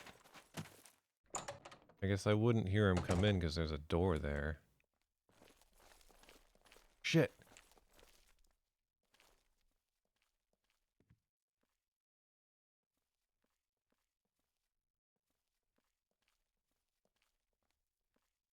That's him, isn't it? Can't see me. I'm invisible. Okay, you can see me. Hey, whoa! You shouldn't sneak Oh, up you on couldn't people see like me? that. What's up, bro? Hey, what are you doing here? You're not my friend. What, what do you want?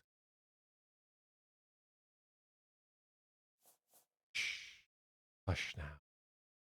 Time to sleep. Sleep? But nah. No, I'm not tired. Not tired right now. I have lots of, energy. The skooma. I can feel it in my veins. Oh, you can feel the skooma in your veins.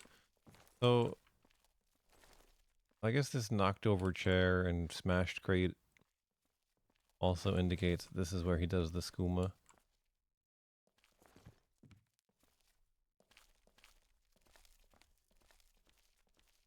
Well, Hey, whoa! You shouldn't sneak. shut up.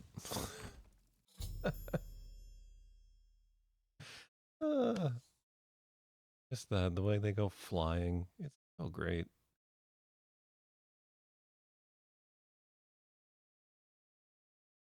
That was it. That was mission accomplished. He fell onto that chair.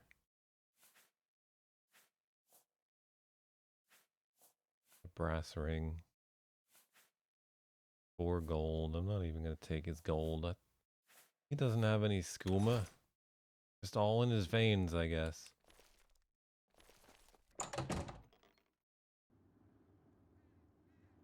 Well, another job well done. Good to see you too. I didn't murder anyone. You have my ear, citizen. Speak. You are the hero who saved us all. And that's why your feet What do you are need, hovering champion? above the ground. You're dressed like a... Hi. Hello. I shopped at Three Brothers a couple of days ago. Not sure which one I talked to, though. I don't know which is which. Still, it's a good shop they run. Take care. Well met. You have my Don't know ear, which is citizen. which.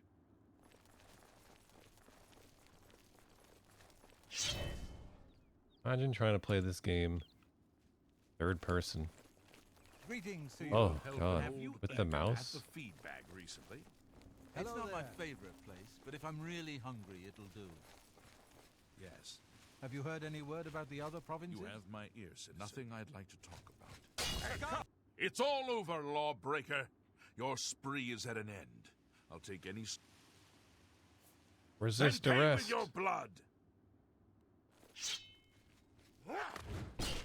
Take that! You pathetic worm! That's tough. Can't you settle this peacefully? Man down! Man down! You'll never take me down!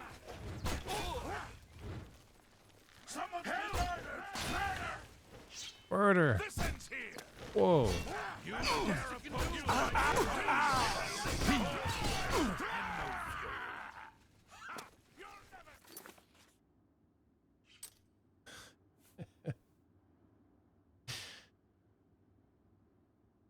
Yeah, this is a bit louder than I thought.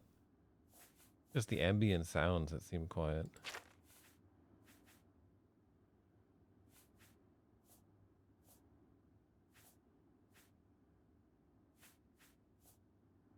I heard storm flare.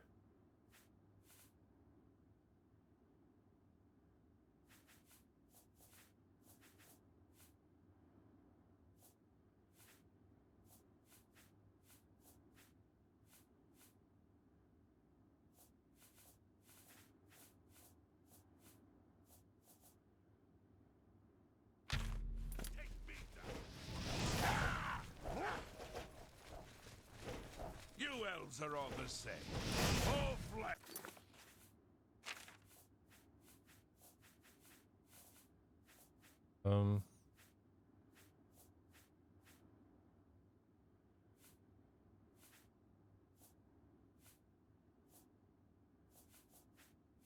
How do I not have a paralysis spell in this game? How do I not? Haskell.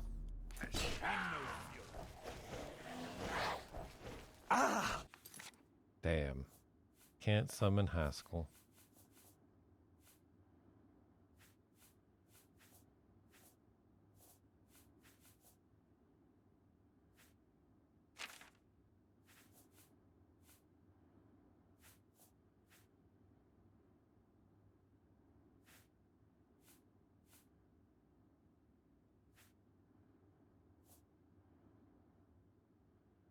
Immolating blast.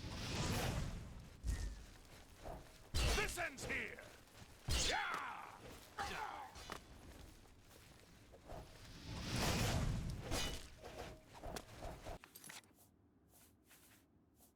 And clearly I want the one that does 15 feet's worth.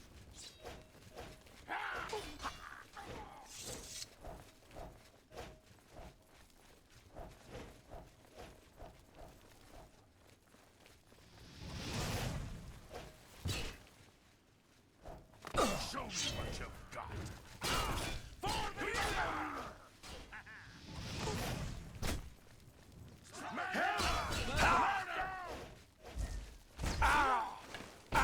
Oh. Are all the same. What's the matter? Getting tired. No fury. Ooh. This over. I fought much more fearsome than you. Show me what you.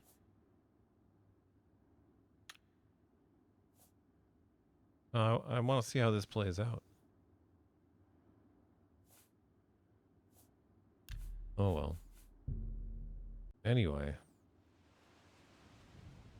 Hi there. Good afternoon. I understand money is tight, but what is a discount spell? Seems like a bad. How can I?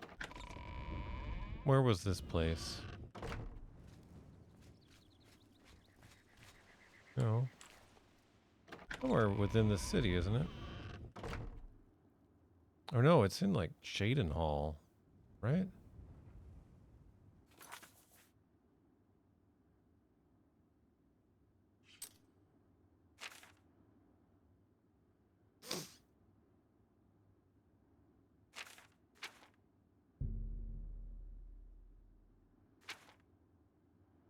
Yeah, Shaden Hall. Good old Shaden Hall. I feel like I've done this trek to Shaden Hall many times from the Imperial City.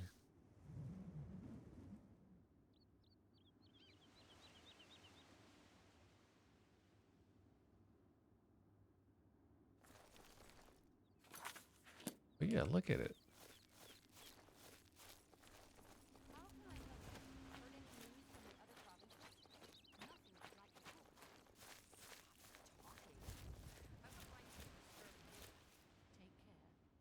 It just has like a fantasy vibe to it.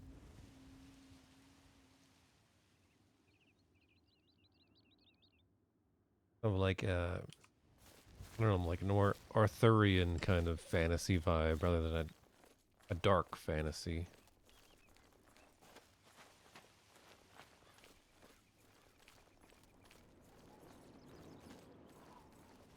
Is that my horse?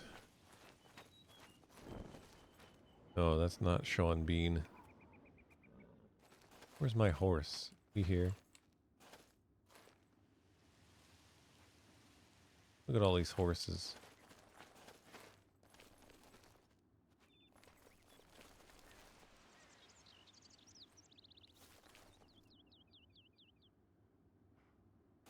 Isn't there like some evil black horse?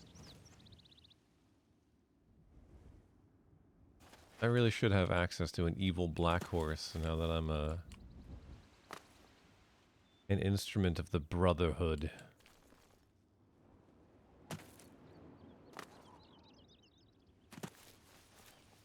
I don't recall how you get that.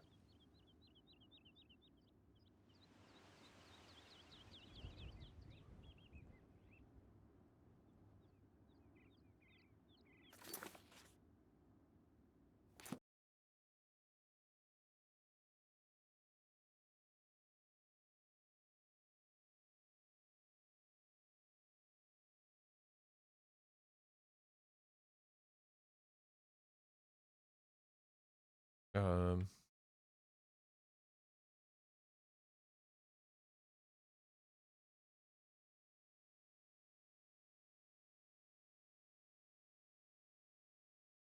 no, not the Black Horse Courier.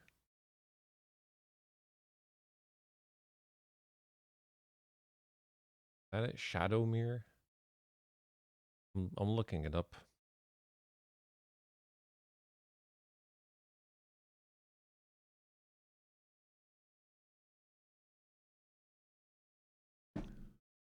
Complete list of horses.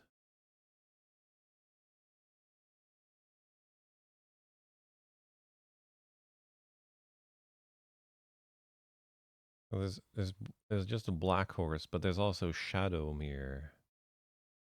I think my horse is brown. I don't know what type of horse it is. I feel like a paint horse. So Shadowmere. Lucien Lechance's horse.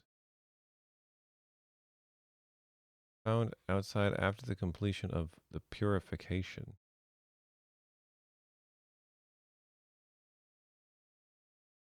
So I gotta do some quest called the purification to get Shadowmere. I don't know what this quest is about.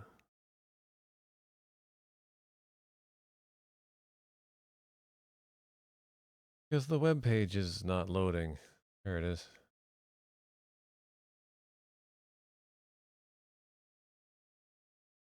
Oh, okay. So I will get it just by doing Dark Brotherhood quests, it looks like.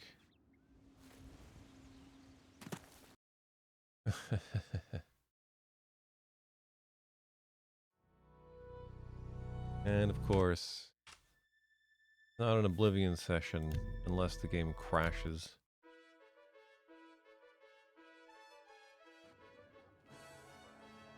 Oh, Greetings to you. no autosave? I'm glad that the Oblivion crisis is over, of course. But I can't help wondering... And the music turned itself back on.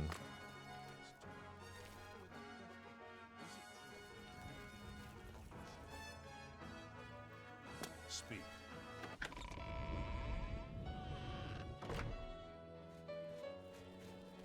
How can I assist you, champion?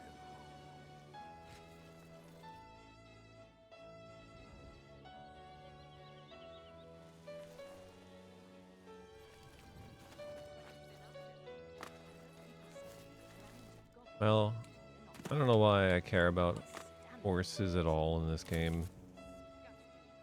They die way too easily. And I ain't paying extra for horse armor. Tell you what. Look, there's a dead wolf. Probably my handiwork. Oh!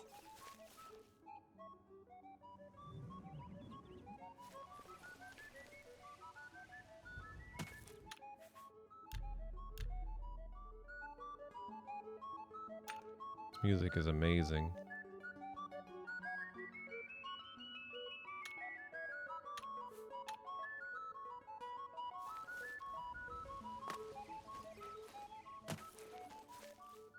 This is the music I hear in my head when I go out into nature. Oh, that was weird. Recreate that? That was freaking weird. Like the LOD changed. But it like really popped into existence a whole thing. I don't know, I guess not.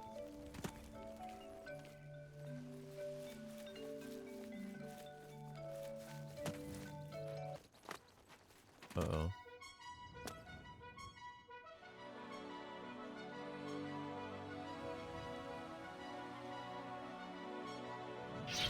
You sure you want to fight me?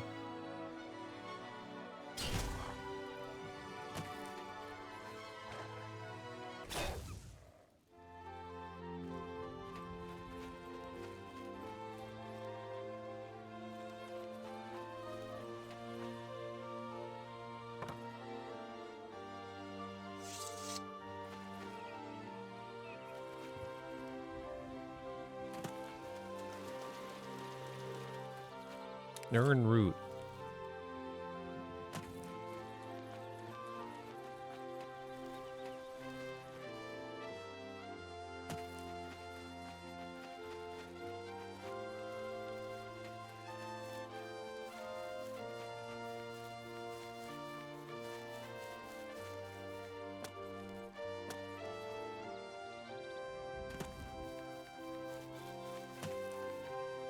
Craig Ferguson. No, wait. That was like a talk show host. Right? Clark Ferguson is the composer, I think.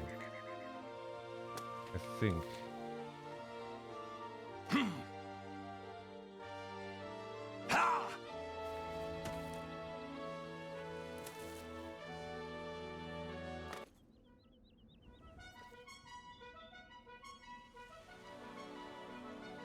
Who wants to fight now? Who are you? Show yourself.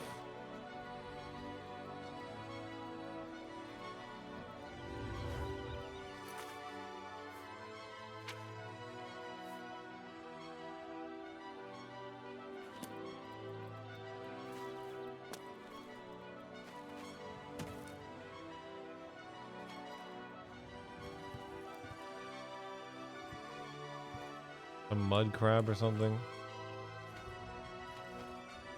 This is where the game starts. I mean, not really, but you know. This is where the open world starts. Oh, yeah, it's a mud crab.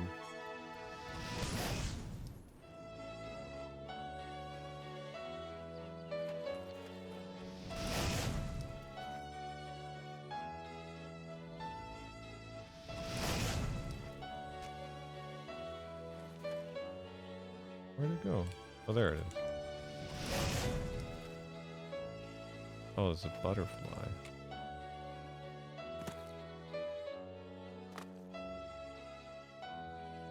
Mud crab.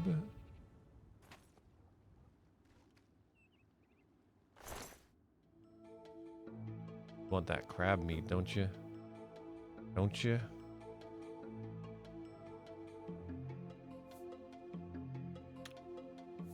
Do I want the crab meat? It weighs a pound. Well, I want to be burdened by crab meat. I could make potions. I don't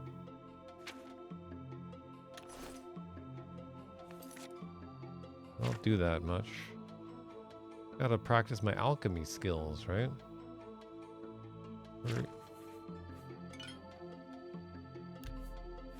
What can I make with this mud crab meat?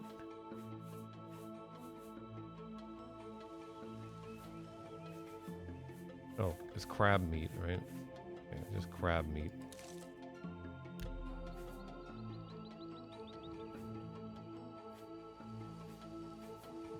Resist shock or restore endurance.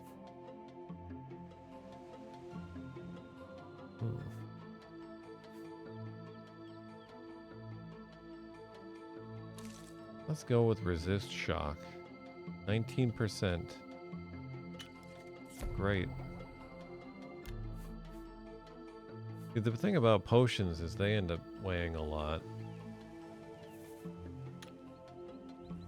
Because once you add water, you know, it's like... Sometimes you can take very light ingredients and turn them into a heavy potion. These aren't heavy. Well, mine is tears are. Can I drop these? No. I don't want to poison the Dawn Fang. There we go. Can drop them. I don't think I will need them again. They're like a quest item, I thought, but there's probably an infinite supply of them somewhere. Something like that. Make sure you can complete the quest. I don't think I need them, but I'm afraid to get rid of them.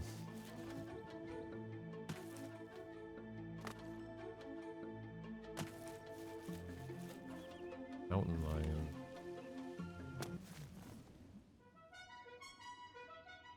Yeah, I'm probably the one that killed that other mountain lion, just FYI.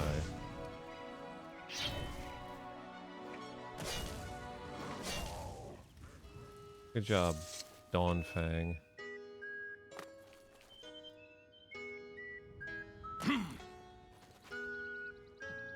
Oops. Heal, there we go.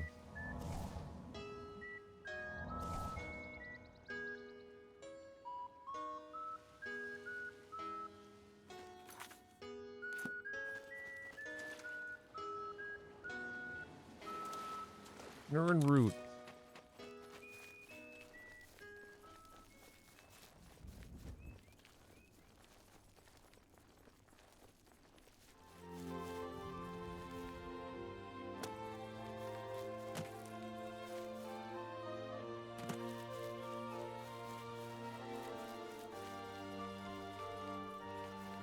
Yay. Frolicking with the deer. Deer, get on my level.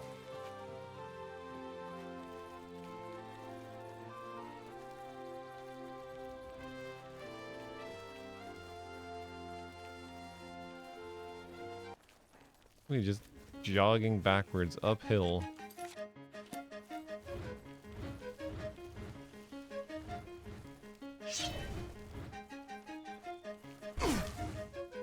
What are these bandits?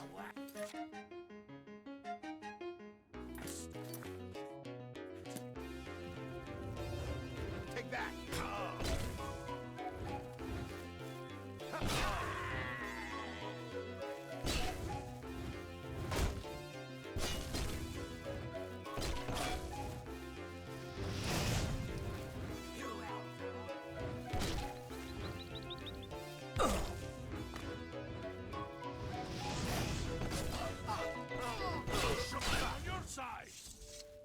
Oh, sorry. I didn't notice you had joined the fight.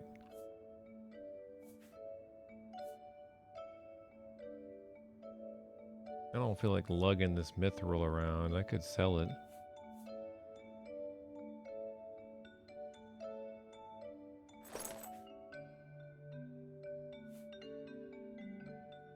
Once I get to Chaden Hall, I guess.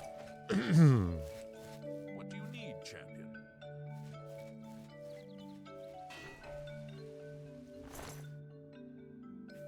Guy's got glass.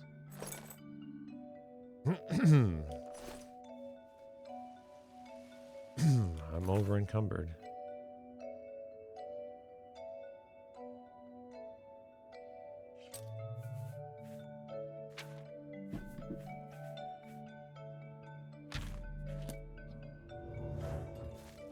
Not anymore. Oh. So feather raises your total encumbrance in this game.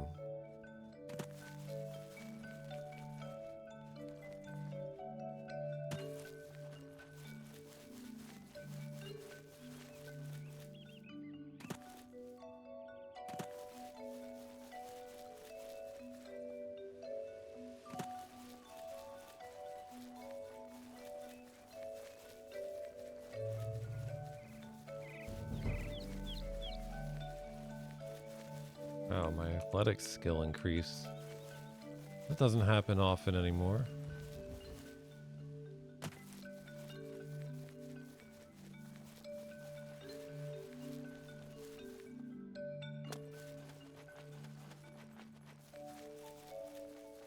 I'm not even going towards Shaden Hall anymore.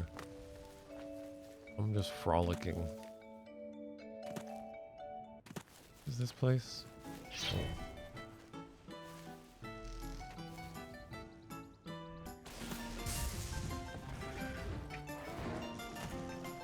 Oh.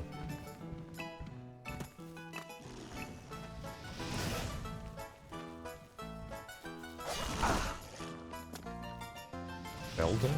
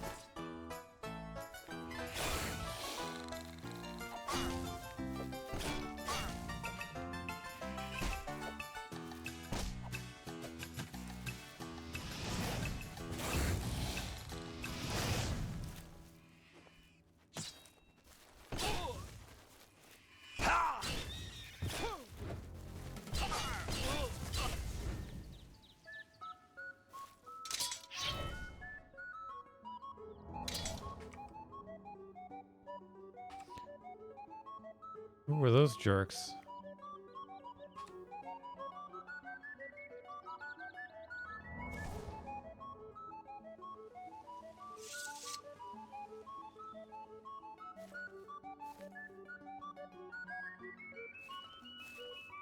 Where'd that conjurer corpse go? Oh, I can barely see it amongst the delightful foliage. Potions. Last dagger.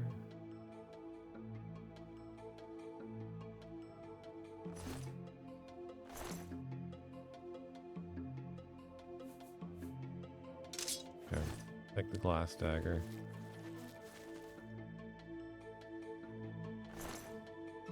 Void salts.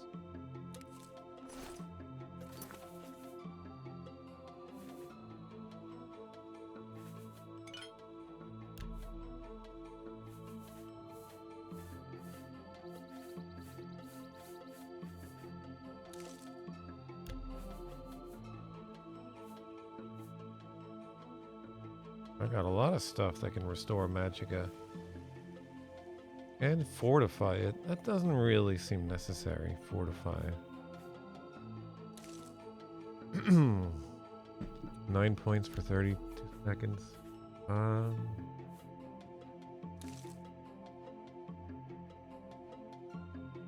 Adding a third ingredient doesn't change that at all?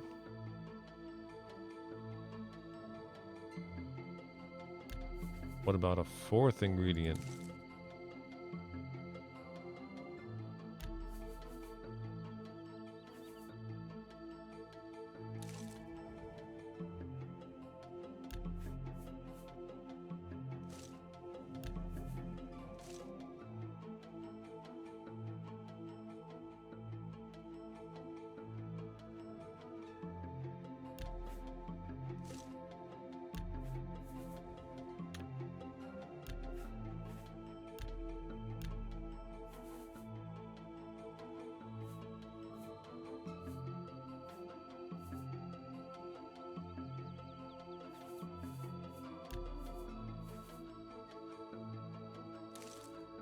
Hmm. Weird, but showed up. Had something else. Something else it did. Bell, maybe?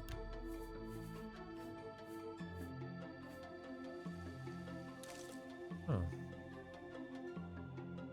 I guess the effectiveness of the potion really just comes down to your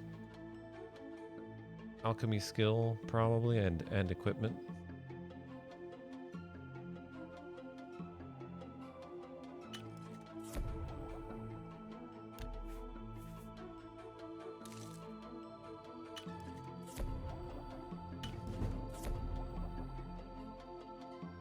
More magicka is always nice in a pinch, even though it regenerates very fast at this point.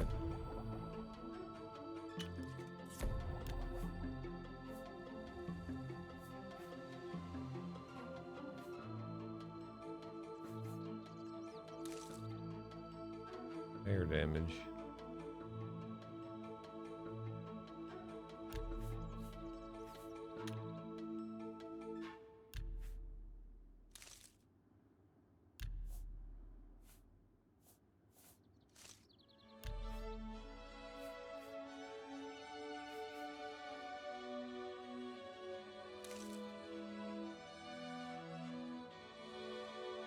No, I can't waste this delightful potato bread on a restore health potion.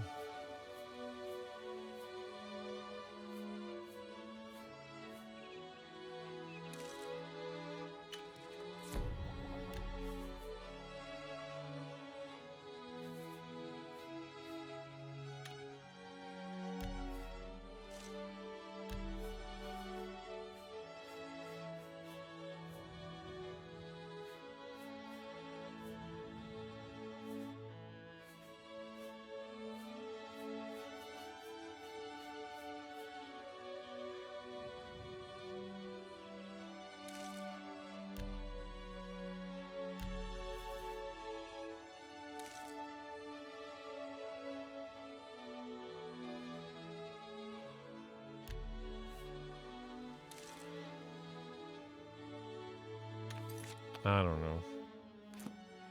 Alchemy is weird. It's just weird. The sun is setting.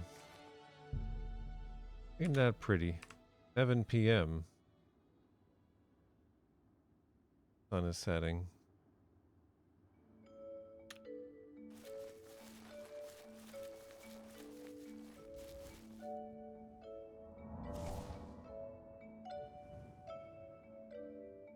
Not even really setting. It's still pretty high in the sky.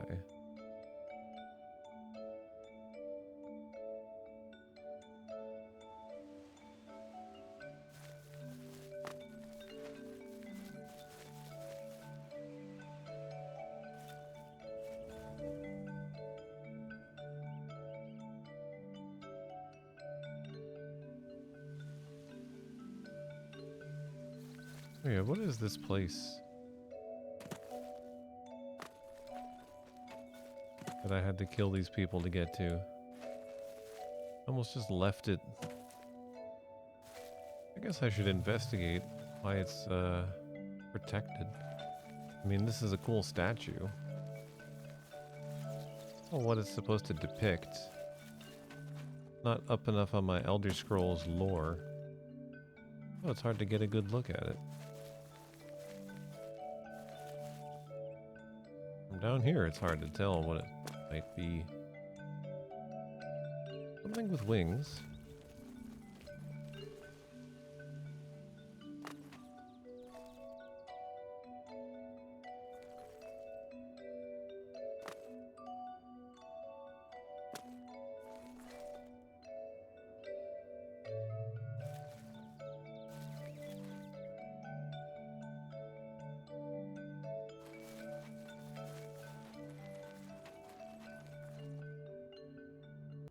Belda.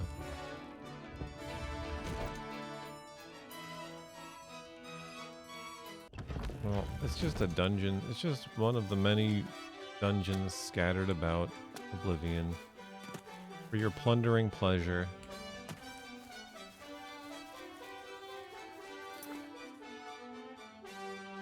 suppose I don't really have time for such frivolities.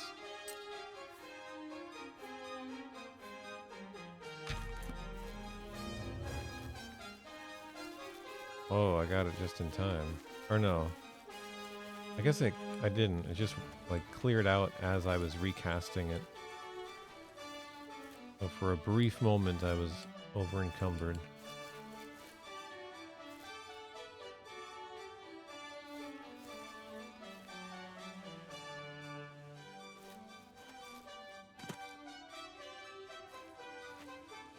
Yeah, there was an Oblivion Gate here. Kind of a special one, I think. That is.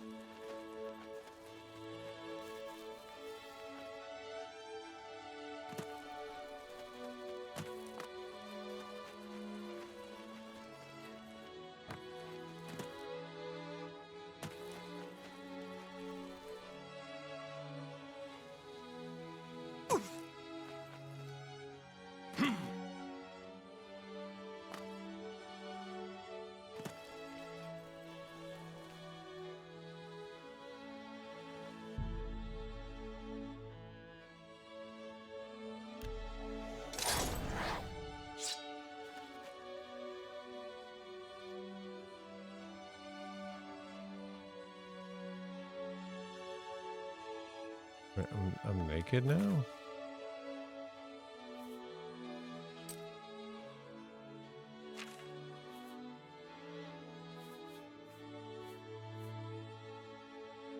I'm just wearing bound gauntlets.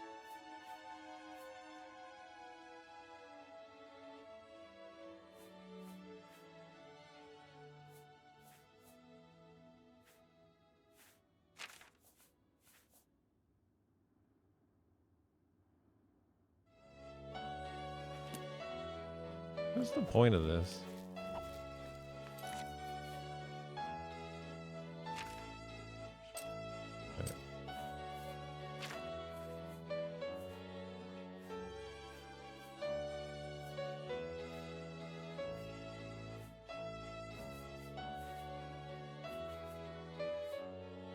Bound dogger.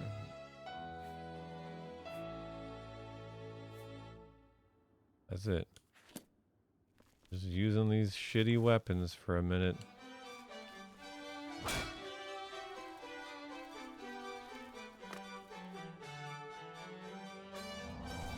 For no good reason. Looks like it's gonna last a while too.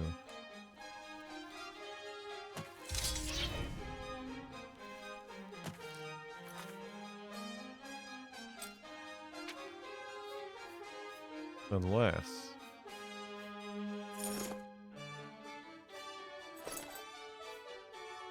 No, I guess I can't wear other armor.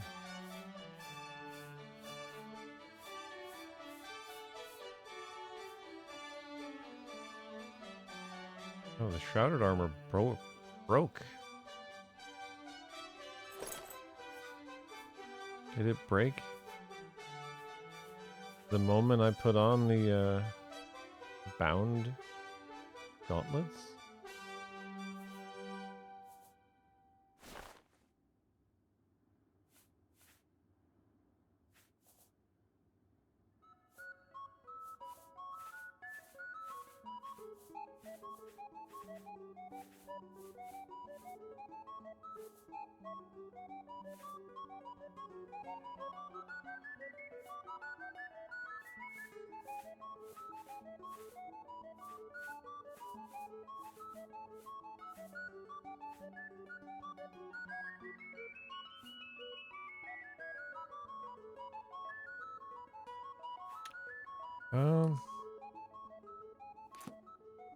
When was the last time I saved? I'm like worried I ruined. I mean, I'm sure I can just repair it. Hold on. Hold on. Hold the phone here.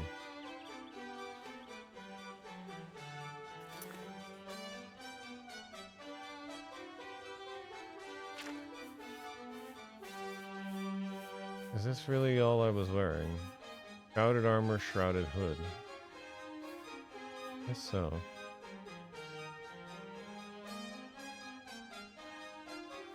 And they're already in disrepair.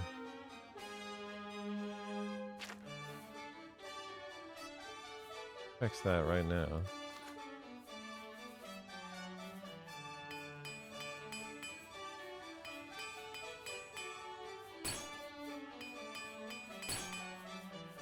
Fix all this other crap.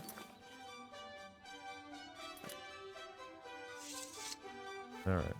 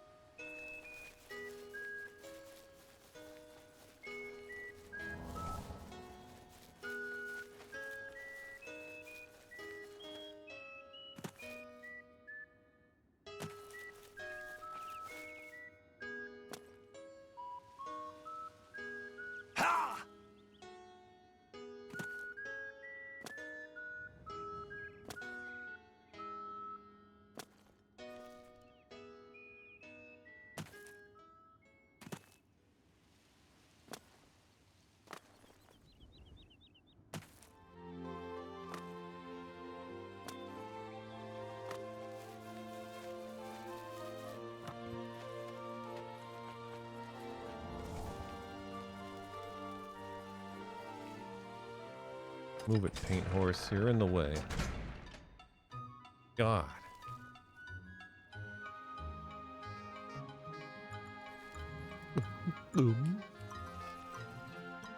Yeehaw.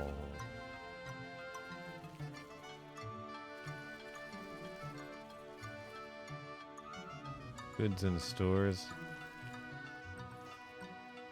Books. There we go. Seems like a good place. Well met.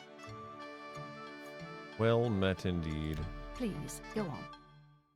Oh, you like me. Too much.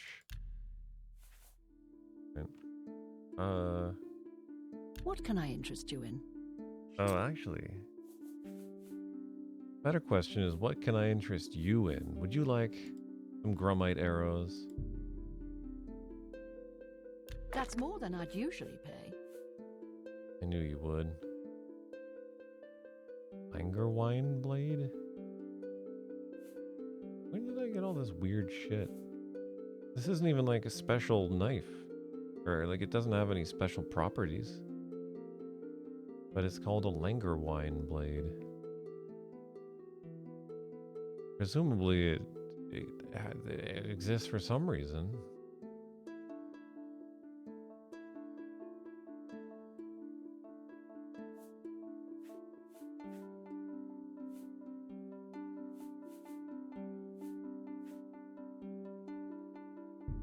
Chainmail gauntlets.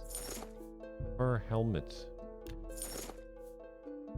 Glass boots. A good price for a good customer. That's me.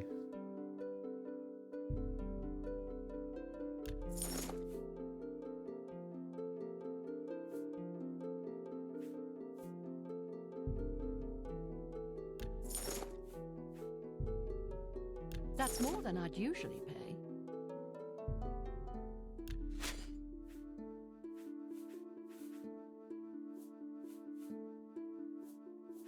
You're not getting my bone, lady. Come on now. Tell your friends about me. You too. I'd only tell my friends about you if I gave you my bone. You know what I mean? Hey, hey. Whoa. Well met.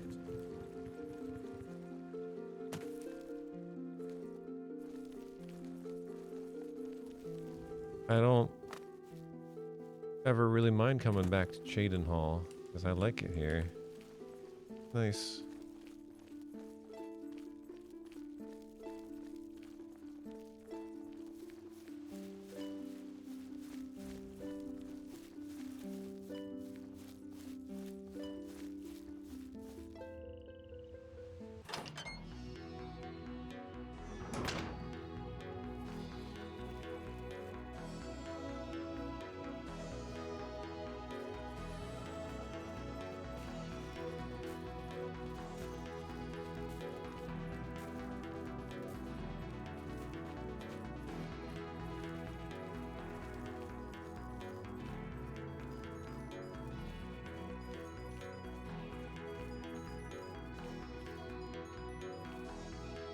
The High Elfolian now swims in the maelstrom of darkness at the feet of our dread father, Sithis, and there were no witnesses to your handiwork.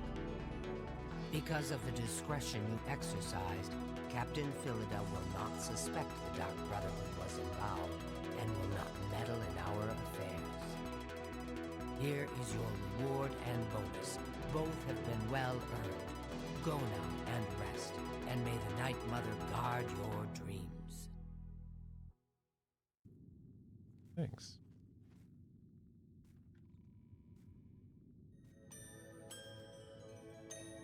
I have another contract when you're ready. One that will rely on your ability to remain fully undetected. And I need that 100% chameleon. What's the contract? Far to the west, there lives a fierce warlord and his company of loyal mercenaries. Your target is the warlord. Do you accept this contract? Sure. Excellent. Now listen closely. Nestled in the mountains to the west lies Fort Such. It is the home of the warlord Roderick and his mercenaries. Roderick has recently taken ill. He now lies in eternal slumber, kept alive only by the daily administration of a powerful medicine. You must infiltrate. Why do you want me to Fort kill this Such, guy? find Roderick's medicine, and replace it with a poisoned bottle I will provide, but you must remain undetected. Whomever arranged this contract wants it to look like Roderick died from his illness, so discretion is essential. Attack no one. Be seen by no one. Whoever arranged this contract couldn't If just you wait. are detected, the poisoning will fail, and Roderick must be killed in some other manner. That will, of course, forfeit your bonus. Well, we're getting that bonus.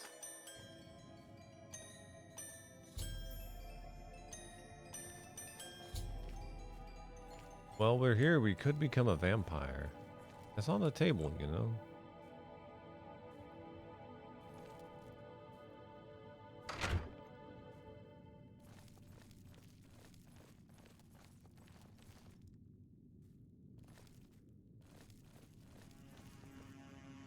Sleeping slab. This is where Lucien Lechance sleeps. Where is he?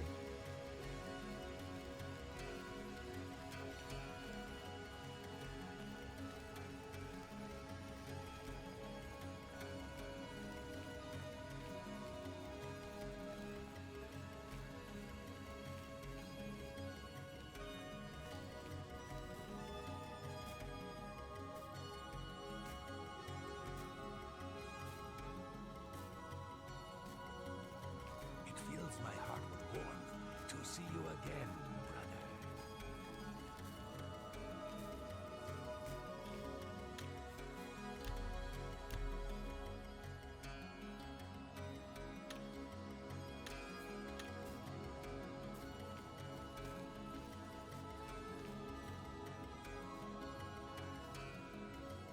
I don't know if I want to become a vampire. kind of do and I kind of don't, you know?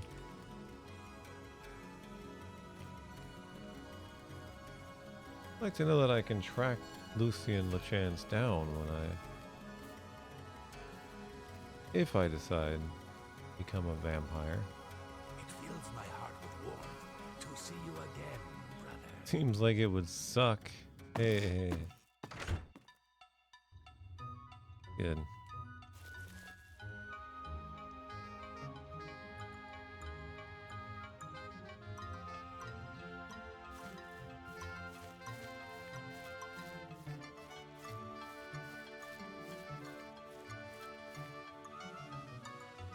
Alright, so where's this contract at?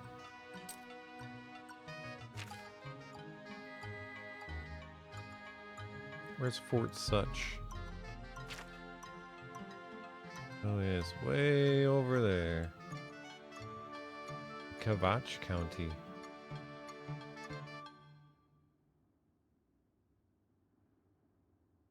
Oh. Alright, that's probably where I should stop. Oh, yeah. Oh. Give my eyes and arms a break.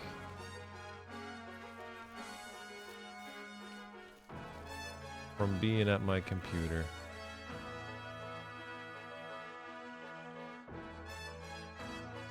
Oblivion is fun. I have a fun time. I'm liking Morrowind well enough.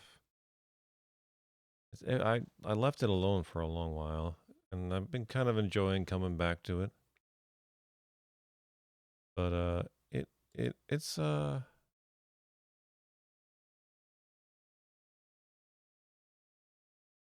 don't know. It requires a lot from you. Oblivion, a little more, just head empty.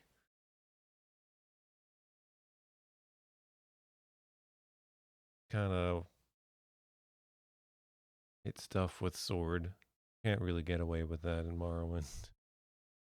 You gotta be like on your toes at all times. Anyway, that's it for me. I thank you for watching, and I'll see you again